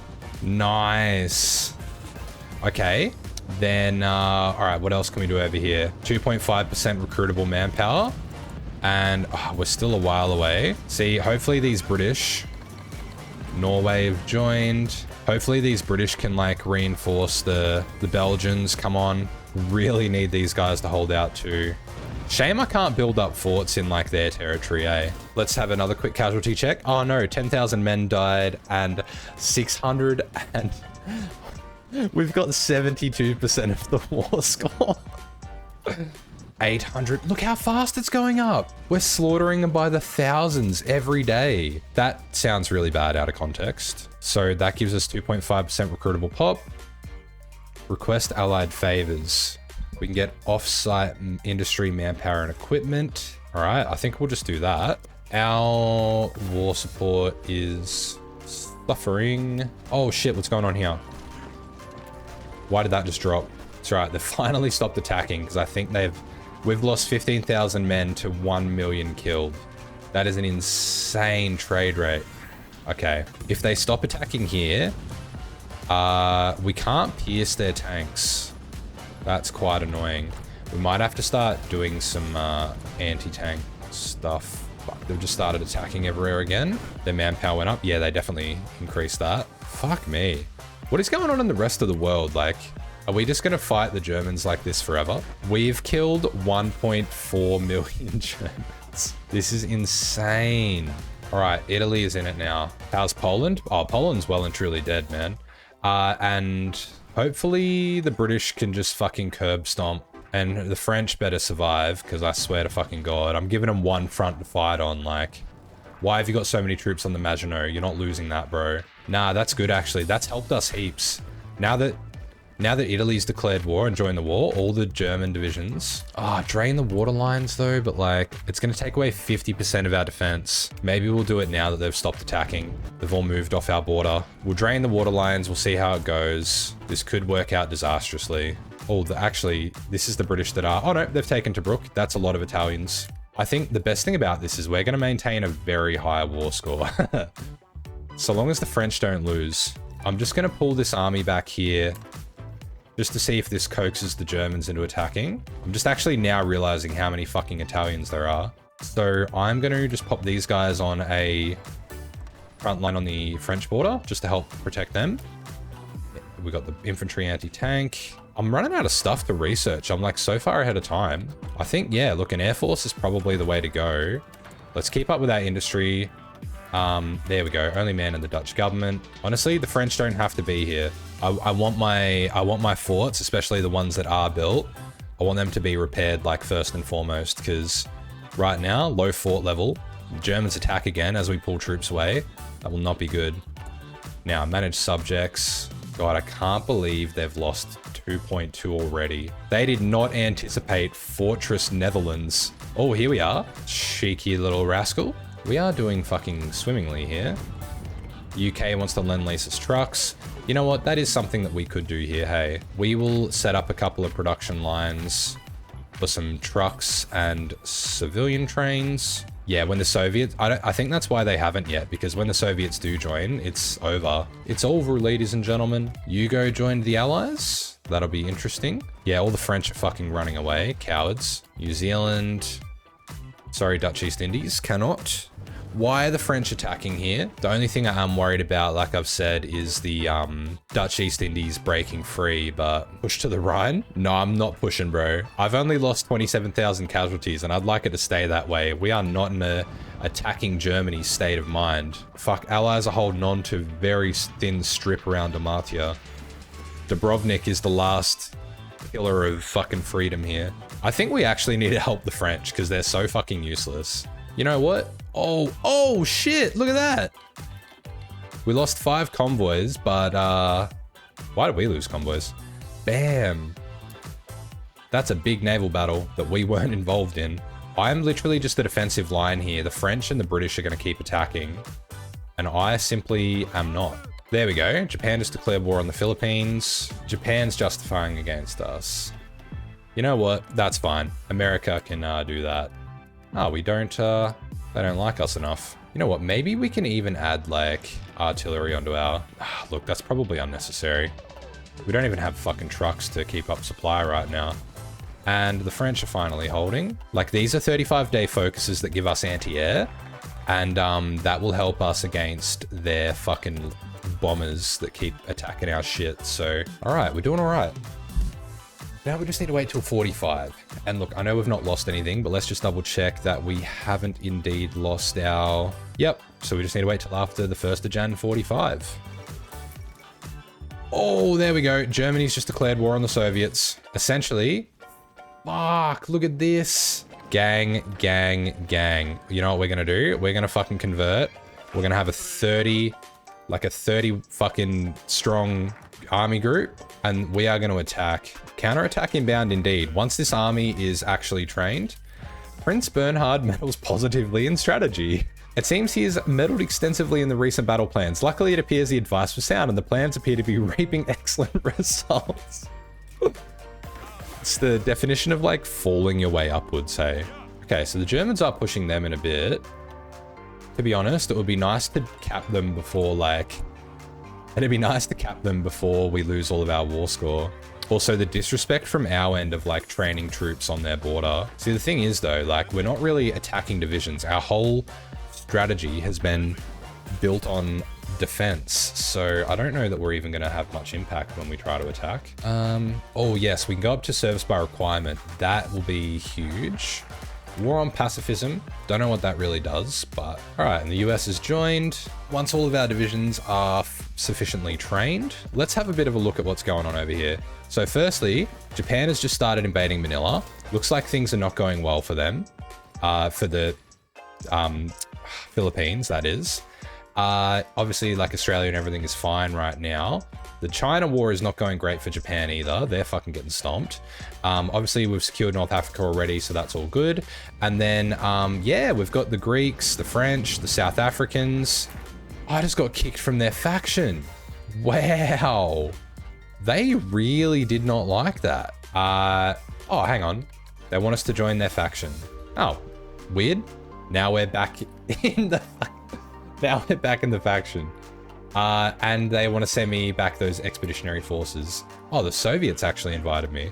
If we can just start encircling and killing some of their troops, this is going to go quite nicely for us. Expand the Lido Road. Not interested in helping China. They are already smashing it. We are doing very nicely here. Brother man, please go up there and reinforce. Oh, leads German Civil War. The non-aligned supporters start a civil war. Oh, this is amazing. Yes. Trade with the United Kingdom. The United Kingdom kicked us from their fucking faction again. Let's just set up like this. Probably we can stop like actually attacking on the front line. They kicked us from the faction and now they want military access. I mean, yeah, sure, but like that is ridiculous. Oh, watch me roll into Berlin. At least it'll make lasting until 1943, 1945 really easy. Wow, they just deployed a shitload of troops here, I think. Here, pin them. If we can actually cut off these troops up here, then that will be a easy clap. Here we go. Inviting me back into the Allies. Ah, oh, so funny. Okay, our Marines need, well, look, engineers for now. And let's go support AA, or support artillery, sorry. All right, we've got a nice little breakthrough happening here. Make use of our riches, resource gain efficiency. Yeah, why not? All right, let's see if we can't push through here. Just as a quick recap, these are what our divisions are. We pumped a lot of anti-air in there, both for the piercing and a little bit of heart attack as well. And then, of course, we've got the, wait, I don't think they really give that much heart attack. A little bit. And just to fuck up their CAS, because we've gone no air. So, let's see if we can't get some encirclements going. Like, really, along this part of the front, we honestly just need to start pushing a bit more, so... And we've almost finished our doctrines, too. Soviets declared war on Iran. Mate, surely we can push them out of this fucking province and get an encirclement going here. Maybe we can push out there. I don't know. I'm just going to try in a couple of different spots. All right, let's try attacking on this one. Now we'll have our planning bonus built up. Mexico, we'll take your guns. We'll take the Malayan guns. And we'll take the Raj guns. Oh, sunk a couple of destroyers. All right, looks like we are about to push through here. Let's attack there. Nothing's going to... Oh, yes. Oh, come on, man. Pin. Pin. If we take Berlin, fuck it.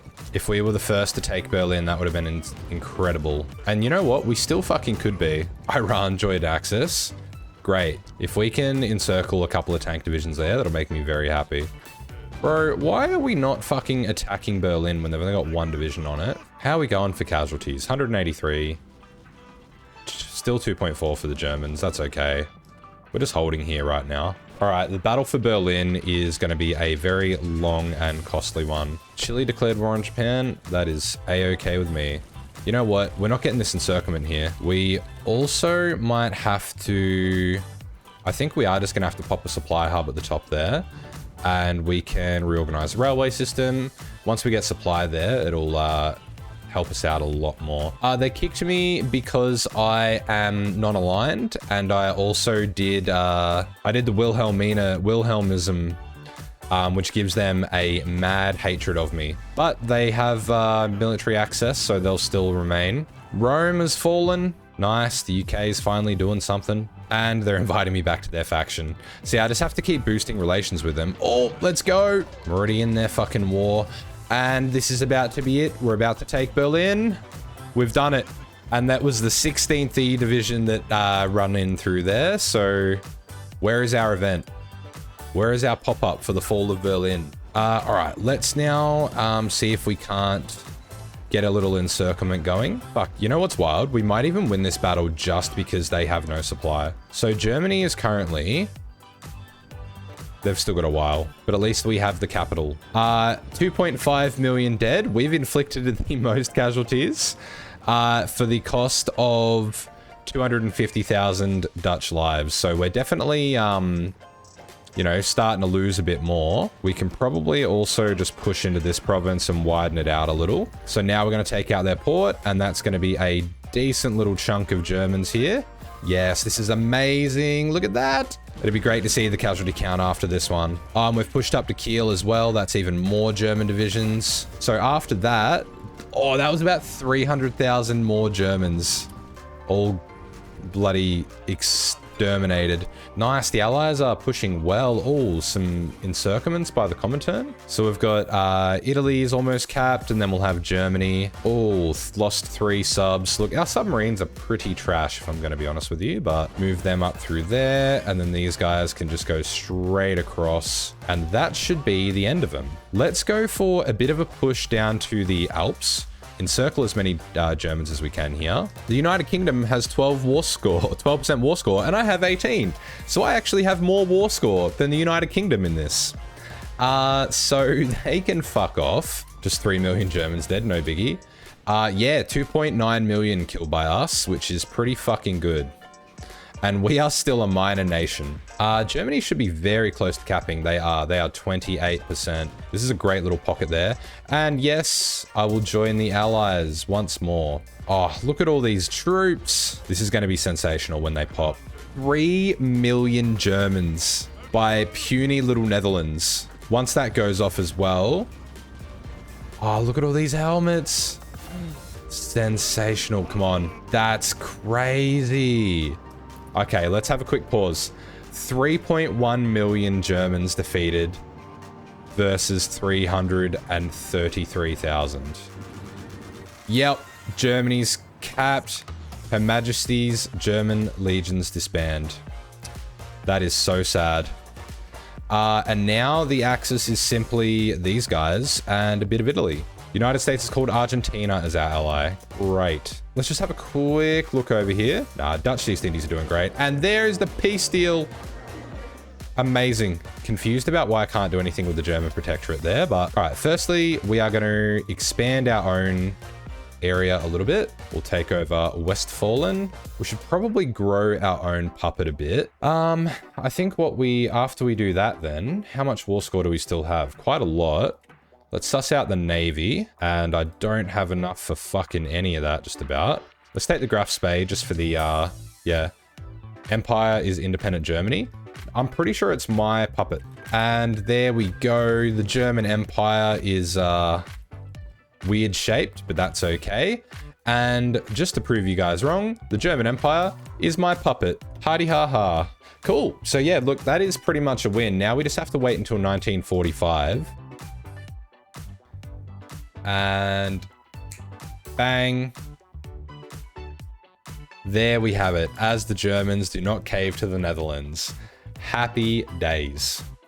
Howdy, y'all. If you guys have been watching my channel for any time at all, you know that I do enjoy taking the piss out of Americans, but that doesn't mean I don't love you guys. I love America. I love the NBA. I love the national anthem. I love apple pie and country music. You know what else I love, which is quintessentially American? Guns. Let's be a quick hand with a big iron because I just shot the cover off my camera, but that's fine. Honestly, the only reason I joke around is because I love you guys. In my culture, in Australia, we insult the people that we like and we are nice to the people we hate. So please take it as a compliment. Also, almost a quarter of you guys are from the US, so it would honestly be negligent of me to not make a video showing you guys how to play the US in Hoi 4. Just while we're here too, most of you guys aren't subscribed. So if you do want to support the channel and help me out, I would really appreciate it. Please consider subscribing. Love you guys. Today, I'll be showing you guys a historical playthrough, my preferred build. I think this works pretty neat in vanilla. So let's get into it. Let me know in the comments if you have any questions or if there's anything you think that I missed, but I hope you guys enjoy and it helps you out, and let's get into it. But first, I want to talk to you guys about today's sponsor, Neon Signs. Neon Signs offer over 10 different types of personalized custom neon lights for you to upgrade your business, home, or office space. If you're a gamer like me and need everything to light up, with 22 colors to choose from, you won't have any trouble finding the perfect design. The sign is super easy to set up and features standoff wall mount brackets for easy hanging. There are a variety of settings and modes for you to choose from, making it even easy to have that 1% rave you've always wanted. Neon signs are UL listed, so they're safe to use, and they offer worldwide shipping, so you can take advantage of discounts up to 50% off when you visit their website, linked in the description. Thank you again to Neon Signs for sponsoring this video. So the US at the start of the game finds themselves in the unique position of being the largest economy by far. You have well more factories, especially in terms of civilian factories, than anyone else in the game. You also are the most easily defensible position out of all the major nations. There's really not many other countries that don't have to worry at all about being invaded by an enemy. So you really are in a position where you can focus almost exclusively on your offensive capabilities. There are, of course, 2 theaters that you will need to fight in, the European theater and then the Asian theater, or the Pacific theater. For the European theater, your main purpose and goal, especially early on, is to support your allies. So that's lend-leasing the United Kingdom and all their colonies and puppets, lend-leasing the Soviets, essentially just making life as difficult as possible for the Axis, slowing them down, and really just buying both the Soviets and the allies, the United Kingdom, time for you to be able to join the war, be built up to a point that you can come over and launch an effective D-Day or, you know, naval invasion anywhere you want, really. In the Pacific or the Asian theater, it's really just about capitulating Japan. You're pretty much the lone power that's fighting them over here. The British, even with Malaya and stuff, they do a piss poor job of defending it. I would really focus on, I mean, not so much the Philippines, it doesn't really have a lot of strategic value, has a bit in terms of, you know, control over these sea zones. But the main thing that you want to be protecting is Malaya, or even, you know, if that fails, Sumatra, because the amount of rubber you need access to, it's really not worth building refineries as the US if you can defend these areas. You know, big gamble being that if you do actually lose Malaya and Singapore and everything, then you're kind of up shit creek in a barbed wire canoe without a paddle, where you will have essentially no source of rubber. Goes without saying, as the United States, you will be a major maritime power. So the Navy is going to be a big focus for us in this game. I will do my best to go through and explain what I'm doing and the reasons why. However, it would also behoove you if you went and watched my couple of other naval guides that I've got. I'll link them in the description below. It'll sort of help clarify things, and I've got a technique of managing your Navy where it kind of puts it on autopilot and makes it a lot easier for you to manage. In terms of the focus tree, the first thing that we need to do is continue the New Deal, and what we are going to go for is the Agricultural Adjustment Act. You can see here that it does have a cooldown, 230 days, before you can go on and continue with the Fair Labor Standards Act and the Federal Housing Act. They reduce and, you know, ultimately reverse the effects of the Great Depression. This is probably the worst national spirit that you can have active as the United States. The consumer goods alone is pretty crippling for your economy. 60% of your factories going to that, reduces your population, your political power as well is huge. At the start of the game, you know, once we select a focus, we'll only be gaining 0.15 political power a day, which is nothing. So to start with, we will go for Continue the New Deal and down to the Agricultural Adjustment Act.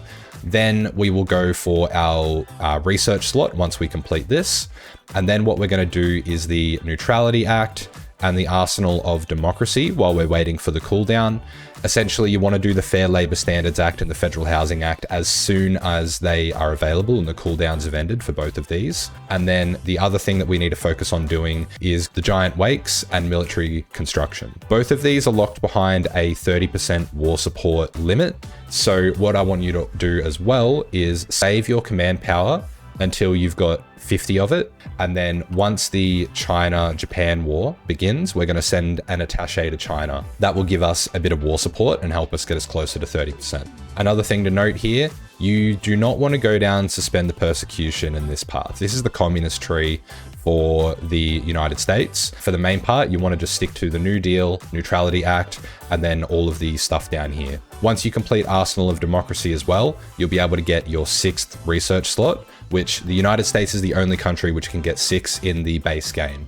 So that is also another point of difference which makes you super strong that you need to get once you're able to. Aside from that, we have the War Plans Division tree, which you can access at any time. I personally wouldn't worry too much about it in a historical game.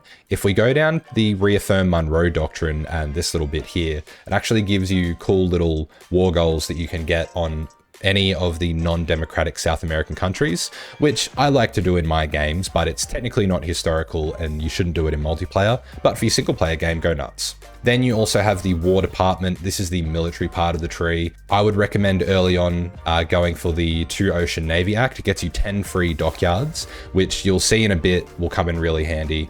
I invest into my Navy a lot more than some other guides I've seen, but I think it will set you up quite nicely and again, give you a lot of benefit and leg up over the rest of the countries. Good focuses to go for in here would be the carrier branch, as well as the amphibious operations. That gets you bonus to transport models. Again, you'll be doing a lot of naval invading as the US, so the bonuses to the special forces doctrine and stuff like that will help. Not something you need to do early, but just be mindful that that's there to do.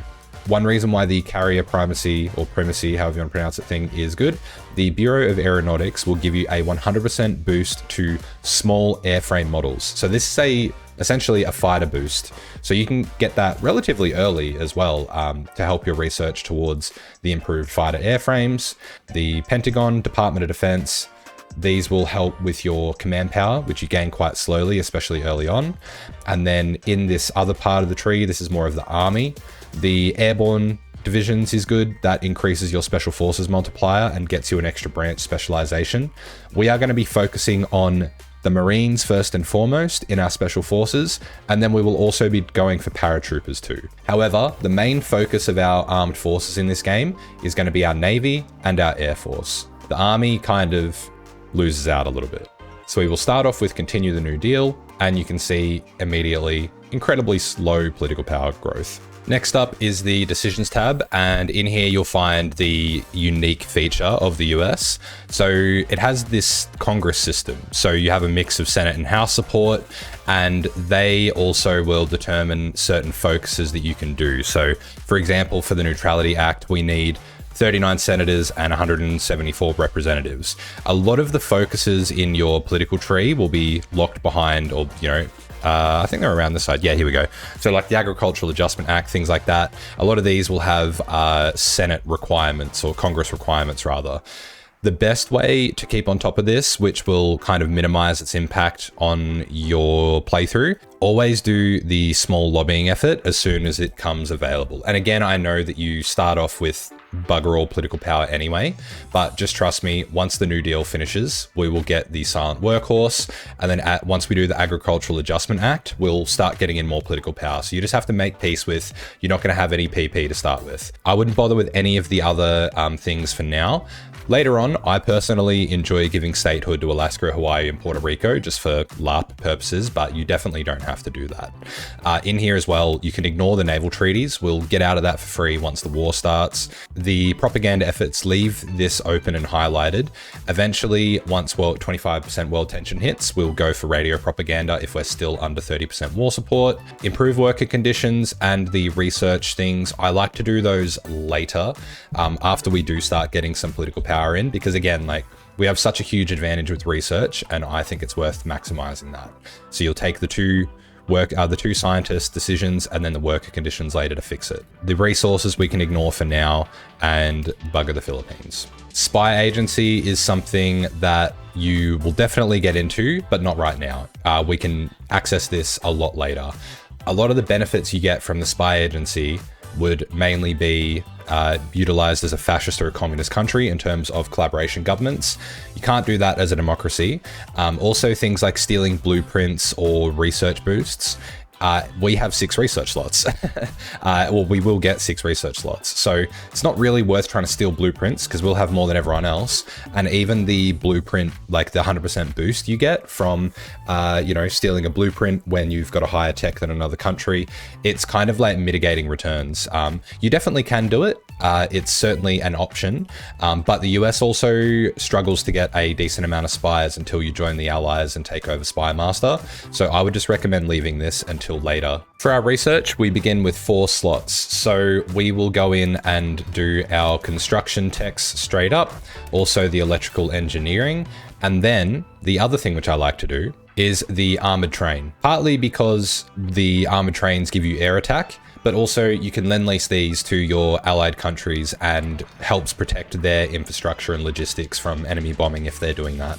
Now, we're about to talk about construction, but just before we do touch on that, the other main negative which the US has at the start of the game is the undisturbed isolation economy law. So you can see some of these penalties here.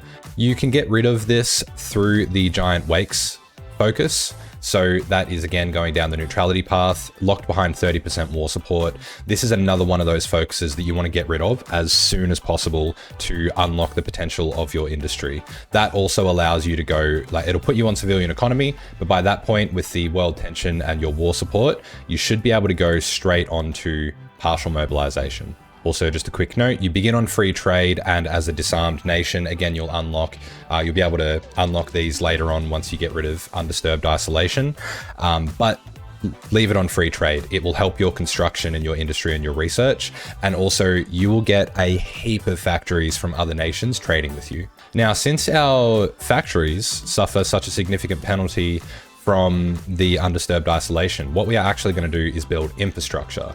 What I want you to do is max out the infrastructure in every single state which has resources in it. So especially starting with the larger ones, but honestly it doesn't matter because I'm going to show you how we're going to make sure this is done pretty rapidly. So the reason for doing this is twofold. Firstly, it helps you build your other buildings quicker later in the game. That'll sort of steamroll. And then also it will give you access to a way larger amount of resources. We are on free trade and we'll be on free trade for a lot of the game. We will get more civilian factories from having more resources available to trade out and countries trading with us. Now, again, you're probably looking at that and thinking like, oh, that's going to take a significant amount of time to build. Yes, I will show you once we have completed it all what the timestamp in game is. I think you'll be surprised. But what we are going to do to help that way along is utilize the international marketplace, take all of your divisions and simply just delete them. For our production, this is how I want you to set it up. So just put a line of carrier naval bombers and carrier airframes, but no factories on them. We are not going to be building these right now. One factory on trains, trucks, support equipment. I like to collapse these to make it a bit easier. And then one factory on anti-aircraft and artillery. And then we'll have 5 factories on our military equipment. And then you can kind of queue up the production of our factories to go onto these types of equipment. So I like to put queue up 5 on our artillery, just 3 to 5 on your anti-air, 25 for your guns. Take your support equipment up to 5, your trucks up to 5, and your trains up to 5. This is the easy setup way. I will actually usually stagger these up a little bit just to kind of increase my production across all of them a bit more evenly. And then throughout the game, we're also going to have 2 factories on our naval bombers and 1 factory on carrier aircraft or carrier fighters. So that's how I'll set up my production for the land equipment. For our Navy, again, set it up like this. Basically, complete the production of all of the queued up destroyers, and then move your heavy, like your cruisers and your carriers, all the way to the bottom of the queue and have them set to complete. Again, put them in this order.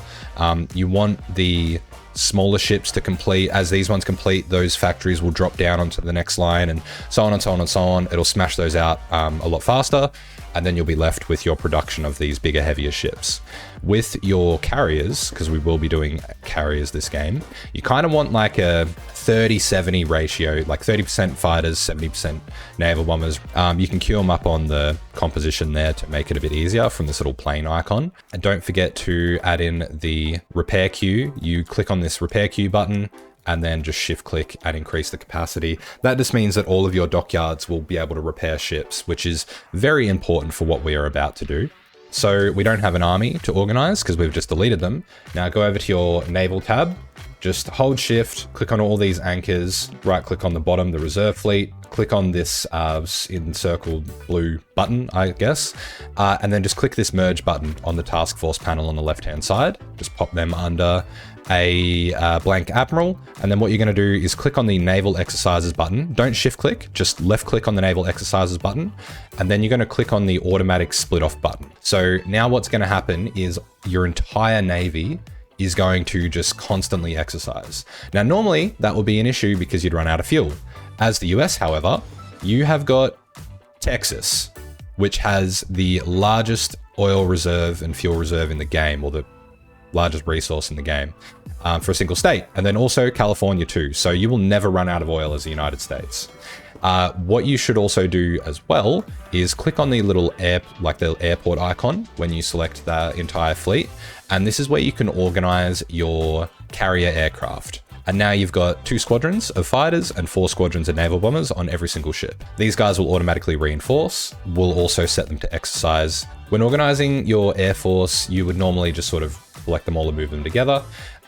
This way it brings them, brings all of the ones that aren't on your carriers as well. But you can also click on this air button up in the top right and just sort of hold shift and left click on the ones that you want to select, because you'll have planes in the Panama Canal and Hawaii and stuff. You can also see by this icon that these air wings are the ones on our carriers. So we want to leave them untouched and then just have them exercise until they're completed. Now that is almost all of our setup. What we're going to do is just pop up to 4-speed for a minute and just play the game. So now that the game has begun, you can come over to your Navy and set your air wings on your carriers to exercise, so they'll be full veterancy. Your air wings too, once they all join together in California, just merge them. And now for the little trick with the international market that I was telling you about. At the start of the game, there is essentially nothing on the international market. No countries are selling anything. So if you've got equipment to spare, which you'll remember we do because we disbanded everything, what I want you to do is go through and every single piece of equipment, even these close air support planes, the single truck we have, we could probably leave the anti-aircraft guns or whatever. And then with your convoys, look, just add like 300 of them maybe. And then let's just say half your trains. All of this equipment is going to be in really high demand from the minor nations in the game. And because there is no other equipment on the market, we can set the price of this equipment to high, increases it by 25%. So when you are adding it, you can see you can click this select all button. So just keep doing that for your infantry equipment, support equipment, whatever. And we will click add. And then now we will play the game and we will see how many we get. Look at that. Instantly, we've got 4 requests and this will just keep on flowing in. To make your life a little bit easier as well, rather than having to accept every one of these purchase requests, you can go into the international market, click on market options and auto purchase request. Auto accept purchase request, I meant. So essentially then as the contracts come in, you can see the number here filling up. They will just automatically pop up here. And this is going to give us a pretty significant boost to our infrastructure being constructed. There's not really a way to easily quantify it because things like the benefit you get from selling the equipment will instantly get consumed. But yeah, trust me when I say I've tested this and it can wipe like, I think 4 to 5 months off the construction time for all of this infrastructure sometimes. So yeah, it's quite strong. If we hover over the economic capacity surplus here, you can see that these are all the benefits that we're getting. We can actually see that we are getting this bonus to the top production line and that trickles down to each of these as well. First focus done. You want to go straight onto WPA and then Agricultural Adjustment Act. We now have 160 political power. So we're going to come in and take the silent workhorse. And like I said, just keep doing the small lobbying effort every time this pops up. Once our first few research techs are complete, what you want to do is continue on with things like mechanical computing, the first level radio. Also, we're going dispersed industry for this build too, but just keep going down your construction techs here. So we'll start off with mechanical computing. Again, the research speed is super helpful here. If we go into the international market and click on sell equipment, you can see here what equipment we currently have available for sale. So look, none of our trains have moved, some of the convoys, and most of our all of the guns that we had up are vanished. They've all been sold. What you want to keep doing periodically is just going into the add equipment section and just add in any of the guns. Look, even the artillery as well, they seem to be selling quite well. Chuck on the, we'll do the trucks and the anti-aircraft guns, just the things that you find that are moving quite quickly. All the support equipment's gone. And then that should get snapped up almost instantly, especially the infantry equipment. Also, whenever you get any of your ships deploy, just add them into the main task force that's training. And at this point, we've got 150 naval XP. So what I want you to do is come into the Spirit of the Navy. In the central line, you want to go for naval refit yards. This is going to increase both the refitting speed and our repair speed. Finish off the WPA, straight onto Agricultural Adjustment Act. This is going to help us out hugely. You can see right now, we're getting 0.08 political power a day. We'll come back and show you again once this is complete. Also, with this next batch of political power, the financial expert is an excellent one to get here. So I should have showed you first. We had about 68 or 69% or something consumer goods. So that's going to go a long way to helping get our industry working early. The AAA is almost done, just to show you guys the effect it will have. Okay, didn't demonstrate as well as I would have liked. However, a lot of the super significant penalties that we had there have been reduced. Now we'll go for our research slot, and you can see it's still a low amount of political power, but before it was essentially nothing, and now we're at least getting half of a political power a day. So look, slow increases with the USA. One thing I forgot to mention as the US, as you are a huge producer, your MIOs will absolutely, like the pop-ups will drive you bananas. So you hold left shift and you can queue up all of the upgrades so that they'll automatically apply. You can pretty much do whatever you like for the majority of these. The only one I would recommend, I guess, looking closely at is the battle line ship builders, just because this will play into our strategy of AA battleships. So the first thing you want to do is just anything which is going to give your ships anti-air. So this one here, essentially just go straight down this line. You need all of these. May as well chuck extra armor, and then we'll pop these two last. We've got 200 Navy XP now, and it's only July 1936. I've not done any doctrines or anything, so we can have a look at ship refitting. I actually have a video discussing this already at the end of my Everything You Need to Know About the Naval Designer video. It goes through how to refit AA battleships in a bit more detail, so feel free to refer back to that. I'll link it in the description. However, I'm just going to give you guys a quick refresher now too. You want to select your task force of our entire Navy. You want to come down and just make note of the names of the classes of ships that are our heavy battleships at the moment. That's the Pennsylvania, the Colorado, and the New York. Go into the production menu, and then you want to click Show Outdated Equipment. And then we're going to come down, let's start with the Pennsylvania. With the Pennsylvania, just make note of what it's going to be called when you do upgrade it. And then we are going to go through and increase the air defense, swapping out any secondary batteries for the dual purpose batteries. That gives us extra AA, as you can see on the right here. But literally every module that possibly can, we're going to swap it onto AA or the... I actually do like the dual purpose batteries here when you have use, like when you have access to them. The only things we're not going to change are any like heavy gun battery modules. We're not going to change the engine or the armor. The reason being, changing all of the other smaller modules doesn't really take that much time when you're refitting them. But if you want to refit the engine, armor, or guns, it's going to add a significant amount of time to the time that will take. So once you've completed that, just click save. And then we can come in here, make sure you select the corresponding ship type, so the Pennsylvania class. This little yellow arrow here, click on that, click on the Pennsylvania, select your MIO, and it will take 83 days to refit. Click OK, and that will take it out of our task force, and then just do the same again with the remaining two types, so the New York and the Colorado. Good example here, if we were to try and refit the New York class into the Pennsylvania class, for example, it's going to take 505 days per ship. Whereas our New York class, which is corresponding with, you know, the engine, the armor and all that jazz, it's only going to take 85. You can also see here now at the bottom of your production queue, you've got all of the production lines for the refitting of ships all lined up there. Also, I'll give you a bit of an idea of the methodology too of having these AA battleships. Essentially in a, I guess, naval air combat, the naval bombers target the largest ISC ships first. So it's 99% of the time is either going to be battleships or your carriers. So by having these ships be really high in anti-air, you're pretty much going to shred the enemy naval bombers, whether that's from enemy carriers or land-based naval bombers, as they try to attack your fleet. Meanwhile, all of the other smaller ships below it, anything with a value lower than what the heavy ship ISC is, doesn't really need to worry about putting any anti-aircraft on it, which is going to save you production cost in the long run. You can build more ships, all that jazz. So I'll give you a quick flash through of the starting templates I use for all my different types of ships. So I'll keep them on screen for a couple of seconds, just pause it, take a screenshot, copy it down, just so we'll keep the video going. So this will be the main template I use for my AA battleships, especially to begin with from the start of the game. This is for the submarines. These are for our light cruisers. They've got a bit of spotting on them here, which will help us detect enemy surface fleets as well as enemy submarines. We've got some heavy cruisers here as well. So again, it's just really about having the heavy attack. Our carriers, we're essentially just stacking as much hangers as we can on there. Right now, we can't afford to add any extra armor, but we'll add that on later.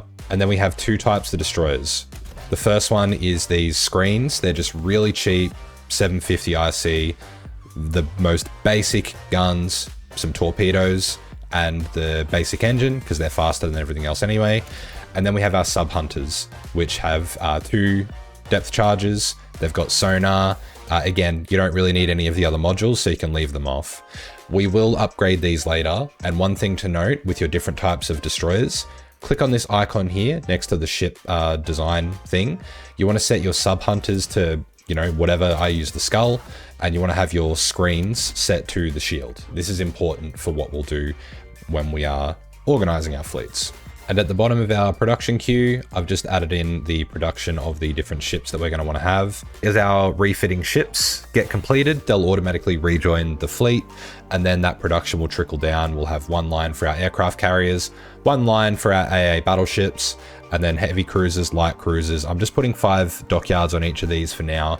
As we get more dockyards later, we'll increase our production to be sort of maxing that out. But yeah, that's pretty much all you need. Just 1 line on each of them. To be completely honest, you could go the whole game in single player without building another battleship or heavy cruiser. Really, I know I quite enjoy the Navy and I like building it. So you can do that yourself or not, up to you. Just jumping back into the international market. Looks like our guns aren't really moving at this point. So what we're going to do is we are just going to cancel all of the equipment that we've put up, and we're going to add it back in. But this time we're going to set our price just to normal, and that should again keep selling and be adding stuff back into our market. I forgot to add. God damn it. Much better. One thing which will also help you with the Congress, once you complete the Agricultural Adjustment Act, in the Decisions tab, you'll get the option to pay farm subsidies, which will increase your consumer goods by 5% for 90 days. But as the US, you are such a huge economic powerhouse, it doesn't really affect you. So I would keep doing the lobbying effort and farm subsidies until you've got complete control of the Senate and the House. Then I would drop off the lobbying effort and just keep doing the farm subsidies to maintain your control. Now we've got our 5th research slot. We can do the Neutrality Act because the Labor Standards Act still has a little while to go before we can take that. Now we've done all our ship refitting as well. You're going to be absolutely churning out the Navy XP. So first thing I like to do, so I don't forget it later, is I will replace the Bureau of Ordnance. That's a real historical thing, by the way. You should look it up if you're interested. Replace that with efficient communications. Positioning is one of the more important, I guess, statistics, or it's kind of like org for your ships in a way, kinda. Maybe not, but look, org is important, so you want to swap onto that. I also like to get the integrated air arm, or even signals training. Again, maneuvering, coordination, they're both very helpful. And then once that's completed, then you want to be going for your base strike doctrines. Focus on the carrier stuff first. Well, I mean, it doesn't matter. You'll do it before the war anyway. And you can also complete the entire Marines Special Forces doctrine before the war even begins. Once the election of 36 pops up, you want to go for the Democrats. 4 more years. Kind of funny. It gives you the infrastructure construction boost, the infrastructure boost now. Look, to be honest, it is what it is. We have almost finished our infrastructure building, so you want to take the Democrats because that keeps FDR in. Also, a rare time where I would actually recommend going for the basic fire control module. You can add that onto your ships and it will increase their anti-air as well as other hit chances. When you're researching stuff as the US, you got to keep in mind, we are not going to be at war for 5 years, not till 1941. So a lot of the techs, like our artillery, infantry equipment, tanks, all that stuff, you can kind of leave that for a while because, again, we'll have 6 research slots. You can catch up on it very quickly. However, you want to have your naval techs up to date early because they take much longer to build, and the sooner you can be building a superior navy, the more of it you'll have and the better off you'll be. So things like the active sonar is a really good one to research, or the depth charge throwers even for your like your screening or your escort destroyers. Even the heavy battleship hull, that will get you more modules that you can stack more anti-air into. Once you've got 50 Navy XP, you should be using it for all these different boosts to speed up this research where applicable. And even in this tree here, which most people I would say probably ignore, Go for your damage control, your fire control, increase your torpedo attack and damage and stuff. Even your light and heavy attacks. Not super important to do, I guess, this stuff early. You want to make sure that you're getting the modules such as sonar, depth charges, armor, and also in the engineering, you want to come down to this level of radar to get the radar on your ships too. Occasionally, you'll get these decisions pop up where if you build a certain type of factory in a particular state, you will get more government or Congress support. So Senator from North Carolina offers support if we build a military factory there. What I like to do is, this is where I'll start trickling into military factories. So we'll find North Carolina. See, I know US geography. Hold left control and left shift. Click on the state, and I'll just add the max level of, or the max number of military factories to the top of the queue to build that. Again, we have so many lines of civs. The infrastructure will still complete, no worries at all. One thing you can also see here, by getting the Democrats for another 4 years, we've lost a lot of the House support. So again, you want to be taking that, the small lobbying effort, the farm subsidies, just get that control back up again. The Neutrality Act is completed, and we will go straight onto the Arsenal of Democracy, and at this point we're trying to get our 6th research slot. Now from that too, we got a big chunk of political power to play with. A couple of things you can do in here. You could go for the war industrialist if you want to start going smack bang into your dockyards and mills right now. That's perfectly fine. I personally enjoy going and getting the German scientists and the Italian scientists. That does reduce our stability by a bit, but then we can just go ahead for the improved worker conditions, and we'll get the vast majority of that back. And then that means that we've gone from having 17% research speed bonus to 27%. So we're getting a quarter bonus already, and it's not even the end of 1936. Once again, another pop-up for support. Not gonna lie to you, didn't even realize that Alabama had a connection to the ocean. Arsenal of Democracy complete, and we can go for our scientist haven. So what we're seeing here as well is part of the reason why it's really not worth withdrawing from the treaties or worrying about this at all. So the escalator clauses go through occasionally, and this is going to increase the maximum IC limit, I guess, of the size of the ships that we can build. So once this passes, and we'll research, our armor's completed, we're about to finish a couple of other things, then we can go ahead and update our templates. For example, with our carriers, we now have an extra 1,000 capacity. So we can just add on, look, it's only one level of armor, but it does add up.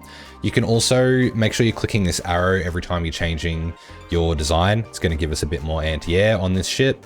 Not heaps, but again, every little bit adds up. We've just completed our other research slot focus, and the Labor Standards Act is up. So again, immediately take that. From here, the aircraft techs are also still a little bit out of reach, like ranged improvements would be worth going for now.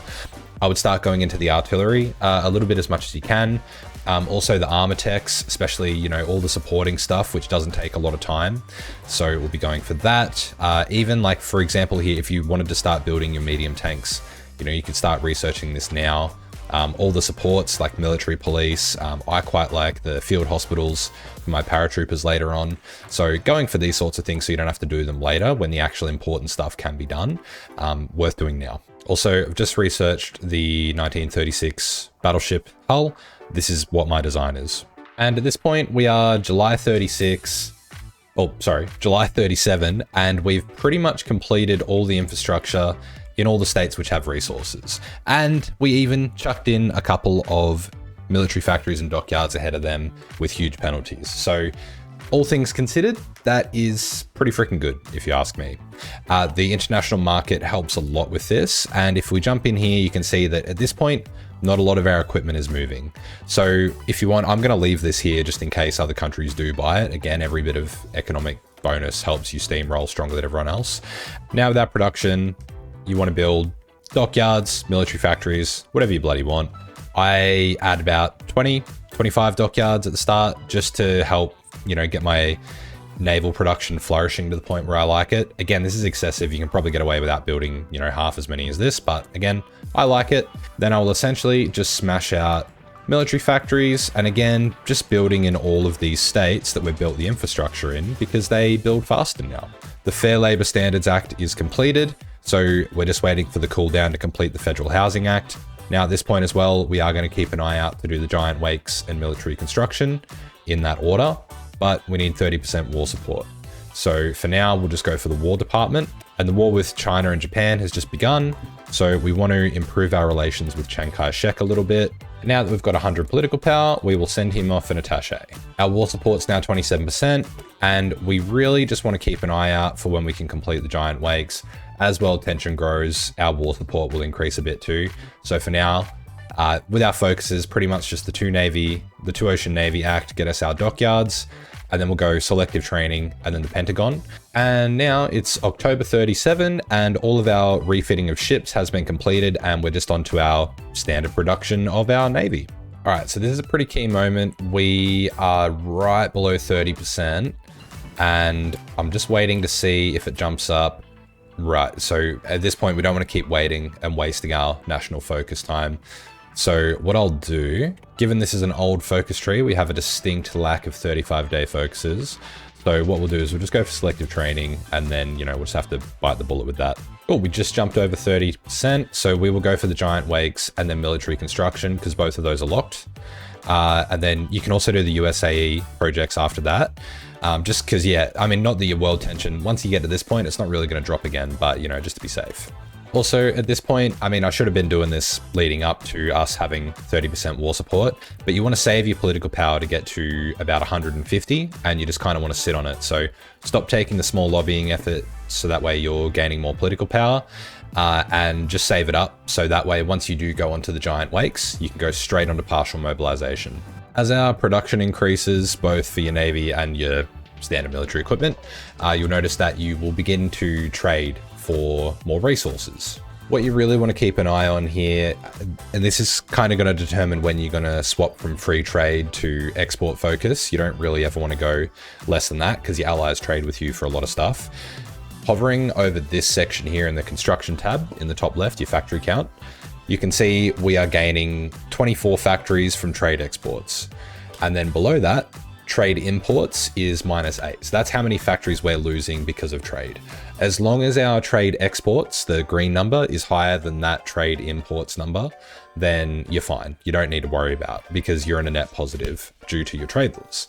Once you get to about even, or, I probably would go maybe like 5 to 10 factories in the red, that's when I'll look at dropping down to export focus in our economy law. So at this point as well, halfway through 1938, it's about 300 days out from the Engines 3 being completed. We're going to go ahead and start researching those. And then when our next module's complete too, we'll go for the improved small airframe. Now we have our 150 political power. Again, probably could have done this 100 days ago. We've got 6 lines of factories going. And then when we go over to partial mob, it's going up to 7. So an extra 15 factories essentially working away for us. Worth noting too, once you can, again, about this point, go for your engineers. We're going to be using flame tanks a lot in this game. So definitely get that. All right, we can go on to the Federal Housing Act, which is going to completely remove the Great Depression, which, it's like America becomes free. Truly free. Now we'll go through how to set up your task forces to automatically reinforce. So first things first, split off your submarines, put them into their own theater. And then what we're going to do is divide them into 10 separate task forces.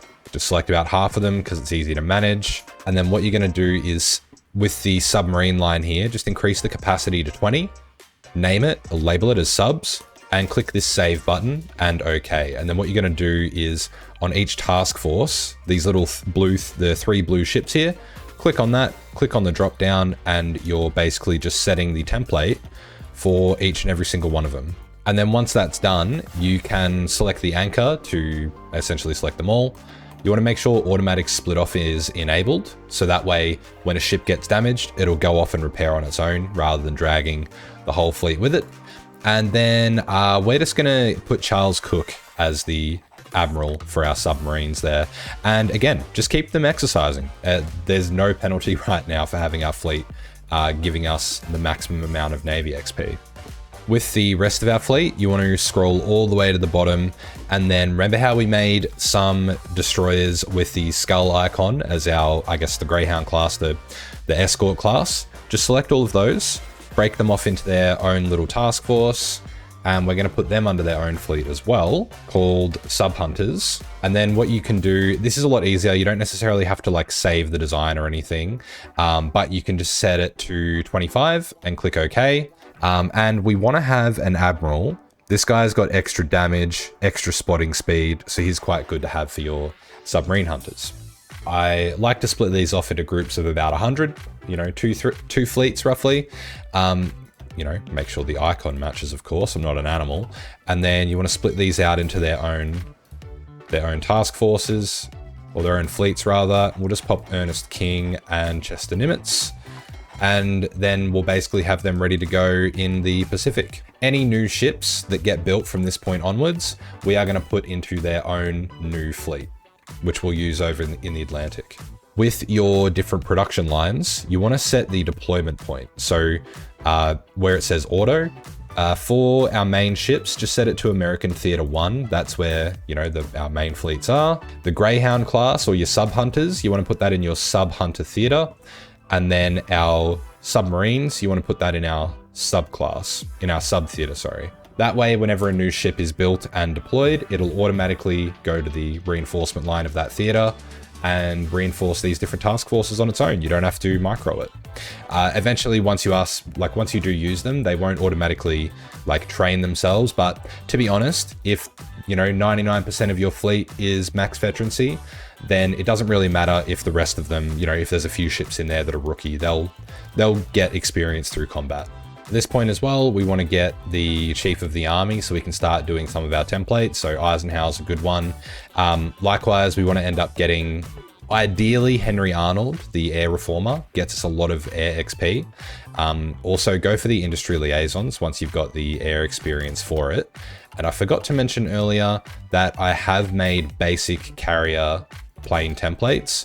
To be honest, this one was all I could make at the time, but just chuck some armor plates on, Grumman, a couple of heavy machine guns, armor plates, engine 2, very basic. You don't have to worry about range with your naval aircraft. And then our torpedo bomber is literally just torpedo mountings and the engine, and that is all you need. Now we've pretty much finished everything in this tree that we want to, at least for now. So what I'd recommend, again, come over here, probably the Pentagon ones, the air war plans. If we were better prepared, we would have gone down a bit more of these earlier, but we kind of were doing the focuses as they were able to be done. So I don't think we've done too badly. From this point, I'm not really going to focus on the, the political focuses anymore. You kind of have freedom to do what you think is appropriate for your playthrough. I will design my templates and then I'll flick through them all so you can have a look. Same as the ships, I'll leave it on screen for a few seconds for you to take a screenshot.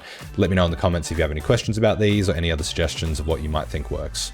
Standard infantry, 21 width, the old faithful 1 artillery. We've also added engineers, support RD and AA. The National Guard, or I guess just like the Reserve Infantry Division, just 20 width straight infantry. We'll kind of just be using this to hold front lines, not really do that much. Our Marines, I like 30 width, just with 2 lines of artillery. We've also added Pioneers, which you get from the 1st Special Forces Doctrine in the Marine area. Then we've got artillery, AA, and look, pretend this is flame tanks. I don't have that unlocked yet. This is my tank division, so yeah, pretty much kind of maxing it, 34 width. Ignore the organization. We've done none of the land doctrines, so this will increase over time. The motorized will swap out for mechanized when we can build it. You can also substitute the AA for artillery if your enemies aren't really using enemy CAS. Garrison Brigade, this is going to be for our island defense in the Pacific, just ports in Europe where we invade to cover make sure we're not getting naval invaded behind. Very simple. Also, this is our garrison template, so yeah, just 16, 20 cav, MPs, you know the drill. Haven't unlocked paratroopers yet, but essentially with those, I just go 20 width with engineers, artillery, and AA, because I actually like to use paratroopers, which can fight. Around now, I'm going to start training up some infantry divisions as well, and we'll create our spy agency. With our spy agency upgrades, I always start off with S-Pills, then I'll go on to the forming department, local training centers, and then maybe just invisible ink and interrogation techniques. If you are going to be going for blueprint stealing, you'll want to do that tech as well. Otherwise, just going down your cryptology and completing the machine-assisted decryption ones are very helpful. At this stage, we've completely completed our Marines doctrines. I'm also going to be going into paratroopers this game and maybe mountaineers as well if I can be bothered. They're good for your special forces. We've researched engineers level 2, so now we're going to make ourselves a flame tank just using the basic medium chassis. What you want to do is have the one-man turret, flamethrower, dozer blades. That just gives you one entrenchment. Make sure you click the drop down to set it to the flame support company. And then with my tanks, they're going to have a speed of 8 kilometers an hour. So just make sure that your base speed for this is 8 kilometers an hour. In terms of production, look, 5 will be more than enough, but we can drop it down to 3 later once we have a decent amount. This will only be going on our special forces and especially our Marines. Just to run through our doctrines of what we're going to be using, we'll be going down battlefield support for our air, base strike for our navy, and superior firepower for our infantry. Mobile warfare also works really great as well. If you do want to take that, go down the blitzkrieg side and then modern blitzkrieg. This is going to be our baseline tank design that we're going to be using. We'll upgrade this once we get to the next tier of medium tank chassis. Just having a quick check in on our factory count, 163 at this point of May 1939. We are currently gaining 34 factories from trade, and we're putting out 26 factories for our own trade. So still on the positives right now, about 8 factories in surplus, so not too bad. Once you get your spy agencies to the point where you can decrypt ciphers, I would prioritize it with Japan, and then go for Germany and Italy and the others. Don't forget that as you're researching the naval techs to be utilizing the XP spend for the huge research boost, you're saving like 100 days on these techs, so well worth doing it. When this event pops up, you should always go for demand compensation, because Japan will agree and you'll get a nice little bunch of political power for it. It does take a while to get political power as the USA, especially because I am giving statehood to Alaska, Hawaii, and Puerto Rico, which, look, you shouldn't do if you are really trying to min-max it. I just do it for fun. But the next advisor you could get would either be the war industrialist, Henry Stimson. I, however, am going to save up and get 200 political power and then get the air reformer for the extra air XP, because we all know that air is the most important thing in HOI4. In these early years before we hit the war, and you notice that you're capped out at 150 command power, make sure you come in and you're recruiting yourself a new general every now and then, because later on, you're very likely to need them. And Germany's declared war. Rest in peace, Poland. Right now, we're doing the focused tank experiments, gets us 100% research boost for armor technology. Based on that, I'm currently researching the 1940 medium tank because it's got quite a minor ahead of research time penalty. That means that we will be able to apply that 100% bonus to the 1943 mediums later on, which is going to be far more valuable than just getting the 1940 tank. We've now researched the improved small airframe as well as engine 3. So I'm going to flick through now our updated designs. And again, these are going to sort of form our base. For our small fighter airframe, you just want to go 3 modules of quad heavy MGs, engine 3, armor plates, self-sealing tanks, and extra fuel tanks. Use the North American Aviation designer as well. For our small airframe CAS, just triple bomb locks, engine 3, dive brakes, armor plates, and extra fuel tanks again. For the carrier fighters, again, 3 modules of quad heavy MGs, engine 3, armor plates, self-sealing tanks. You don't need to worry about range on your carrier fighters because their range is just going to be, like, range is irrelevant on these guys. So don't have to put that on, and that is fine. And then for your carrier naval bomber, I've got the medium torpedo mounting, which is the upgraded version of the torpedo. Again, engine 3, armor plates, self-sealing tanks, and a heavy MG defense turret, which you could also honestly do without. This is relatively new for one of the recent updates, but to upgrade the torpedo capability of your planes, you research these technologies here. Well, the phony war's over, and the League of Nations is over, Luxembourg is over, and France's resistance is over. Oh, the AI is snaking to Paris. Well, not so much a snake, but still. One thing as the US that you'll need to do once the war starts, especially as France capitulates, which will they do it right on cue? No, it appears they won't. Oh, well, there we are. Yes, so one thing you'll need to do, especially as France capitulates, is the aid Britain decisions in your decisions tab. So usually starts with the correspondence with former naval person, and then different things will pop up as well as you complete that. So just keep an eye out, have them marked, especially, you know, we will fight them on the beaches, the different speeches and stuff like that. You need to have those done. It really helps out Britain and also gives yourself some nice bonuses as well, sends them a bunch of equipment, and then the old arsenal of democracy that will pretty much remove your consumer goods factories for a while and increase your war support, which is very helpful.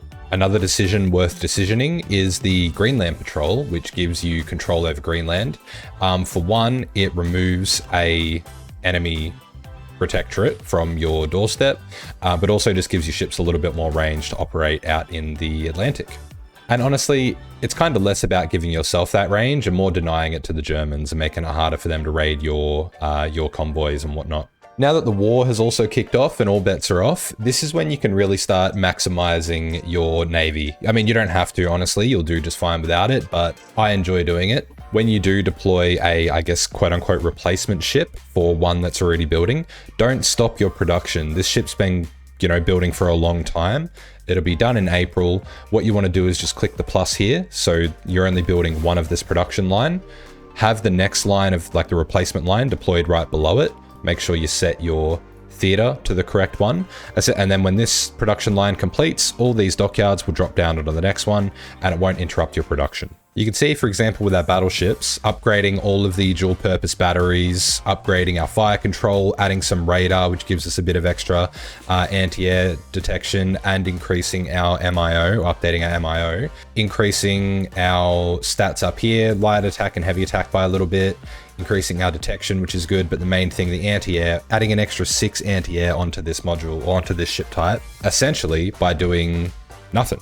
And if you really wanted to, you could refit any other of these battleships that you'd built if you like, but not super necessary. So eventually, your production lines will look like this. What you should be also doing at this point in time is sending lend leases to the UK. So we've got quite a lot of tank support equipment, guns, pretty much everything. They've got, at this stage, likely a deficit of a lot of equipment. So especially if you're in a multiplayer game, you just want to be communicating with them and just sending them what they can afford in terms of their convoys. And send them your old stuff, of course. Don't go sending them all your new shit. You can see up the top of your proposed lend lease what the convoy cost is going to be. So just chat with your player, because if you send this and they accept it and they're trading a lot of resources, which they likely are, it'll mess up all of their production. So you might need to reduce some of this equipment down a little bit just to be able to fit inside of their convoys that they have available. At this point, we're Jan 1940. I've got a whole army of standard infantry on our west coast, as well as our Marines, and then the Filipino troops in the Philippines doing their garrison there. We've also got 2 armies over on the east coast ready to go for the Europe theater. We really need to be training some garrison divisions, which are just, you know, 10 width, engineers are optional. And then we are going to be garrisoning all of our islands. We want to have at least 2 to 3 divisions per island, just to make it harder for the Japanese player to be taking them from us without, you know, we don't want them to have anything for free. And then we are also going to put our garrisons to cover any new islands that we capture when we're counterattacking.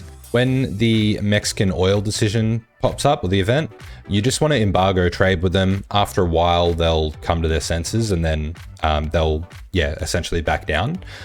If you're just playing a fun game on your own, you can go for the bottom option, which will give you a war goal against Mexico, and then you can invade Mexico and take them over. That's obviously not historical, so don't do that in multiplayer. So we'll follow the historical path here. Once you get your first level of mechanized, if you've got the XP for it, then you want to chuck a few points into the production cost to reduce it down to 5. Just makes these a little bit cheaper. And honestly, the reliability still being 68-70%, that is perfectly fine. See, Mexico's back down and we can trade. Also, Japan has taken to their naval invasions here, so we will see how much longer China can hold out.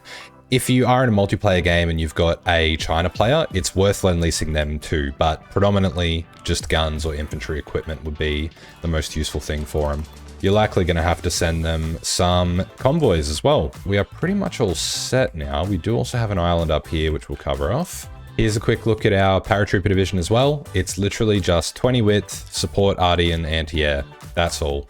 Now that we have our paratroopers as well, we're going to start building some transport planes. And fun fact, you can actually chuck an MIO on these guys. So we'll put Boeing on there.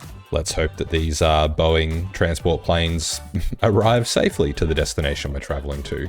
We're also going to build some heavy fighters. So we're going to go for 2 modules of quad heavy MGs, 1 module of twin heavy MGs, double engine 3, self-sealing, extra fuel, and armor plates.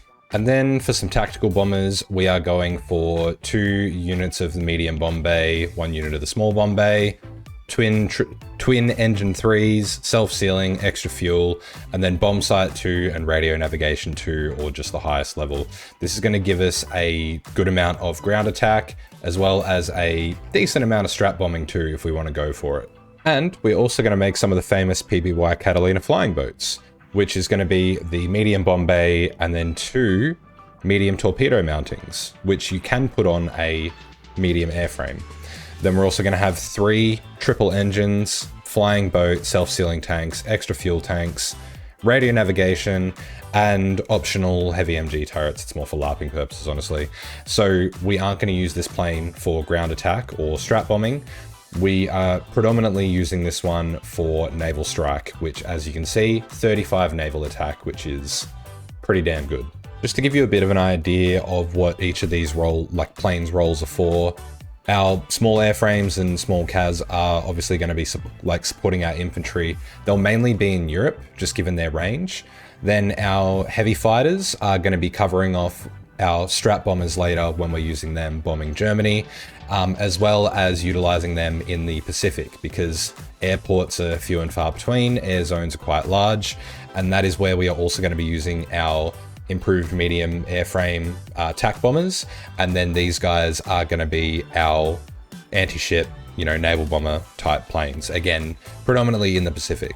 You can use small airframe torpedo bombers in Europe if you want. Again, you get a lot of airports closer to the sea regions, so it can be worth doing here, but not super necessary. Your Navy should sink everything anyway. We're at August 1940. Around this point, halfway through 1940, is when you want to start building up some of your infrastructure in the Pacific.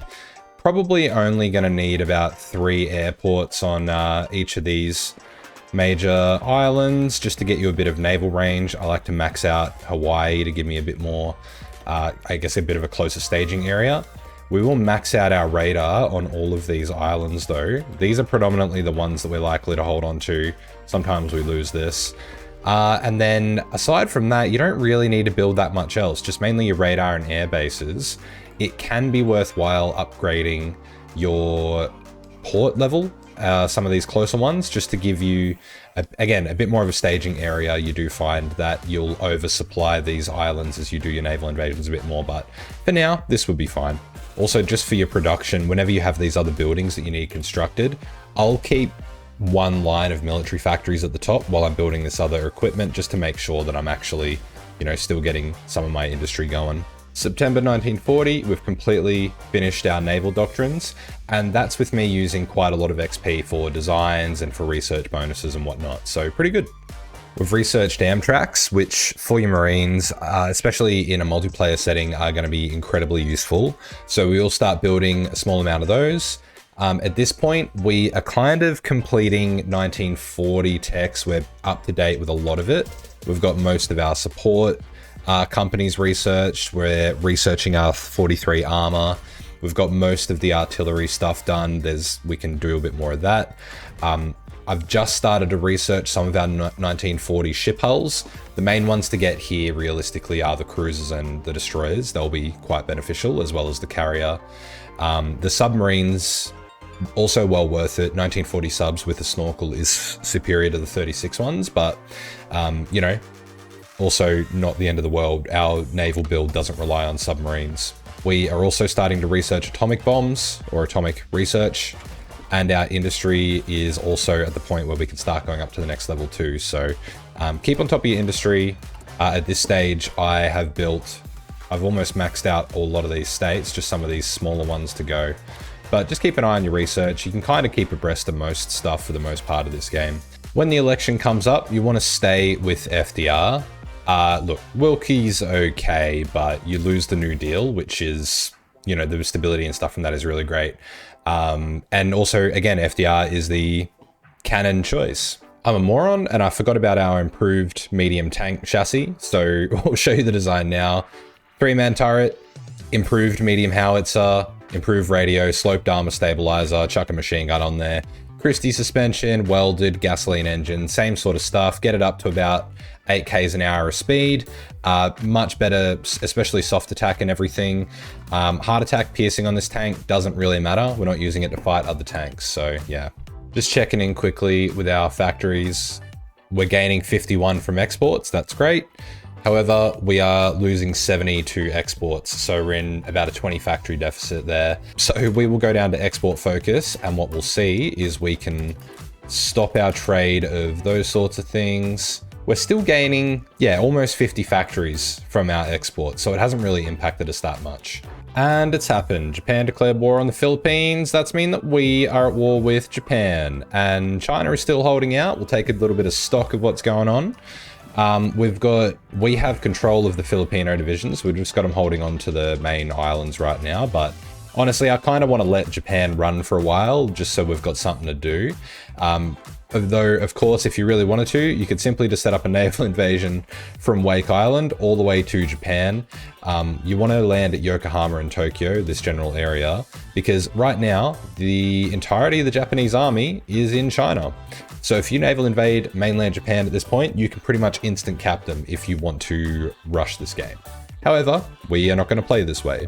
We are going to be doing not a full island hopping campaign, but you know, we're going to beat Japan back. So essentially what I'm going to do is just put our submarines, pretty much going to split them up. We've got 5 task forces in the Pacific, just kind of a bit defensively for now. And then eventually we will join the Allies, and I will want to be covering off as much of this area as possible. So 1, 2, 3, 4, 5. Cool. So our submarines will go out, just pop them on convoy rating. We've got our sub-hunter task forces as well. And we are going to put these ones on convoy escort across here, because this is where our main convoys are going. And again, this is where we're most likely to be convoy raided, or you know, have our ships attacked by German subs. We've got our main fleets on strike force based out of Hawaii. So we should see, yeah, they're both in here. So pretty much just trying to prevent the Japanese from naval invading our islands. Pretty much instantly, we're getting a bunch of our convoys sunk by the Japanese as well. When you're looking at the trade map, you'll see where your trade is going through. So you can see that we've got a bunch of our rubber is going all the way through over to Washington through the Mediterranean. Not super ideal. What you can do is select a sea zone and set it to avoid. We'll even just block off the Cape of Africa, which will make it a little bit easier. But you can essentially just play around. Yeah, that's better. You can essentially just play around disabling or, you know, clicking avoid for certain sea zones to direct your trade and supply lines through particular areas. Something strange has occurred in this game where Vichy France has been gobbled up by Germany. But that happens sometimes. Get Amelia Earhart in the war, why not? A couple of buggy things have happened here. Firstly, Vichy France has been absorbed by the German Reich, and a lot of the area in North Africa that we would normally have to take, and you know, this part of Africa has just been reabsorbed by Free France. So that's fine. Italy has re-naval invaded North Africa. They usually never do that. That's not as much of a glitch. Oh, we got Australia fighting in this part of Italy. That's incredible. But the other glitch thing which has kind of happened is we have not been invited to the Allies. I'm not 100% sure why. The tripartite pact sort of thing didn't fire, but typically when Japan declares war on the Philippines, you would also join the war, and yeah, then that happens. But here we are. To amend us not being invited to the Allies, I just justified and declared war on Germany, and now the UK has called us in. We are probably going to see a lot more stuff happening in terms of convoys being sunk. Japan took Wake Island right out from under us. Japan's naval invading the Philippines. More than happy for these divisions to just do their thing and let Japan try. Once you get 250 political power, I kind of forgot about it, you can jump up to total mobilization, but then at the same time, you need to make sure you've got the extra 100 political power to activate Rosie the Riveter, because when you go up to total mobilization, it reduces your recruitable pop by 3%. So then by taking Rosie the Riveter, or as any other nation, it's called Women in the Workforce, you then offset that by giving yourself that 3% back. The lowest cap of consumer goods you can have is 10%, so we are literally maximizing our economy right now. First main battle of the war for the Americans. And yeah, look, with our tanks, I mean, again, out of supply, but with our tanks and everything, they're not really going to stop us. And major battle number 2 for the Americans. Yeah, again, these guys have no chance. Also, if you like spies like myself, you become Spy Master of the Allies, and you will go from 2 spies to 6 instantly, and it makes the spy system a lot more fun. We have got a sensationally planned invasion of Sicily. Nothing could possibly go wrong here. Okay, naval invasion launched, getting ready. Make sure our armor divisions have org. And our naval invasions are getting ready. Paratroopers. Oh, this has actually gone off. This has gone better than the real invasion of Sicily. Bloody spot on, fellas. Let's see if we can't actually push into Italy and make some things happen in here. While the war rages in Europe, the Japanese are invading us in Guam. This is not good. We have our air force set up, pretty much covering the skies over here. Just to show you guys how our armor divisions are holding up as well. We currently can't be pierced from some of these German tanks, and we can pierce them, so doing pretty good. Another brave paratrooper mission. Oh, let's go. Pin these guys. Oh, we are doing bloody God's work here. And then the 101st can go all the way down, take them out. Oh, yes, could this be it? Essentially, we just want to try to push over and encircle as many of these divisions like this. Oh, we've done it. We've taken Naples. We've only gone and done it. The paratroopers are the heroes of this one. See, paratroopers are so good for you guys to be using. Honestly, super underrated. These guys will take Rome. All right, we'll just hold here for a moment. Yeah, once these guys are dead. We're not going to push too much. Not that we really can right now, but we'll just hold here, try to stabilize the front line a little bit. What we'll do is we'll get our army to catch up to this point. We'll just keep attacking up Italy. Eventually they will die. Once you take over Rome, it's only a matter of time before Mussolini is deposed. There we go, Mussolini deposed. So essentially now we'll get an Italian puppet pop up, and a lot of their troops across the front lines, especially over in Greece, will vanish. Here we go. So we can transfer the Italian territory to Reggio del Sud, whatever. We'll just keep pushing, see if we can capitulate the fascist part of Italy. All right, I think America's done enough for this theater. Let's pull all of our troops back. We'll take them out to England. Kind of neglected to show you guys what I do with my air force in the Pacific. I've got just a couple of heavy fighters in each of these airports, as well as our tactical bombers. The naval bomber ones, the Catalinas, they're just on the naval strike mission, and we're pretty much just covering off all these air zones like that. All right, let's start naval invading back some of these islands. Whenever you are pulling off the naval invasions, when you set your orders, just make sure that all of the sea zones that your naval invasions go through, you've got your different fleets on the naval invasion support mission, because then they will follow along. As you can see here, we've got our Marines moving, and then our fleet too.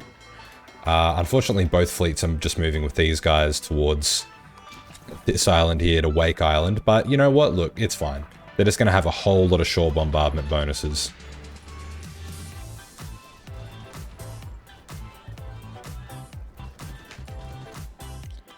There we go. We've recovered what we lost.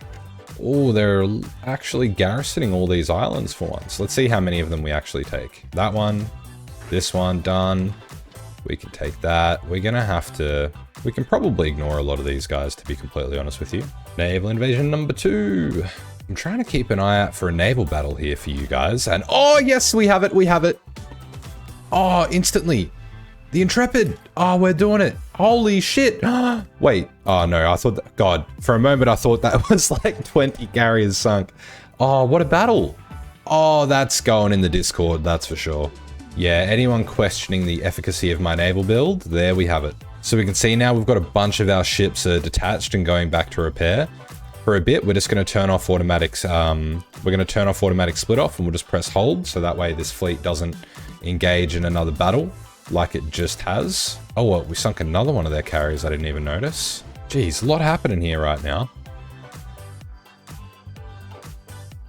We just took Iwo Jima without a fight. That feels unfair, honestly. Should have warned them we were coming. Big battle, big battle. Oh, this is so good. Oh, this is... Oh, god damn, that was over so fast. Alrighty, guys, I'm going to show you... Oh, hang on, naval battle. Oh, it's all the way over here. I don't care about that. So, we've set up our naval invasion, targeting Yokohama and Tokyo. And then what we have as well is we've got a army here on Marcus Island. We have another army group which is coming into Wake, ready to go. And then we've just got these other dudes over in the Philippines, and we'll bring all of them together in a big field marshal front line when we attack. We've maxed out our airport in Iwo Jima. We are going to just put our fighters mainly there, except we will cover off the sea region a little bit too. Put our attack bombers there. And then for the rest of these planes, we are just going to target the sea zone around the coast of Japan. These ones actually we'll put in the East China Sea. That way, hopefully it'll sink any convoys that come back from mainland China, because that's where the majority of Japan's army is right now. And in addition to that, we're going to take our submarines. We are going to take them off all of these other areas and just pretty much have them targeting fully around Japan. All right. And, oh, didn't even need to adjust it. Our naval invasion landed, no worries. Just going to put these guys on a field marshal order, and we will just attack along the whole length and breadth of Japan. A textbooked operation indeed. All right, everyone start pushing out.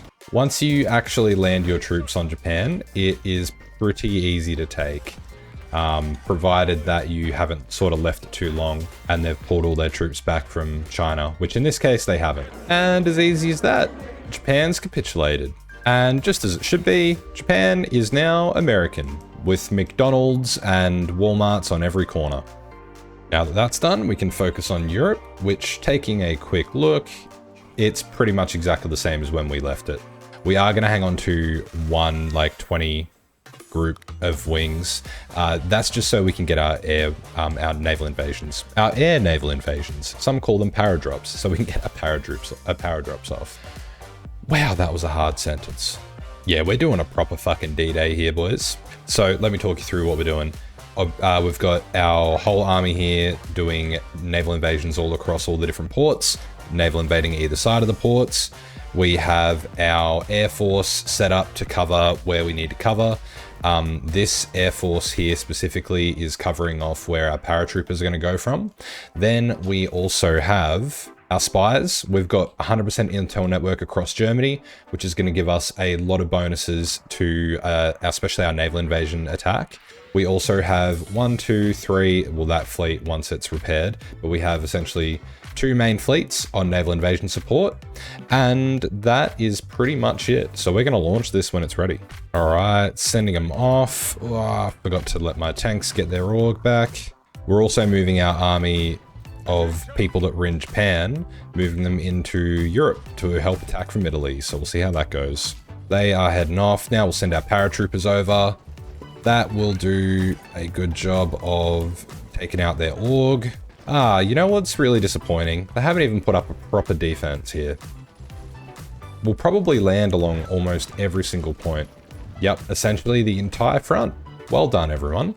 And I think we can just let it run now. We are pretty much going to steamroll them. They've got a lot of troops coming back over from the Eastern Front, but I just frankly don't think it's going to be enough. The only time I would endorse a aggressive attack is this point in time, honestly. Perfect air coverage. We are closing in on Berlin. The Soviets are pushing too. Yeah, it's pretty much over. Well, in any case, I hope you guys really enjoyed this video. Thank you all so much for watching. I hope it was helpful as well for your USA playthroughs. Let me know in the comments if you have any questions or if there's anything that you think I should do differently or anything you do differently. And also let me know which of the major countries you want me to do next. And if you would like to support the channel, not obligatory or expected at all, but please consider becoming a channel member. You'll get 1 week early access to my videos, as well as some cool little badges next to your name as well. Anyway, thank you all so much for watching. Hope you enjoyed it, and I'll see you guys in the next one. G'day everyone, this DLC is full of fun new features for you to enjoy, and I've had a great time playing it over the last couple of weeks. Today, I'm going to give you the rundown of everything that's new, so you can hop right in and enjoy Gotterdamerung. Gotterdamerung. The main features are the special projects and raids, but there's also a bunch of stuff coming in the free update as well, like changes to the AI, the officer core, as well as some focus tree filters and some other stuff that we'll touch on. I also did want to give a disclaimer that Paradox did not sponsor this video, although I did get access to play the DLC a little bit early, so big thank you to Paradox for that. But the thoughts contained within are my own. Let's crack on. Firstly, let's have a look at the new focus trees for Germany, Austria, Belgium, Hungary, and the Congo. And the first thing that you'll be very pleased to know is that there's no balance of power. Germany finally gets the communist path, and there's a heap of other new options for you to explore as well. I'm not going to go super into detail about these, but I will touch on some interesting features that you should know about. The Moustache Man has his own little inner circle of homies, and they have their own little focus trees that they will automatically work on for you. They're kind of like advisors that you don't need political power for, and you can elect them by just completing the first 14-day focus from each tree.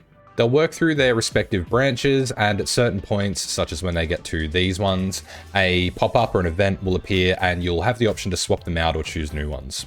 They give you a bunch of new decisions and different bonuses and everything as you go through them. So take the time, have a look through, see what they give you, and eventually you can even choose to replace Shitler if you get them strong enough. The other thing that I wanted to show you is the shared focus tree for Belgium and the Congo. This branch here is available to both nations, in addition to their own unique trees as well, and it works kind of like a tug of war between the two countries in terms of autonomy. The flag or the little banner beneath each of the focuses shows which nation is able to complete it. If both flags are there, it means that either country can complete that focus. Most of these provide positive or negative autonomy depending on which ones you do. And so if the Congo wants to break free, then they'll be kind of racing against Belgium to complete enough focuses to get the autonomy to do so. The thing with these though is they give both countries a lot of good buffs, and the tree becomes locked once the Congo becomes free. So it may be worth waiting and not rushing through this, as you'll miss out on stuff like your extra research slot or a bunch of different resources or industrial bonuses as well.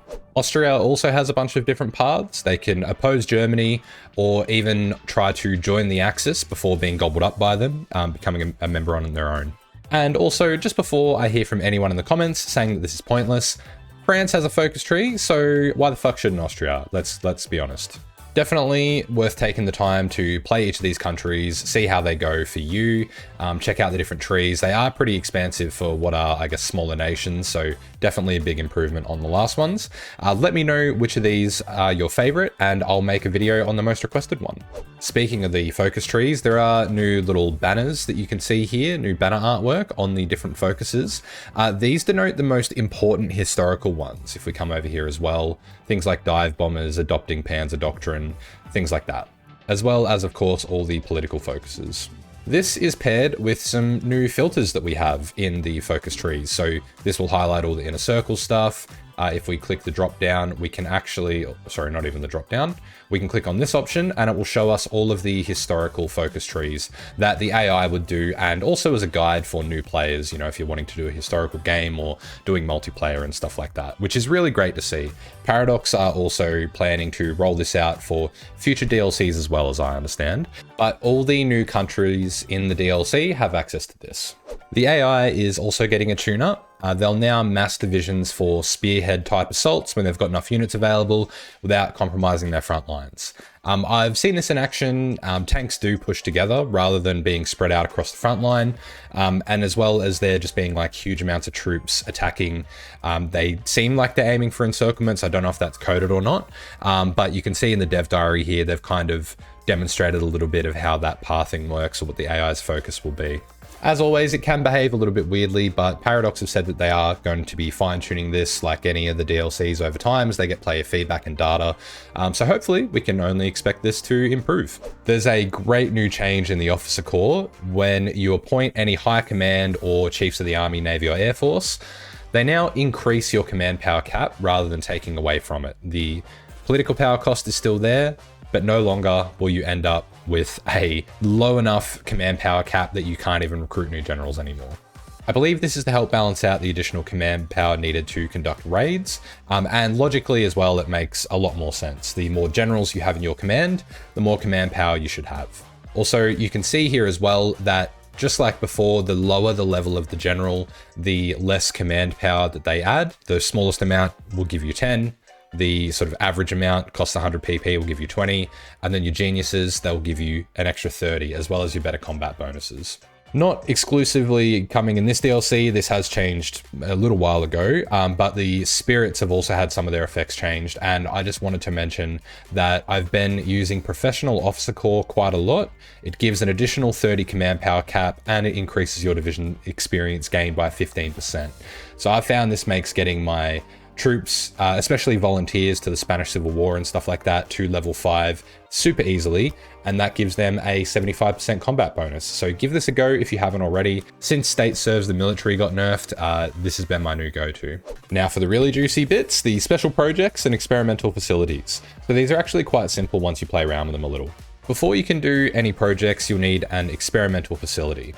There are 4 types for the different kinds of special projects that you can do, being land, air, naval, and physics. You can build these facilities from the construction tab that's been revamped a little bit, and they each have a base cost of 12,000 IC, except for the nuclear research facility, which has a base cost of 15,000. Each subsequent building as well increases the cost by an additional 5,000 IC. So we already have one land warfare facility on the map. So our second one, rather than being 12,000, will cost 17,000. Once it is built, you can view it on the map here, as well as in the new experimental research or experimental facilities tab, which shares the old research icon on the top toolbar. Also, you can just right click on the research button and it will take you straight through to the experimental facility screen. Here you'll see the different types of facilities, how many projects that each has available, the number of breakthrough points you have as well. You need these to research special projects, and I'll explain how to get them in a minute. First thing you'll need to do is assign a scientist to your facility. You can click here, and if you don't have one, or if you need more, you can recruit new scientists with political power. They all have a different specialization as shown by this icon, and they have different traits as well, depending on the type of research that will give a bonus to, and they have their different experience levels as well. So these guys that we have existing are level 2, the new recruits are level 1. Once your scientist is assigned, then you just click on the folder here to select from the whole range of special projects. A lot of them will have prerequisites. For example, in the aerodynamics or the air special project facility, you can see that an ICBM requires the MRBM to be researched, as well as nuclear warheads. And it also requires 1 breakthrough point from your air facility. Once you've decided which of these special projects to research, it'll tell you the time, what the breakthrough point cost is, as well as any modifiers to it. This is usually based on your leader's stats, as well as the supply where your facilities are built. But all you need to do is click on the project and it will show you this screen here. Now this is where it's going to tell you what the project output is. So it will give us the template for the flamethrower tank and gives us discount for the different designs as well. It'll show you what those do and the modules that we unlock down the bottom as well.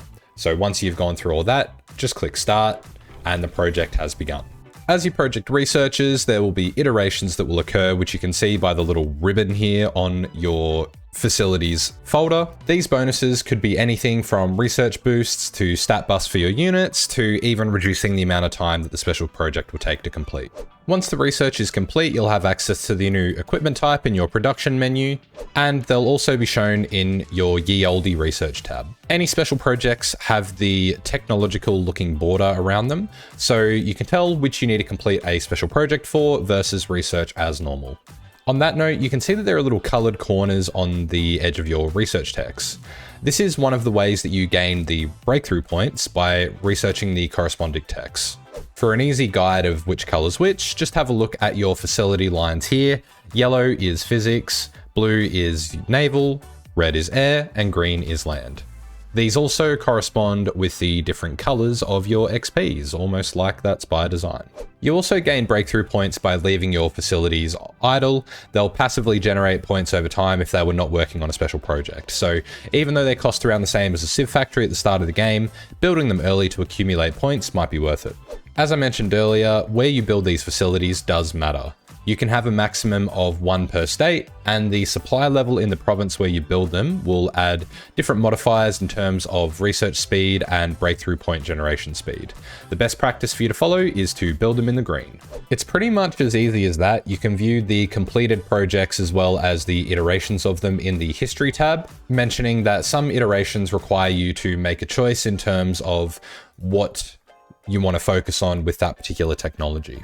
For example, with your super heavy howitzer, you can choose whether to make them cheaper but less effective, or more expensive and more effective, which I opted for the latter because big boom equals good.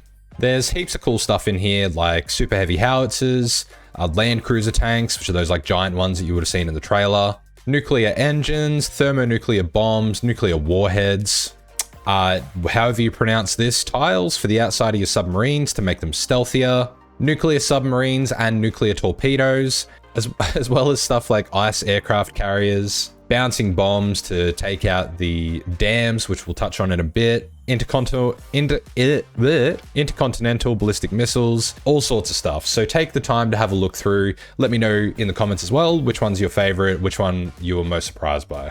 Experimental facilities are added to the map as a new type of targetable building which can be hit by raids, as well as dams, which are also new, as well as mines and oil fields in resource-rich areas. There are also canals like the Panama Canal, as well as large naval ports and other unique buildings like the Eben Emael Fortress, which was a real thing. You can look it up. All of these buildings can be targeted by raids, and to plan one, all you need to do is select one of these red icons on the map, select the unit that you would like to participate in the raid. You can choose from tactical bombers, paratroopers, marines, and later nuclear options, depending on the type of facility and the raid you'll be doing. You then select the unit's departure point, whether that's an airport, naval port, or wherever, and then you will see the raid planning screen. This will tell you the chance of success, which you can alter by changing the level of risk that your unit will take.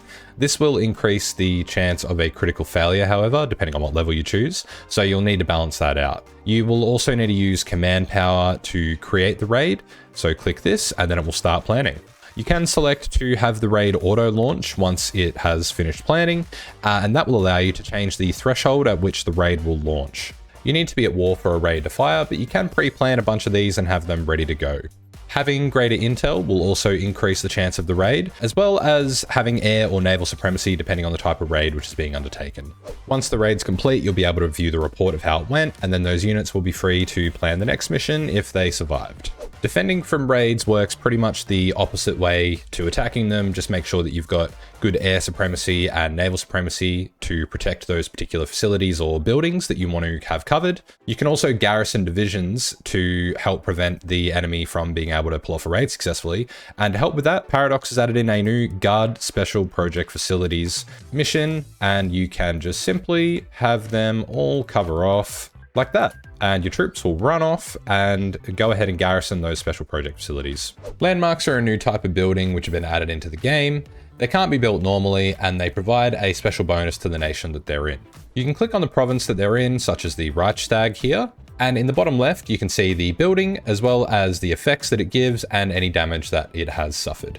These buildings can't be targeted by raids, though there are unique pop-ups which occur in game that may allow you to strike them. If you were to capture another nation's landmark building, you won't get the effects, but you do deny them to the enemy. Now for a complete list, as far as I know, as well as their effects, we have the Reichstag in Berlin, gives plus 5% stability.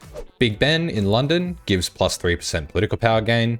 The Eiffel Tower in the southern part of Paris gives plus 5% stability. The Kremlin in Moscow gives plus 10% daily command power gain. The Colosseum in Roma gives plus 5% war support. The Statue of Liberty in New York gives plus 2% political power gain and plus 5% stability. And super random, this last one, Christ the Redeemer in Rio de Janeiro gives plus 5% stability. That's pretty much everything that's included in the new DLC, Götterdämmerung.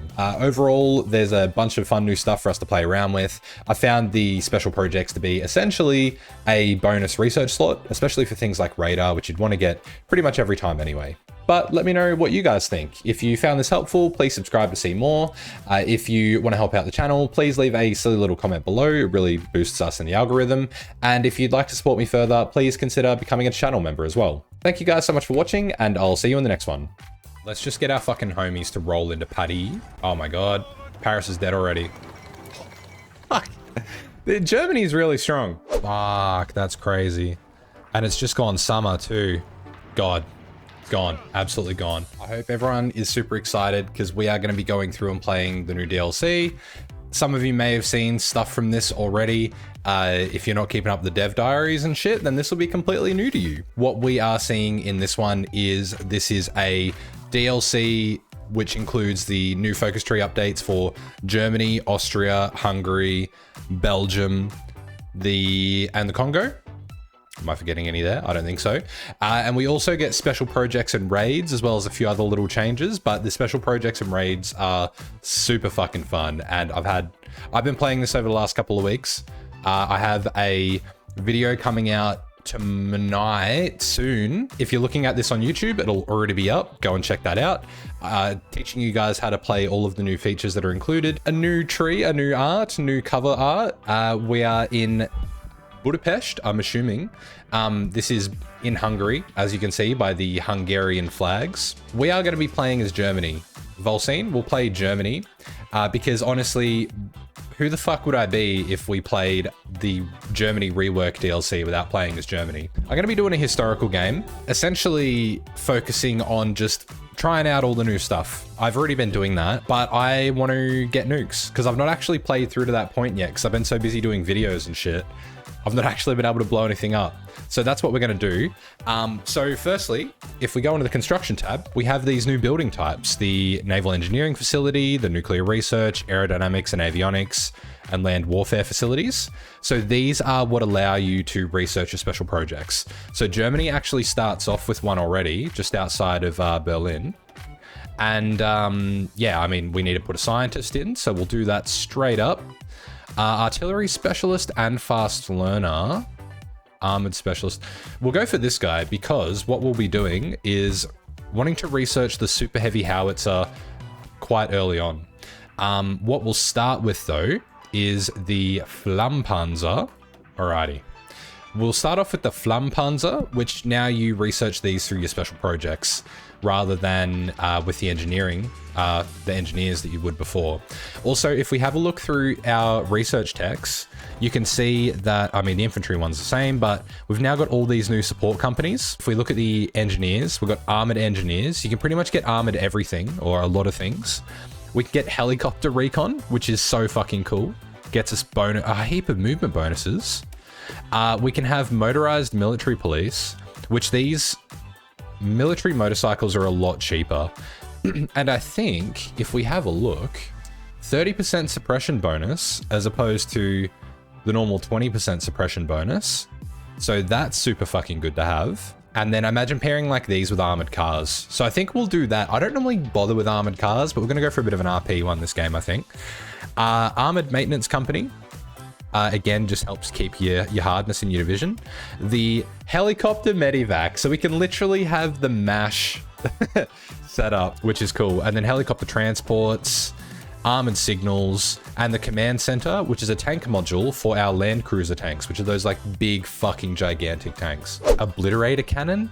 I'm pretty sure this is for the land cruiser as well. The production cost of this module is the same as like a medium tank. What the fuck? So we'll go for the super heavy super heavy tank chassis as well then. In our artillery, we've got shock hardening techniques and variable time fuse shells for our arty as well, which is cool. That's for AA. Purpose-built motor carriages. For the Navy stuff, you guys might find this really cool. Refined pykrete. Whatever that is. But this allows us to make a ice aircraft carrier. And then we can also get some submarine shit like AIP diesel combination engines, high-speed Walter engines, just makes it a bit quieter. Nothing else in here. Oh no, tell a lie. Multi-product supply ship. And then air tab, we've got stuff like reinforced mothership wings. So on our large airframes, we can have, we can have motherships, which I believe the mothership allows us to extend the range of our aircraft. Now, with our mills, we are also gonna need a couple on trains. We might finish the Navy that we've got. Let's move these to the bottom of our queue. Yeah, we'll finish up the Navy we have, and then we'll complete those 2 battleships. So we're gonna leave this highlighted, and we're just gonna do the historical ones. So we'll go with that. That's fine. We've got I'm going to take our plane production off. A couple of factories on trains. We've got trucks. We've got support equipment. All right, while we start playing slowly, let's just update. Also, we've got some new icons as well. Are they just these ones? They might be. I can't remember from the last one. The feathers and stuff, that's South America. So yeah, I think all of these ones. Oh yeah, the steel hand grenade and stuff. Yeah, these are all new. Let's make our infantry division the crossed steel hand grenades under the steel helm. And then maybe our tank divisions. I think the lion is new, right? Is that meant to be Germany? Big Ben over here. Let me turn off the weather. So yeah, we've got Big Ben here. We've got the Eiffel Tower. There's the Kremlin. There's a bunch of cool shit like that. Reorganize the Wehrmacht. Uplift the Rosen office. We're not gonna worry about that. Oh, actually, the inner circle, Hitler's inner circle, you guys need to check out, because basically these are additional to your normal political advisors, and they will complete little focus trees on their own. So we'll do that, and then I'll show you how it works. Let's make all of these tank divisions. You know what? I know we're trying out the new icons. I do not like that one. That's going to confuse the heck out of me. I honestly can't tell which of these are from which fucking DLCs at this point. I love that there's an emu. I might just give him the old, I'll just give him the tank, the traditional tank one, that's fine. Look at this as well. Reich Labor Service Initiative decisions, and then glorify party rallies, which will give us a bit of extra political power, reduce our advisors even more, and reduces our Chief of the Army, Navy, and Air Force. Take over control of domestic affairs. Capstone focus. I think these are the... So we can also overthrow Hitler by going a strong successor. So yeah, basically, we're going to start off with Bormann and see how he goes. Reich Minister of Foreign Affairs. I don't really think that's worth it. We're just going to hold off for a little bit. The federal state of Austria bans the Nazi party. So we're going to take this. They get an advisor that can't be fired. And that's going to... I don't really know what that does, actually. Doesn't really seem like it's doing anything for that. Oh, the total army fighting strength required for Anschluss will be lowered. So we'll definitely take that one. So basically, being able to do Anschluss is dependent on your number of divisions. So the German army is at least 23 times bigger than the Austrian army. And now we've done Martin Bormann. He will start working on his focuses. And we need to wait for, I think, 175 days to do another. So we'll do the 4-year plan, get us our boost to our industry. Also, up the top of our logistics now, it'll tell us what our resource use is. And the production tab, well, I mean, that's always been there, but I find it's helpful to have it in a few more places. We also can start planning a raid. So if we want to raid, for example, like their land warfare facility, we select the unit, where they leave from. Yeah, essentially set what the chance of success is. But we're not going to do this yet because we've not exercised any of our Air Force. And our Flammpanzer is done. Yeah. Let's, so yeah, there's also the history tab, so we can see all the ones we've conducted. Now, we don't have another breakthrough point, but this guy will just go ahead and, yeah, providing 0.15% breakthrough progress and 6% technology research bonus for land warfare. So, and he's gaining us experience. So he's actually increasing the research time of any land techs. You know what else I've just realized? The fucking Spanish Civil War has begun. Let's see if we can't eke a few extra volunteers out of that. Yep, now we can send 4. Now, we start off with no field marshals, which might seem a bit weird until you realize that we can promote our own. But not right now. Fuck. You know what? We're actually just going to stick with our old faithful. Where the fuck are our tank commanders? Oh, we have to do the tank focus. One thing we are going to get, though, is the professional officer corps. Oh, look at that. Fucking crushing them. I love that this, you know, we're how far into Hoi 4 and we're still getting the portrait glitch. We are going to... Oh, we can cancel our trade now. Except maybe we'll just keep one factory. Expand the Autobahn east. Take the trade deal with Sweden. There's no unplanned offensive in this area. Let's fucking cut across. Also, let's just make these guys... All right. Reinhardt, Heydrich. That's for the extra spy slot, so that will be helpful. Goering would be not bad. Resource gain efficiency. Prioritize the 4-year plan. 10% extra resources. And reduces our production cost of equipment. Plenipotentiary of the 4-year plan. Because what do these give us? Construction speed, fascism support, Civilian factory construction speed. So Spear is probably worth going for first and then switching to Göring. Let's come over here and let's just fucking wipe out these guys. I swear these are fucking new. Demonstration of military achievement. Hitler gains loyalty to the Wehrmacht, 5% stability war support. Replace loyalty to the Wehrmacht with Supreme Commander of the Armed Forces, 5% recovery rate. And then, oh damn. Reduces autonomy gain though. We've got 8 volunteers in the Spanish Civil War now. So we'll go for the old military engineering vehicles. Yeah, getting up there with our civilian factories now. This is all going very well. Oh, here we go. Guns before butter reduces our consumer goods, increases our fascism, plus 10 steel. Fuck, they're all great. And the Civil War is dragging on sufficiently long enough. Honestly, in the other games, I felt a little bit lost, but in this one, I'm just like fully focusing on the industry stuff, and I think it's going great. Oh, Regional Defense Council died.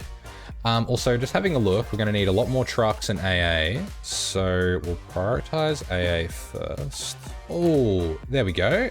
Military engineering vehicles are done, and that gives us access to building these fucking things. We need them for certain support companies. And that means that our MIO is just gonna roll back here and just chill. Look at our fucking tanks, level 5 veterans. All right, what are we? Feb 38. I think we'll take the Molotov-Ribbentrop Pact now. Otherwise, if we wait too much longer, we'll be in dire straits. Holy shit, we are doing quite well with our subs. Cool, so treaty with the USSR is done, which I'm pretty sure, technically, I guess, not a historical focus. Interesting. We'll go for Sudetenland. Here we go. Albert Speer's industrial plan questioned. So this is where we can choose. Albert Speer has the complete trust of the Führer. So, what does this do? So we can opt for Göring. Göring is the Führer's right-hand man, appoint him. So it's essentially which one of these do we want? So, Totst is the man. See, let me see. Totst. Fuck, that's good. Max factories and estate +1. Plus military construction speed +5. So it's an effective change of 10%. Let me see. So then this one would give us factory output and dockyard output. Reduces our policy cost. We don't really do them. What does Göring give us? Extra production efficiency cap, excavation technology. Yeah, I think Totst is the play here. And so fucking, oh yeah, cool. And then he'll come back through and employ those as well, I'm pretty sure. This is like what you can do with these special projects is you can choose like a focus. So the heavy howitzers, super heavy howitzers, sorry, you can keep them balanced. You can focus on firepower, which will make them a bit more expensive, but increase their soft attack and collateral, or make them heaps cheaper, which I'm going to go for the bigger boom. Just realizing we have a lot of political power, so let's give some medals. Took part in the occupation of Malaga. Let's increase their breakthrough. Give them the Knight's Cross. Well done. You fought well for your country. Took part in the occupation of Valencia. And you guys can also get the Knight's Cross. Now we've got a little bit of XP. Yes, mobile warfare expert. Get our production out there. So this gives us 135% bonus for artillery and reduces 5% progress for radar. That's a shame.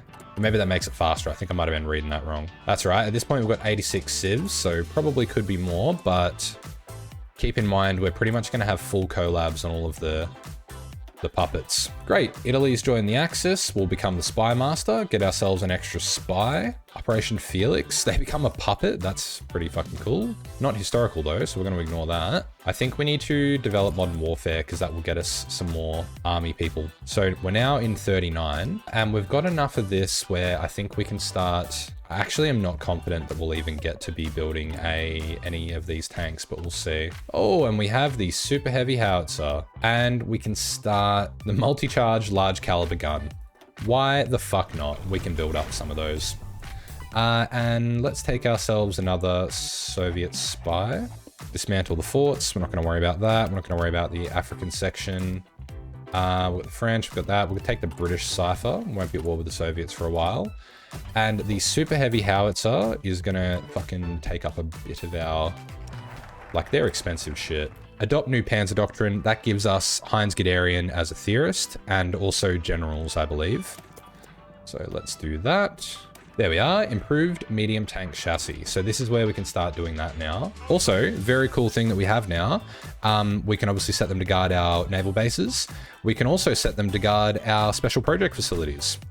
So I will, reduces the military motorcycle cost by 25% and 100% research bonus for motorized military police. I mean, we did say we were going to go for that, but first let's garrison all of our fucking areas. And this time we will also garrison our special project facilities, which I can't remember where we were building our other one, but it was going to be down in the south somewhere. Oh, the Sudetenland is broken up into a lot more states now, I've just realized. Cool, let's do that. Oh, our collaboration government in Poland is fully complete. How are we going special projects wise? Pivotal discovery, lovely. Can't really do anything yet. I am going to get the fucking helicopters though, I'll tell you that for nothing. Also, I want to get the, so we can just research the motorized military police. Interesting. I'm also a fucking idiot because I meant to do the improved medium tank chassis. All right, let's go. 3-man turret. We'll just go close support gun for now. Improved radio, sloped armor. Fuck, I mean, if we're going just for soft attack, the heavy machine gun's pretty good. Like, a bit of extra breakthrough is quite good, but it tanks our reliability a bit more. Gives us a little bit more hard attack, but it keeps it cheaper. I might just try that out. We'll go, especially because we're going to go for welded armor. And the Christie suspension, might not bother with that, because I think we can get up to 8Ks if we just chuck a few of those on. And 62 armor is not bad. Although, let's see, if we pop that on, take this away, chuck on some more armor. Bit more expensive, but I think I like that better. Now we've got our planes done. Fuck, I need to build. There's too much stuff to do, honestly. Can't have it all as Germany, even though I want it all. Cool. Let's fucking move these guys to here and watch us get fucking bombed to shit by the British. All right, let's take these guys out. Oh, another thing which I've found works quite well lately is building a couple of those. Mate, no one can stop my panzers. Oh, also, I'm going to try something in this game.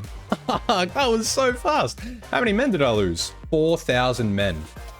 So 58,000, that's crazy. Seize Polish gold reserves. Modify economy of conquest by minus 30%. But fuck, look at what it does. So that reduces their compliance and increases resistance, and then overburden state, so fucks us up for only for 90 days though. So all right, let's awesome, because what's this? Panzergruppe H, 600,000 excess in guns. I'm fucking 100,000 already and we've barely done anything. Oh fuck, that's what I was also gonna do. Let's see, how much artillery would that fuck me up? Oh, quite a lot. So I think what I might do then is I'll convert these guys to our conscript divisions, and then I'll see about adding artillery to these guys.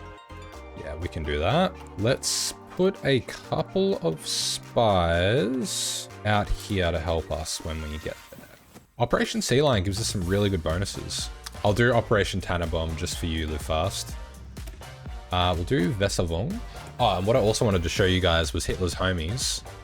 Nice. Autonomous Organization TOTS. So, see, here we go. We've got Propaganda Master, take over control of domestic affairs, and when we complete Wonder Weapons, fuck, that's good, then we'll be able to overthrow Hitler. Let's sit back and let the battle plan commence while I eat my Wheat Bix. I'm essentially just having a super early breakfast. Oh my god. G'day, weapons. Oh my god, Belgium just fucking... These countries are capitulating like nothing. This is crazy. Here we go. Demonstration of military achievements. We'll take that. Let's just get our fucking homies to roll into Paris. Lucky fella. Yeah, thanks. Nah, it's good. I've been playing it for a little while for the oh my god. Paris is dead already. Germany is really strong. Romania is slowly gearing up for us. Cool. So we are going to go ahead. Let's get Spanish docking rights. Let's get Venezuelan docking rights. Let's get Dominican docking rights. Who else is fascist around here? Would be so funny if Brazil. We don't really need the El Salvador ones, but we will anyway. And then we'll put our fleet on low. We'll pop them on low risk for now. Convoy raid, Africa, there. And then I think what we'll do is we'll just go all the way across like that. Our entire fleet ran into an entire other fleet. All right.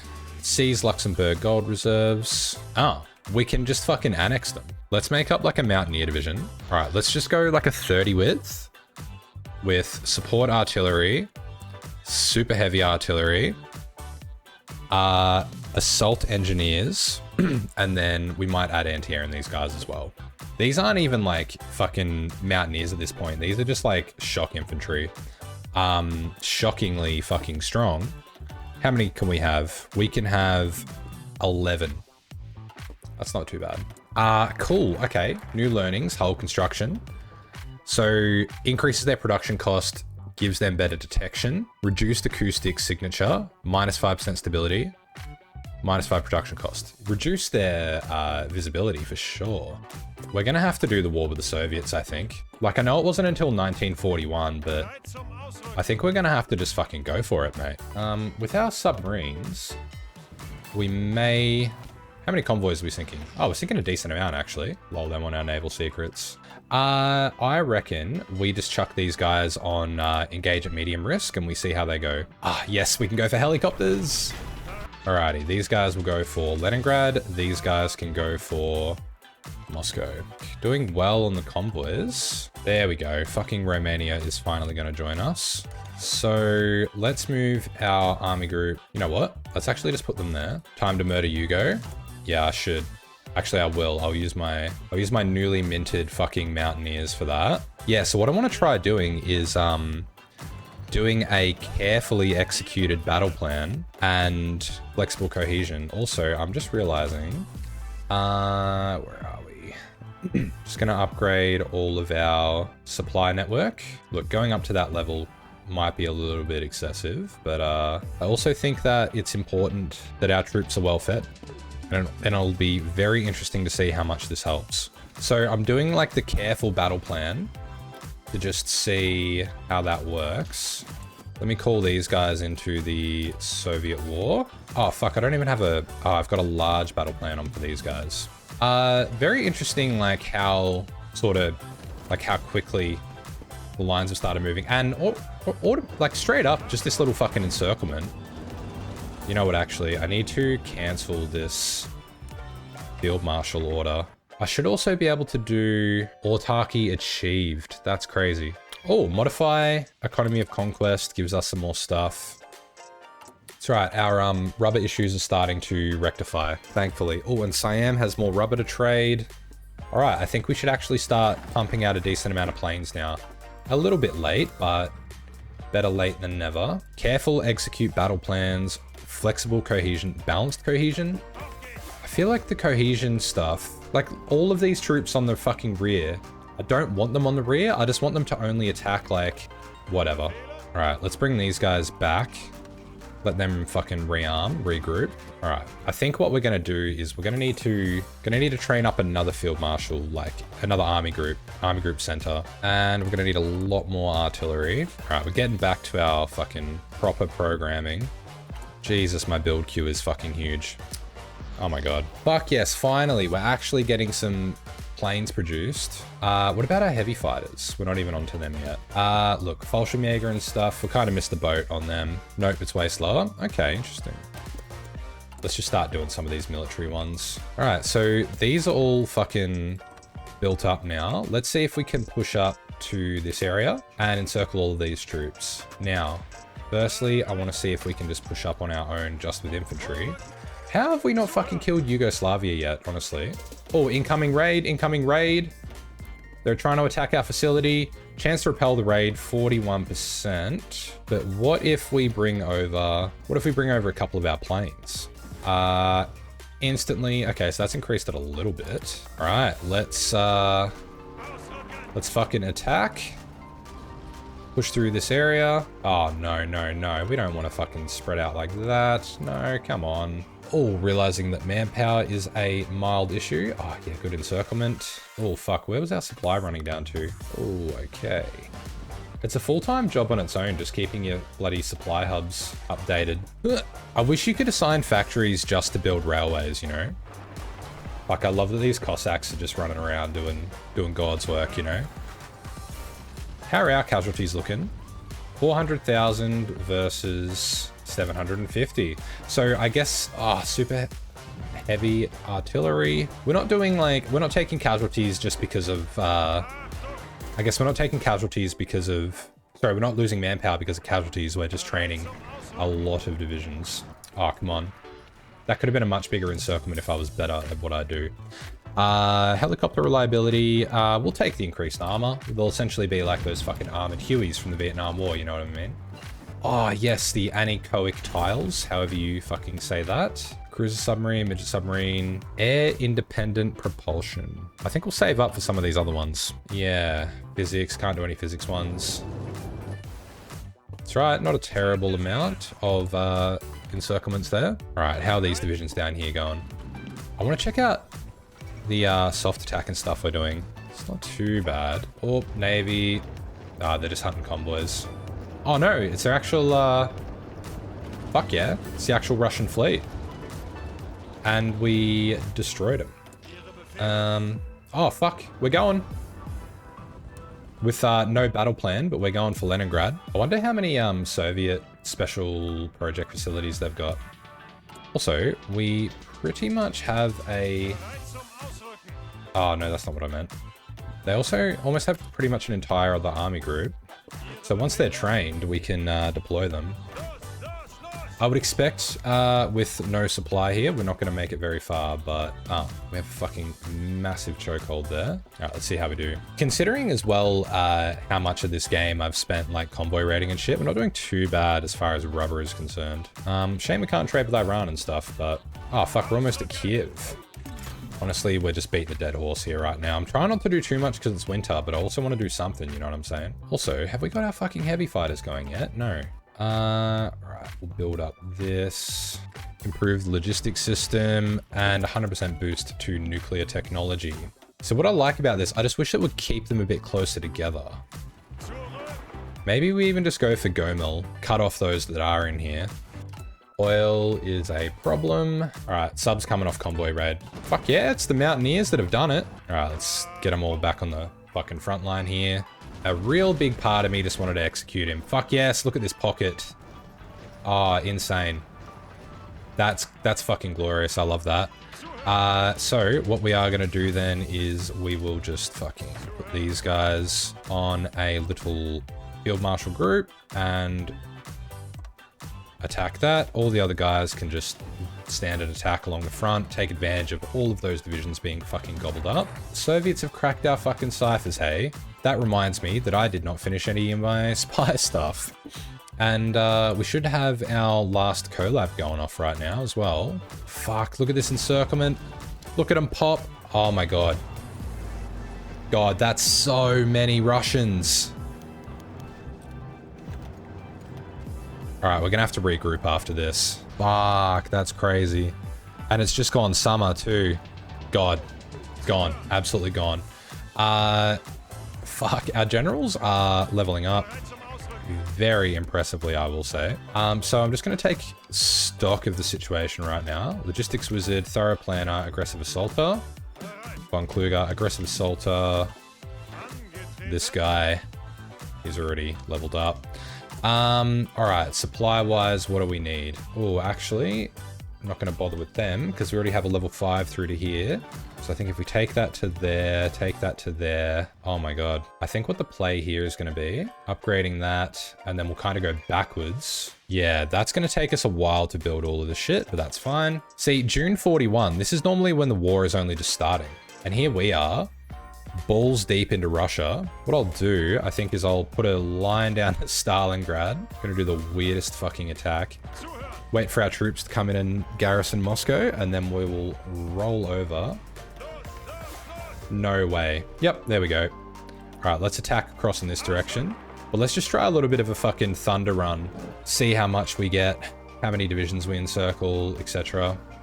Come on, boyos. And the 1st Panzer Division, which has been with us since Madrid, I guess. Just so they're not the first. There we go. took part in the occupation of Stalingrad, and they can get the Knight's Cross with oak leaves. That's got to be the Soviets done, surely. Fuck, very close. Oh, that feels good. Ugh. Well, that was probably the easiest fucking Germany game I've had in such a fucking long time. Like, honestly, I don't know if it was just... I don't know what it was, to be honest. It just felt a lot easier to push the Soviets back. Awesome. So the Soviet Union is all of this and then this for no reason other than I'm an idiot. And then we've also got these guys here. So lucky, so close to having a border with the Allies. Well, look, to be honest, that's going to be B. That was very fucking easy. So Germany is going to be very strong in this, I can already tell. And that's even with me doing a horrible effort of having an air force, me throwing essentially from the start. So yeah, look, I'll come back to this offline, but it'll be myself naval invading through the sky into the streets of London. G'day everyone, I hope you're all doing amazing. So the best thing about making videos on YouTube for me is seeing your comments underneath my videos, saying whether you liked them, whether you hated them, whether you have bad taste and you don't like my videos. No, I'm joking. But I thought for this one, I would get you guys involved. So I recently asked you all for your most controversial Hoi 4 opinions, because nothing does better on YouTube than a controversial opinion. Just before we get into that though, if you guys do enjoy my videos and you want to help out, please subscribe to the channel, leave a like, and leave a little comment down below. Even if it's just absolute nonsense, it really helps out. So first up, Frog YT says, majors aren't fun. And I'm going to be honest, I really disagree with this one because I have had some of my most fun games of all time playing as the US. And even though it seems really boring because they're super strong, just being completely overpowered in a game does bring you some sense of joy, especially in a game like Hoi 4 that is so difficult. Even playing as the UK or the Soviets, who typically they are a bit stronger nations, obviously Germany as well. No, I think the power creep they get is thoroughly enjoyable. They also have by far the most paths and options, especially with the newer DLCs of any country. So I would say if you are a new player and you're looking to get a bit more variety or creativity in your games, try out a major. Just pick one, play them over and over, maybe like 5 or 6 times before you swap to a new country. You will pick up the mechanics and the unique ways of working very quickly. Also, I do have country guides, which I'll link below if you guys do need help playing any of the majors. I've done the UK, Germany, Soviets, and America now, with Italy, Japan, and France to come. Mustache Bob says, the Italian focus tree isn't very fun to play. Most of the bonuses just feel pointless, and there aren't any substantial bonuses. Well, so Mustache Bob also goes on to say that they refer to mostly in historical playthroughs. Now, what I would say is Italy does have a more difficult starting position. However, I think there is a lot of fun in being able to sort of roleplay that historical game, fight the UK for North Africa, take control of Gibraltar, you know, do the Mare Nostrum that Mussolini was banging on about.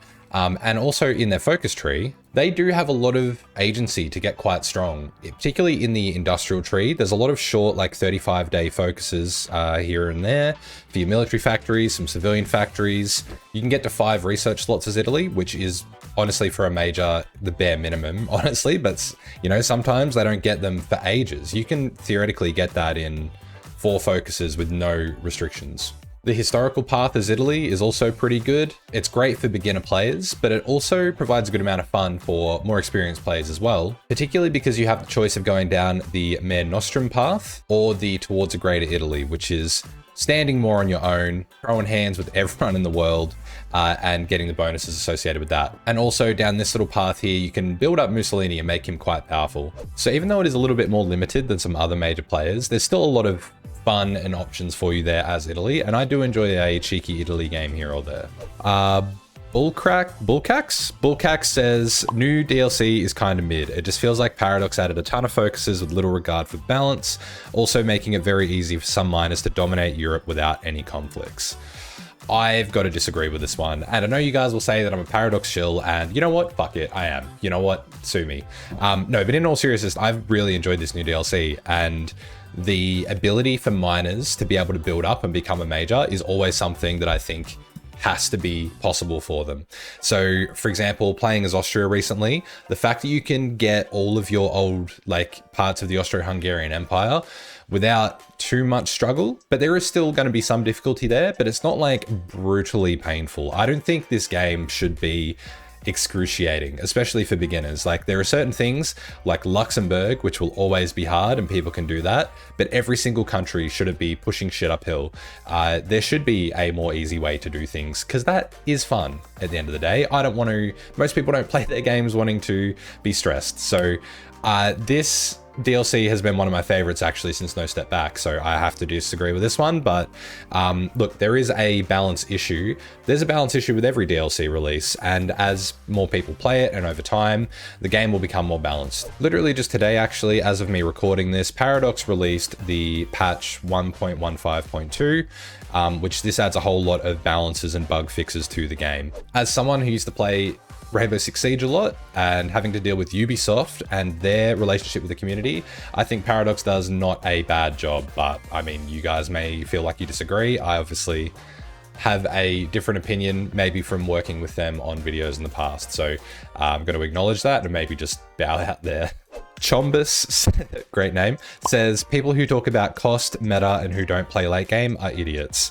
Idiots is a bit harsh, but I agree with the general premise here. I think that talking about the meta or what's most optimal is the fastest way to kill any enjoyment that you have for the game. It just means that you're going to be over-analyzing it and makes it a chore to try and keep up with what is meta. And if you watch like Dankus and Bakoan and Tommy K and all those guys, you'll be following that anyway.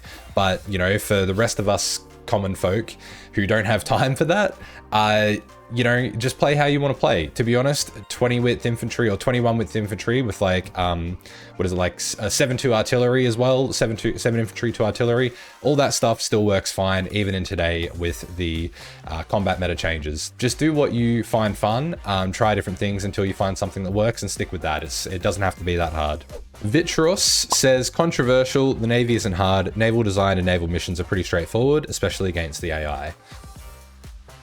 I agree again with the premise. I don't think the Navy isn't hard. I think that it can be like a significant barrier for people because it's a mechanic, or the way it plays out is not something which is really comparative to any other game. Once you do understand it though, I fully agree. Once you get your head around it, it is relatively straightforward for you to follow along and understand the ship design and how the combat works. And then that will make it less scary and stressful for you when you're playing. I do have 3 separate naval guides. I will link them below, but they're also just on my channel if you search for the Navy. But yeah, the Navy is one of the most fun things in the game for me, and it makes me really sad that so many people struggle with it. And you know, it's understandable. My good friend Pigeon says, hello there, controversial opinion, engineer companies are actually good. Cap, like, engineers are so overrated. They're probably the most overrated support company in the game, I think. People put them on absolutely everything with no regard for what they're actually meant to be used for. And I'll show you. All right, let's have a look at the engineer support company.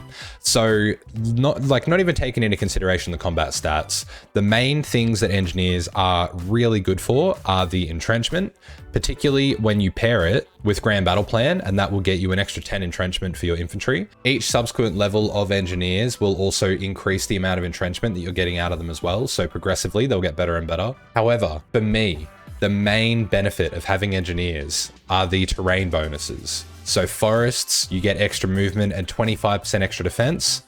Hills, you get extra defense. Jungles, extra defense. Marshes give you more movement and defense, like significant movement and defense. Forts, they give you attack bonuses to forts.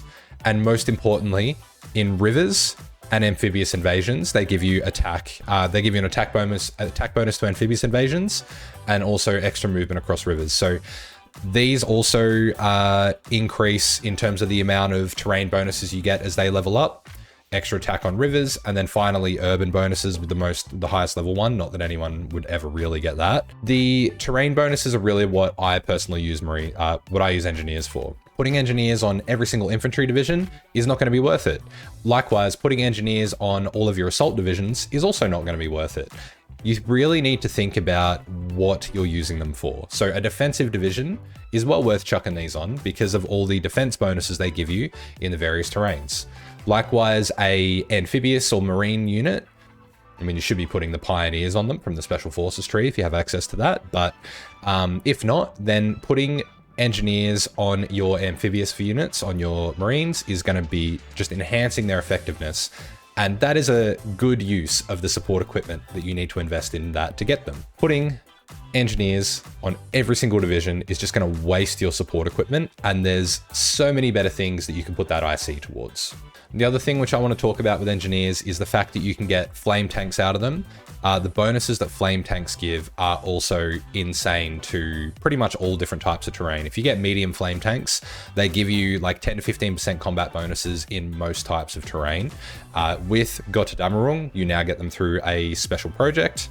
But if you don't have Gotterdamerung, it's just through no step back. So in that circumstance, research engineers level 2, build yourself some flame tanks, chuck them on mainly your attacking divisions, especially your armor or your amphibious divisions, and you will notice a significant improvement. Aside from that, you don't need to be putting engineers on everything. DevSmite says that Norway and France are actual fun countries to play. I haven't played enough in Norway to really say, but yeah, I actually enjoy playing France. I'll clarify, in a non-historical game, getting Napoleon and going through that path as France is super duper fun. I don't mind a communist France as well. So yeah, 100%. Like, and there are so many paths for all these different countries, which most people, I would say, don't play all of the paths in all the countries that they have. So yeah, try something new. Go and give yourself a Norway or non-historical France a go. EC de God says Paradox should add more railroaded events and missions, particularly for the allies when playing historical. Things such as Pearl Harbor, Manhattan, D-Day, etc. Kind of like Kaiserreich, and they also go on to say that mages deserve more attention over every nation giving a focus tree. So there's two parts here. With the first one, the railroaded events, I 100% agree. I think that there should be, even if they put them in terms of decisions and how they work, things like D-Day or Pearl Harbor are perfect examples. I think that having something where if you meet the requirements, you can launch the Pearl Harbor attack as Japan to break into the war, or same thing like as the Allies with the D-Day invasion. Look at, for example, the Operation Catapult you can do as the UK, and you can sink all the French fleet. I think it should be a little bit beyond just the political power cost. You should have to meet certain conditions of having your navy wherever, or, you know, whatever the case may be. But yeah, that would be super fun. And I think it would also help newer players when they're doing a historical game to follow along with what's happening. Not everyone knows every single battle, event, etc. of World War II. So the longer your game goes on, even in a historical game, the further off, of course, it becomes. So I think that would be super helpful and also fun. The second part of this question about mages deserving more attention, I disagree. I think that all countries should be, I think all countries deserve attention. I think that, yes, they definitely need to revisit some of the earlier nations like Japan, the US, the UK, especially the Commonwealth countries. However, I would love to see every single country in this game have a unique focus tree. The non-historical aspect of this game is just as fun, if not more fun to me than historical. It depends on my mood. Anyway, but being able to go to Costa Rica and play a historical game as Costa Rica, or a non-historical game rather, unite all of Central America, something like that would be super cool. That would be sick to be able to have a unique focus tree relating to their history and what was happening at the time period. And also if they were able to extend a bit further past World War II, where you can have a bit more Cold War type stuff going on just in the early days, I would love that too. So I think this game's got a lot of life ahead of it, and that would be one of the best ways to make sure that Hoyfall lasts like another 10 years. AOHPS says By Blood Alone was a good DLC. I agree. Mustache Bob is back again, and he says special projects are really disappointing since they take way too long to complete. The most interesting ones are only unlocked past 43, and most of the time there isn't anyone left to use them against. Agree and disagree with this one. I think that special projects, I think they're super fun. I love the fact of I love that there's all these new technologies for us to explore and all these new units and things that we can put in the game. I think that's sick, and I love the creativity that Paradox and the attention that Paradox has put into that. I think that it makes sense that they take so long to complete the majority of them. I played a historical multiplayer game with my community recently, and our US player was nuking Paris in like 43. So you shouldn't be able to do that. I mean, if you focus all your effort on it, sure, like, you know, you can get these things a bit earlier, but 1943 for nukes seems a bit crazy for me. And, you know, a lot of these wonder weapons didn't come around until the very end of the war anyway, like jet fighters and stuff like that. So yeah, that makes sense for me, especially as someone who loves playing this game historical. So I don't think it's inherently a bad thing. I think it's just a thing. So yeah. Let me know if you disagree though. Monty Mechanized Marines says, so far pretty happy with Gotterdämerung and I still have heaps to explore. I wish the raids were more impactful. They're a bit like the spy missions to sabotage. They don't do enough to be worth it. And then he also goes on to say, he wishes that there were certain raids like Dieppe or the SAS in the desert along North Africa. Cheers, Monty. I fully agree with that. I think that I have been a little disappointed with raids. They are kind of cool. I do like the fact that we have them as an option. I haven't really seen a use case for them, or like I've not noticed the AI really being hindered by that. In our multiplayer game as well, I was more focused with not being capitulated as the Soviets to worry about doing raids and shit like that against Germany. And to be honest, they were kicking my ass anyway, so I don't think it would have made a difference.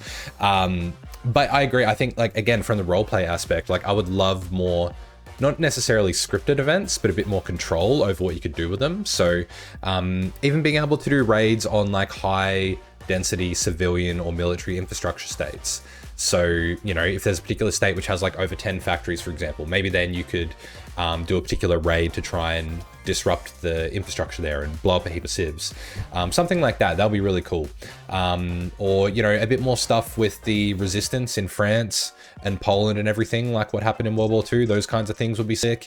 And I love anything to do with SAS, would love the idea of having that. So yeah, that's a great suggestion. Hopefully Paradox puts it in. We'll see. Cyrillic looking name, I'm not even going to try and pronounce that, I'm very sorry. They say, can you please provide a guide for historical Italy in Hoi 4? Yes, I'm working on that next. That will be my next country guide, and then followed by Japan. Mike Slovak says, playing historical Switzerland is actually kind of fun for me. They go on to say that they like to play tall through other games like Crusader Kings and things like that. Oh, yuck. I've played a historical France game before where I intentionally let myself get capped, and I was like, I'll just play in exile.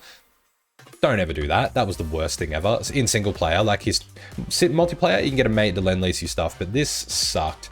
Playing as Luxembourg and Switzerland and countries like that that don't have a lot of potential to grow, that are super hard, I don't have the time.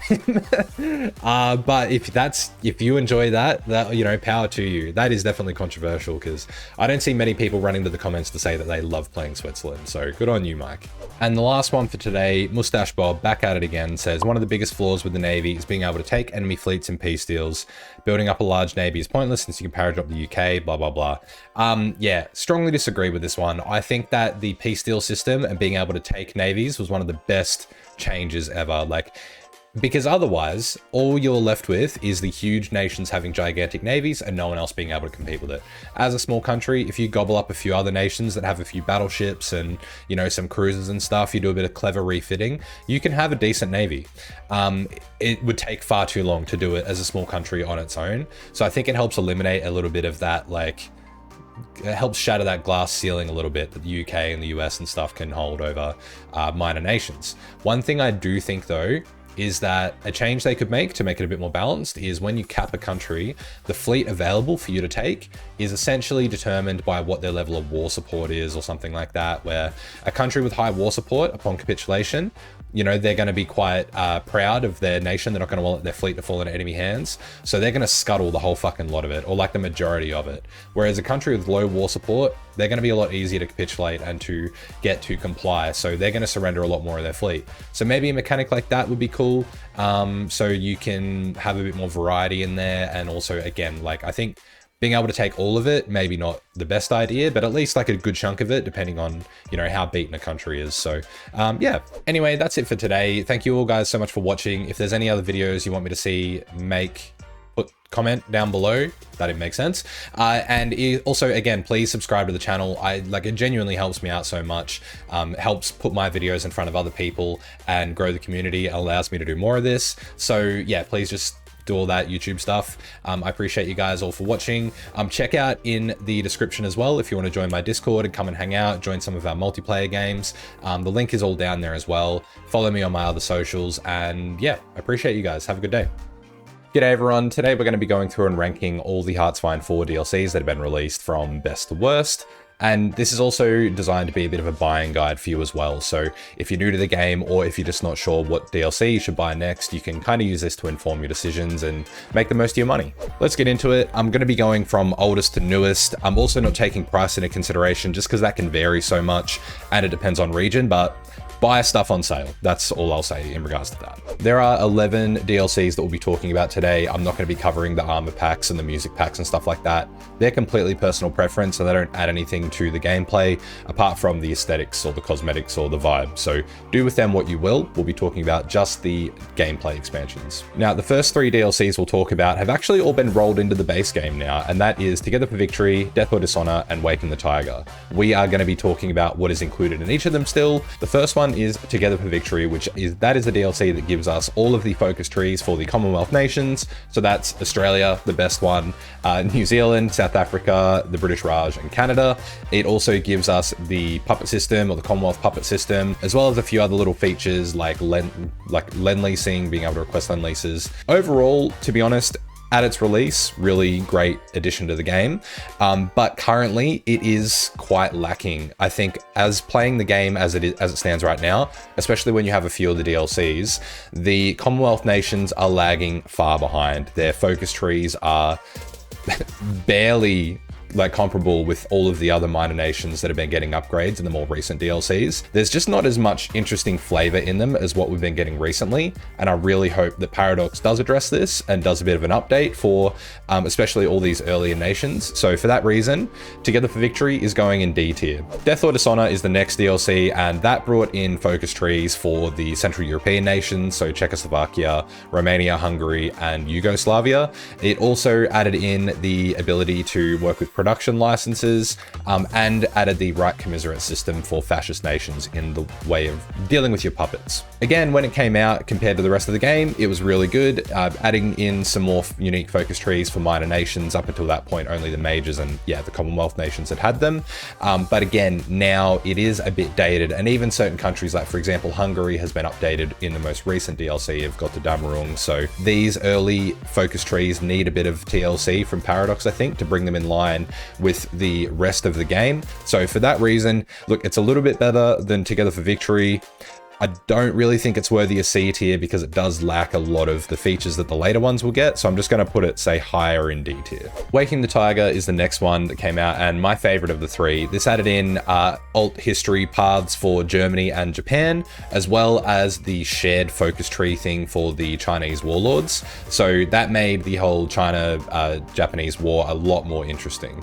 The other thing it also added in was general traits. So you're adaptable, all of your terrain traits, all the other traits you can get as generals with the command power, that all came in with this DLC. So made your generals a lot more dynamic and unique, giving them, different focuses and things you can specialize them in. So definitely a great addition. I think that's like a staple of the game, even to this day. This also added a whole bunch of quality of life changes to the game as well, like expanding the decisions menu, doing things like prospecting for resources, or, doing unique things for particular countries. Also added in the ability to add volunteer air corps, a whole bunch of stuff like that. Compared to the last 2 especially, definitely delivered a lot more. For that reason, I'm going to put it in C tier. Still, again, Japan especially needs a major update if it's going to come in line with the other major powers. It just plays so old and the trees are quite shallow compared to what we currently have. So again, would love to see a bit of a revisiting of the Pacific from Paradox to boost that up a bit. But again, in terms of 3 DLCs, which like I said, are included in the base game now, overall, I think collectively they do elevate the level of Hearts of Iron 4, especially if you don't have any of the other DLCs. You guys don't have to worry about buying them anyway, because they're all included. Next, and probably the first of the real DLCs now that you guys need to consider buying, is Man the Guns. So first and foremost, this brought in the Naval Designer, so the ability to fully customize your ships, expanding the naval research tree with all of the stuff that comes in that. That all came in Man the Guns. That includes stuff like naval mines, it includes the amphibious tanks and amtracks, all that sort of stuff as well. Also includes the ability to control the sea zones, being able to like route your ships and your convoys through particular sea zones and away from others. It also added in the admiral traits for the admirals, just like with your generals. We've never had that before.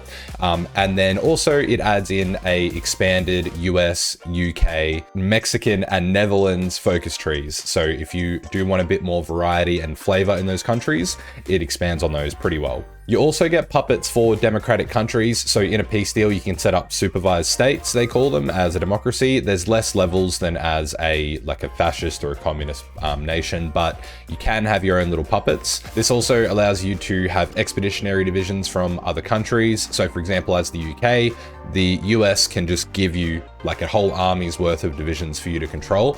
Still fueled by their manpower and equipment and everything, but you get control of them without you having to get your friend or, you know, the AI to try and do stuff for you. Now, I did say about the focus trees that have come in for especially the UK and the US.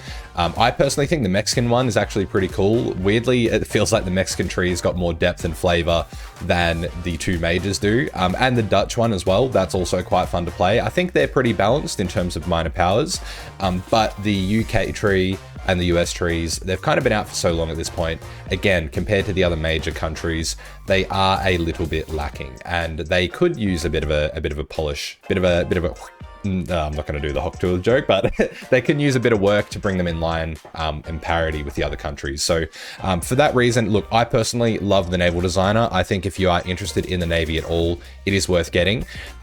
I will say just for the focus trees that come with the majors, it brings it down to B tier rather than A or S tier, but it's still definitely one of the three core ones that I would recommend for people to get first, being, yeah, Man the Guns, No Step Back, and By Blood Alone for those three different designers. Just before we continue, if you guys enjoyed this video or my other videos on the channel and you want to help out, please consider subscribing. It really does do a lot for me and getting my videos in front of other people. Also, just let me know in the comments below what you think, if you disagree with the ranking, or if there are any other video topics that you want me to cover off, and I'm more than happy to give them a go. Next up is La Resistance. This is the DLC which brings in a expanded focus tree for France, as well as expanding on the Spanish Civil War and giving Portugal a unique little tree as well. The main feature that you get in this one is the intelligence agency, or your spy agencies. And again, this is one of my favorite features of the game. It does feel a little bit undercooked at this point, you know, 10 years into the game, but it is still so much fun, and it has a lot of different things that you can do with it. One of the main ones being able to set up collaboration governments in nations. It gives you more compliance, therefore access to more of their factories and manpower and resources when you capitulate them, and it lowers the capitulation threshold for a particular country. So for example, Germany fighting the Soviet Union. If you don't want to have to push the Soviets all the way back to Vladivostok, you better be setting up some collab government. So it does make your world conquering a bit easier. This is definitely one of my more favorite and preferred DLCs to get. Again though, just because of the quality of some of the more recent DLCs and focus trees that we've been getting, I think it does bring it down a little bit. I'm going to put it in B tier as well, below Man the Guns. I would say you should get Man the Guns before La Resistance. But again, another one of those DLCs which adds quite a lot of intricacy, or, you know, a different way to sort of help you win the game. So still worth getting. Next, we have the first of the dedicated country packs from Paradox, and that is Battle for the Bosporus. So this adds in expanded focus trees for Bulgaria, Greece, and Turkey, and no gameplay features. This one is just for the focus trees. Overall, I think that model isn't a bad idea. I quite like the idea of getting expanded focus trees for the smaller nations in like little batches, especially especially because now currently we are going to be getting like one full expansion a year and then also a country pack a year. So they're completely optional. If you don't have an interest in that particular part of the world, you don't have to buy that country pack. I would say that this is probably one of my least favorite DLCs. I do think that the focus trees are pretty expansive for what you get. If you go on and have a look at what's included in each of the three, there's a lot of different paths that you can take. I just think that the gameplay of it is not really that fun, and I've not had a great time in my experience playing those three countries. So I'm personally going to place it in C tier, even below Waking the Tiger. But if you love Turkey, Greece, Bulgaria, and you want to fill that out a little bit more, then yeah, it's going to be enjoyable for you. But for me, not so much. Also, as a new player, I would recommend that you are picking up the DLCs which include gameplay features before going for the country packs, because that will make the game feel a lot more well-rounded and complete for you. When you get to the point like myself, where you've sunk a stupid amount of money into this and you do have all the DLCs and all the different features at your disposal, the game is a lot more interesting and complex. Next up is No Step Back, which brings in unique focus trees for the Soviet Union and Poland, as well as the Baltic states of Latvia, Lithuania, and Estonia.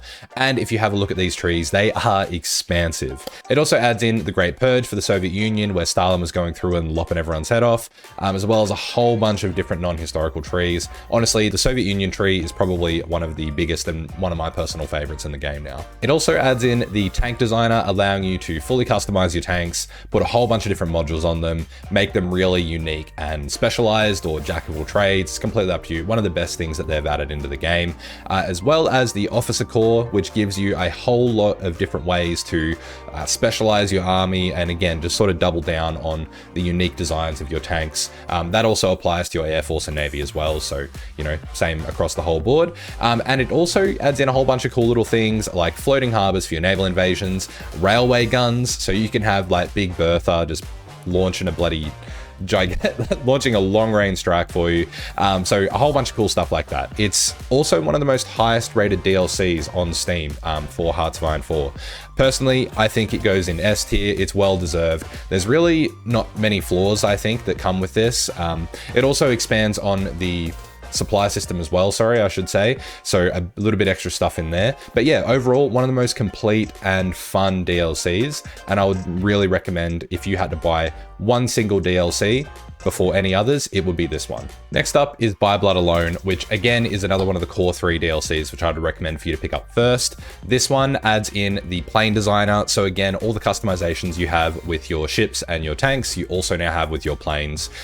You also have access to the new peace deal system. So there is a whole lot more ways to sort of customize the outcome of wars, I guess you could say. You can now annex navies when you capitulate people in the peace deals as well with that. Honestly, it took people a little bit of time to get their head around and to figure out how it works, but it is great. It does have a few kinks, like sometimes you will still end up where you don't have enough peace, like you don't have enough war score to completely take a nation at the end of the peace deal. But overall, I think it's a really great improvement. Focus trees for this one are for Italy, Ethiopia, and Switzerland. Now, I enjoy the focus trees for all 3 of these. However, I do not enjoy the balance of power mechanic. I think it is simply just clicking a button and spending some political power, and that can lock you out of complete focuses if you don't do it perfectly right, and it will ruin a whole playthrough. So I would love if we never see balance of power again, and I think Paradox is listening because we haven't had that in the recent few DLCs. It sadly brings the ranking down a little bit for me. Overall, the focus trees are incredibly expansive, especially for Ethiopia. It's super fun, it's really challenging, but you can essentially unite all of Africa again and create a supercontinent. So overall, a super fun DLC that I really enjoy in terms of the focus trees. It also adds a few other little features, such as awarding medals to your units or your divisions when they take place in a certain action, like if they invade a enemy city or a capital, you can give them a citation for it, which will improve their combat stats. Overall, it's a really great DLC. I think it would go in S tier if not for things like the like the balance of power mechanic. But, you know, I think it still deservedly belongs in A tier. The plane designer is awesome, and the depth of the focus trees that it includes are really, really good. Arms Against Tyranny comes up next, and this one adds in focus trees for all the Scandinavian countries. So that's Finland, Sweden, Norway, Denmark, and Iceland as well. Those focus trees are fun, and they do have quite a bit of depth to them. For me personally, I have found that I've struggled to really get into all those different countries as I play them, but I think that's really just a me issue. I know a lot of other people really love that part of the world. So I think that, yeah, the focus trees, all really great. Even if my interest in that area wanes, they allow you to build up all these minor countries to be really, really strong, which is great. That's what a DLC should do. It also adds in two of my favorite features of the game, which are the international marketplace and MIOs. MIOs less so than the international marketplace. There's a little bit of quality of life that could improve that right now, but the marketplace allows you to buy and sell equipment, essentially for the cost of a bit of your ISC.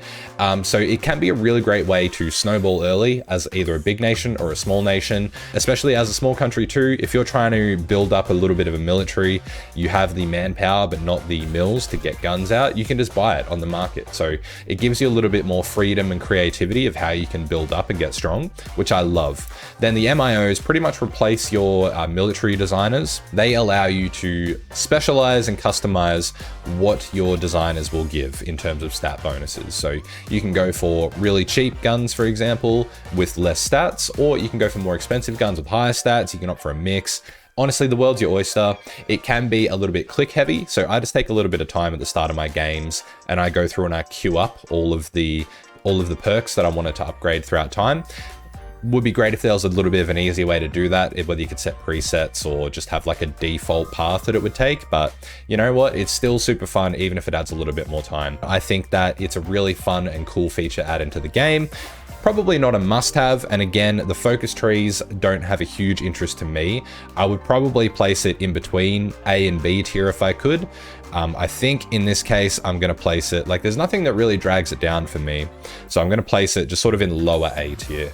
Again, I would still recommend that you get Man the Guns over Arms Against Tyranny, but I think just again, the focus trees being so dated on that drags it down, whereas these ones are a lot more modern and deep and fleshed out. Next up is another country pack, and that is Trail of Allegiance. So this adds in unique focus trees for Brazil, Argentina, and Chile as the majors of this one, as well as smaller focus trees for Uruguay and Paraguay. Now, this DLC received quite poor reviews when it came out, and I think that was due to firstly, a bit of a miscommunication from Paradox's behalf in letting people know that this won't have any major features and that another major DLC was coming out the same year, as well as there being a little bit of unhappiness around the shared focuses that each country has, where essentially the military trees are identical, or basically identical amongst all three of them. Despite that, I personally really enjoy the focus trees for these countries, and I love the fact that there is a bit of attention being given to areas of the world which don't have a major contributing factor in the Second World War. The non-historical part of this game is still really fun, and I think a lot of people do still play it.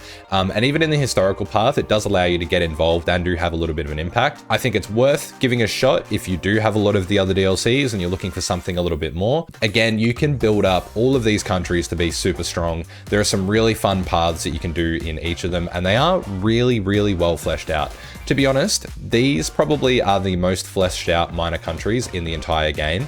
So don't discount it just because you've seen some bad reviews or, you know, heard the noise around the release. I will acknowledge though, given that it doesn't have any major additions to the game, I'm going to place that one in high C tier because there are a lot of other DLCs that you can and should get before this one. That being said though, still super fun. Now we come to the most recent DLC, which is out as of today, and that is Gotterdamerung.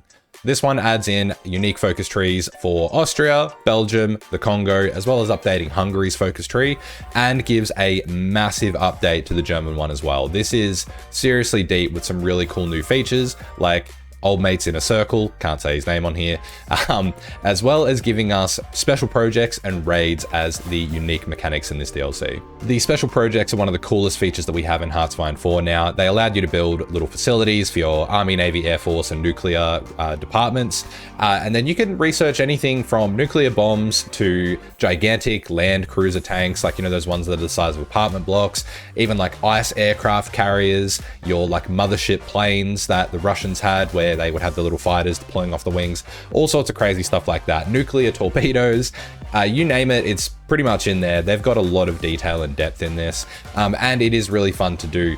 I will say it is not realistic to have as a minor country all the time, but as a major, definitely you can have all 4 facilities, even multiple of the same. I will say the raids feature, which is designed to kind of help you counter your enemy's special project facilities, I've not found that they are super impactful, but they are really cool, and I like them in terms of like a flavor addition to the game. Getting your commandos and then your Air Force and bombers to do like a coordinated strike at the start of the war, taking out enemy naval bases and things like that. I think it's really cool. I would just like for them to put a little bit more emphasis on it and make them a bit more effective, but they are a cool thing to have as well. There are also landmarks added into the game, so now there are these unique buildings in the capitals of quite a bunch of the majors, and they give you different bonuses, whether it's a base increase to your stability or war support, command power gain, things like that. So they are cool and worth having, and then also they can be targeted with raids once you get certain requirements met. So overall, a lot of cool little features and, you know, unique flavor in the game. And again, all of the focus trees that they have included, especially for the miners, are incredibly deep and expansive. You can tell they put a lot of thought into them, and they're really fun to play. I've had more fun playing Gotterdamerung than I have a lot of the recent DLCs put together, and yeah, I've honestly been hooked on this one. Overall, I'm going to place Gotterdamerung in high A tier, just because I think that it's not a must-have DLC, but it is super fun. And I think just Germany getting a lot of TLC in this one bumps it up above a lot of the other DLCs. And, you know, for a lot of people, they predominantly play Germany, so this is going to be well worth having. The other thing that I'm going to talk about is the expansion subscription, which you may have seen down the bottom here and I've not touched on yet. I think this is a really great way for you to be able to get a flavor of all of the different DLCs and what the game is like with them versus without them. You know, if you've been playing Hearts of Iron for maybe like 50 to 100 hours, you're thinking about picking up the DLCs, grab this expansion subscription just to give it a whirl and see what it's like. I'm going to place it in S tier purely for that ability. Even if you get all this stuff on sale, it's going to be quite expensive.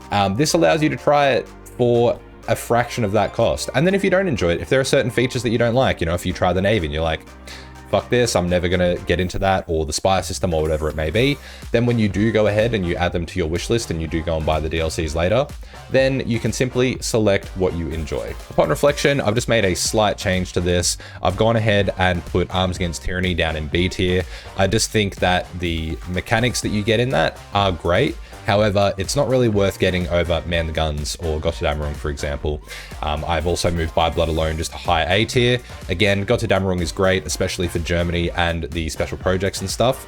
But I think that the Italian focus tree being there for beginners is worth having, and the plane designer is always something that I would recommend worth having over the other stuff.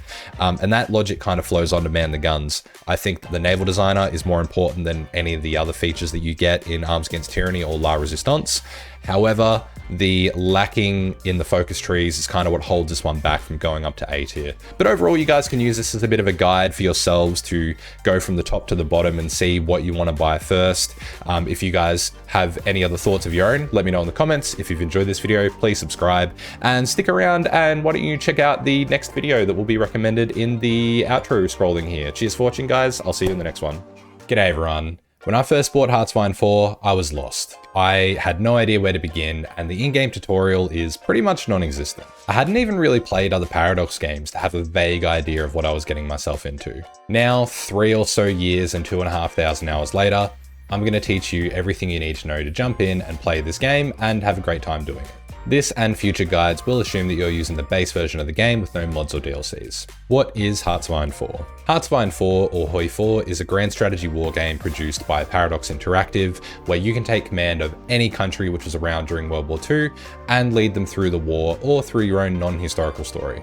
You have complete control over the direction you lead your country in, whether it's your government type, your industry, both civilian and military, what advancements you research, the composition of your air, sea and land forces, and much, much more. You can take command of the German Reich and either lead them through the historical pathway, which really occurred in World War II, or bring back the Kaiser, or turn them into a democratic Germany. Or you can play as the United States and have a communist revolution, overthrow your government, and form an alliance with the USSR. Honestly, your options are endless. How to play. The game and its settings can be a little bit confusing for some people, so let's jump in and look through that now. HOI 4 has a launcher, and I would recommend that you use it when playing the game. Here you can activate any DLCs or mods that you might have, as well as change your game settings. Borderless full screen and DX11 work best for me with the least amount of crashes. Honestly, the game is pretty stable without mods, so you shouldn't have too much trouble. If your game does crash, however, when restarting, I would recommend that you go into game settings in the launcher, scroll down to the bottom and clear the user directory. If you're having issues, this will often fix it. On the home screen, you can choose between your different playsets that you can make, which contain various mods. For this guide, we won't be using any of those. Clicking play will launch the game. Before we actually play the game itself, in the options menu, I would recommend that you set the autosave interval to weekly, just so if you crash, you're not losing a whole bunch of progress. I would also uncheck the NATO symbols if it's activated and turn on pause on notifications. While you're learning, this will help you a lot and you can turn it off at any time. In the video section, the only thing I would recommend is to make sure that you're on borderless and change your UI scaling to 1.2. It's going to make a lot of the icons a lot easier to read, especially if you're on a wide monitor like me. Select single player, create a new game, and this is where we come to the first setting, which will determine how your game plays out. The two options change the start date for the game, with 1936 being the most common one and what I would recommend that you use. Next, you can choose which country you would like to play from this menu. The 7 countries along the top are considered major powers. They're the strongest in terms of both military and economic might. The other countries below are minor powers, still respectable depending on their starting circumstances and able to become a major in their own right through your expert leadership. All the countries featured on this screen have unique focus trees, which are the unique flavor in HOI 4, which helps each country feel like it has its own identity. In terms of good nations to start with, I would recommend Italy for your first few games. They start out the game at war with Ethiopia, and it gives you a chance to practice the combat over and over until you get the hang of it. Once the war is over with Ethiopia, just restart and go again and again and again. The other option that you see here is other countries. By selecting this, it opens up the world map where you can left click on literally any country which is around at the start of the war and opt to play them, even a country like humble little Peru. This is actually the second country I'd recommend playing as while you're learning. They're who I started with when I began playing, and I found that they start out in a position where they're not directly threatened by anyone, but as a fascist government, you can go ahead and declare war on whoever you like. It's a nice, easy-paced way to learn. After your first few games as Italy and or Peru, once you've got a handle on most of the basic concepts, then you can have a bit of a look at a country like Germany. Just before we continue, if you are enjoying this video and you want to see more, please subscribe to the channel and leave a comment and a like down below. It will really help the YouTube gods bless your algorithm with more HammoTime videos. Once you've selected your country of choice, in the bottom right you can adjust the difficulty level and choose from the other 2 settings which will influence the way your game plays out. Iron Man mode and historical AI focuses. Iron Man mode is the same as in every other game. There's no saving and reloading if you make a mistake. It does also allow you to get achievements if you're on a regular difficulty or higher, and while you're learning, I would leave this off. Once you get to the point of playing a larger country like Germany though, switch it back on as you'll learn to fix your mistakes as you play, rather than just reloading before them and preventing them from happening in the first place. Historical AI focuses determines what the rest of the countries will do in your game.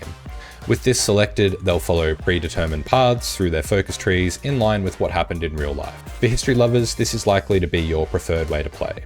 Unchecking this option will leave the other countries in the game free to take random paths through their focus trees, leading to really unpredictable outcomes like the Tsars returning to Russia, the fascist black shirts coming to power in the UK, or a peasant uprising happening in Poland. While you're learning, I would strongly recommend for you to leave historical focuses on. It'll just make your games a bit more predictable and measurable so you can see what works and what doesn't. Once you hit start, you're loaded into the game and ready to start playing. If you want to learn more, stick around to watch one of these next videos.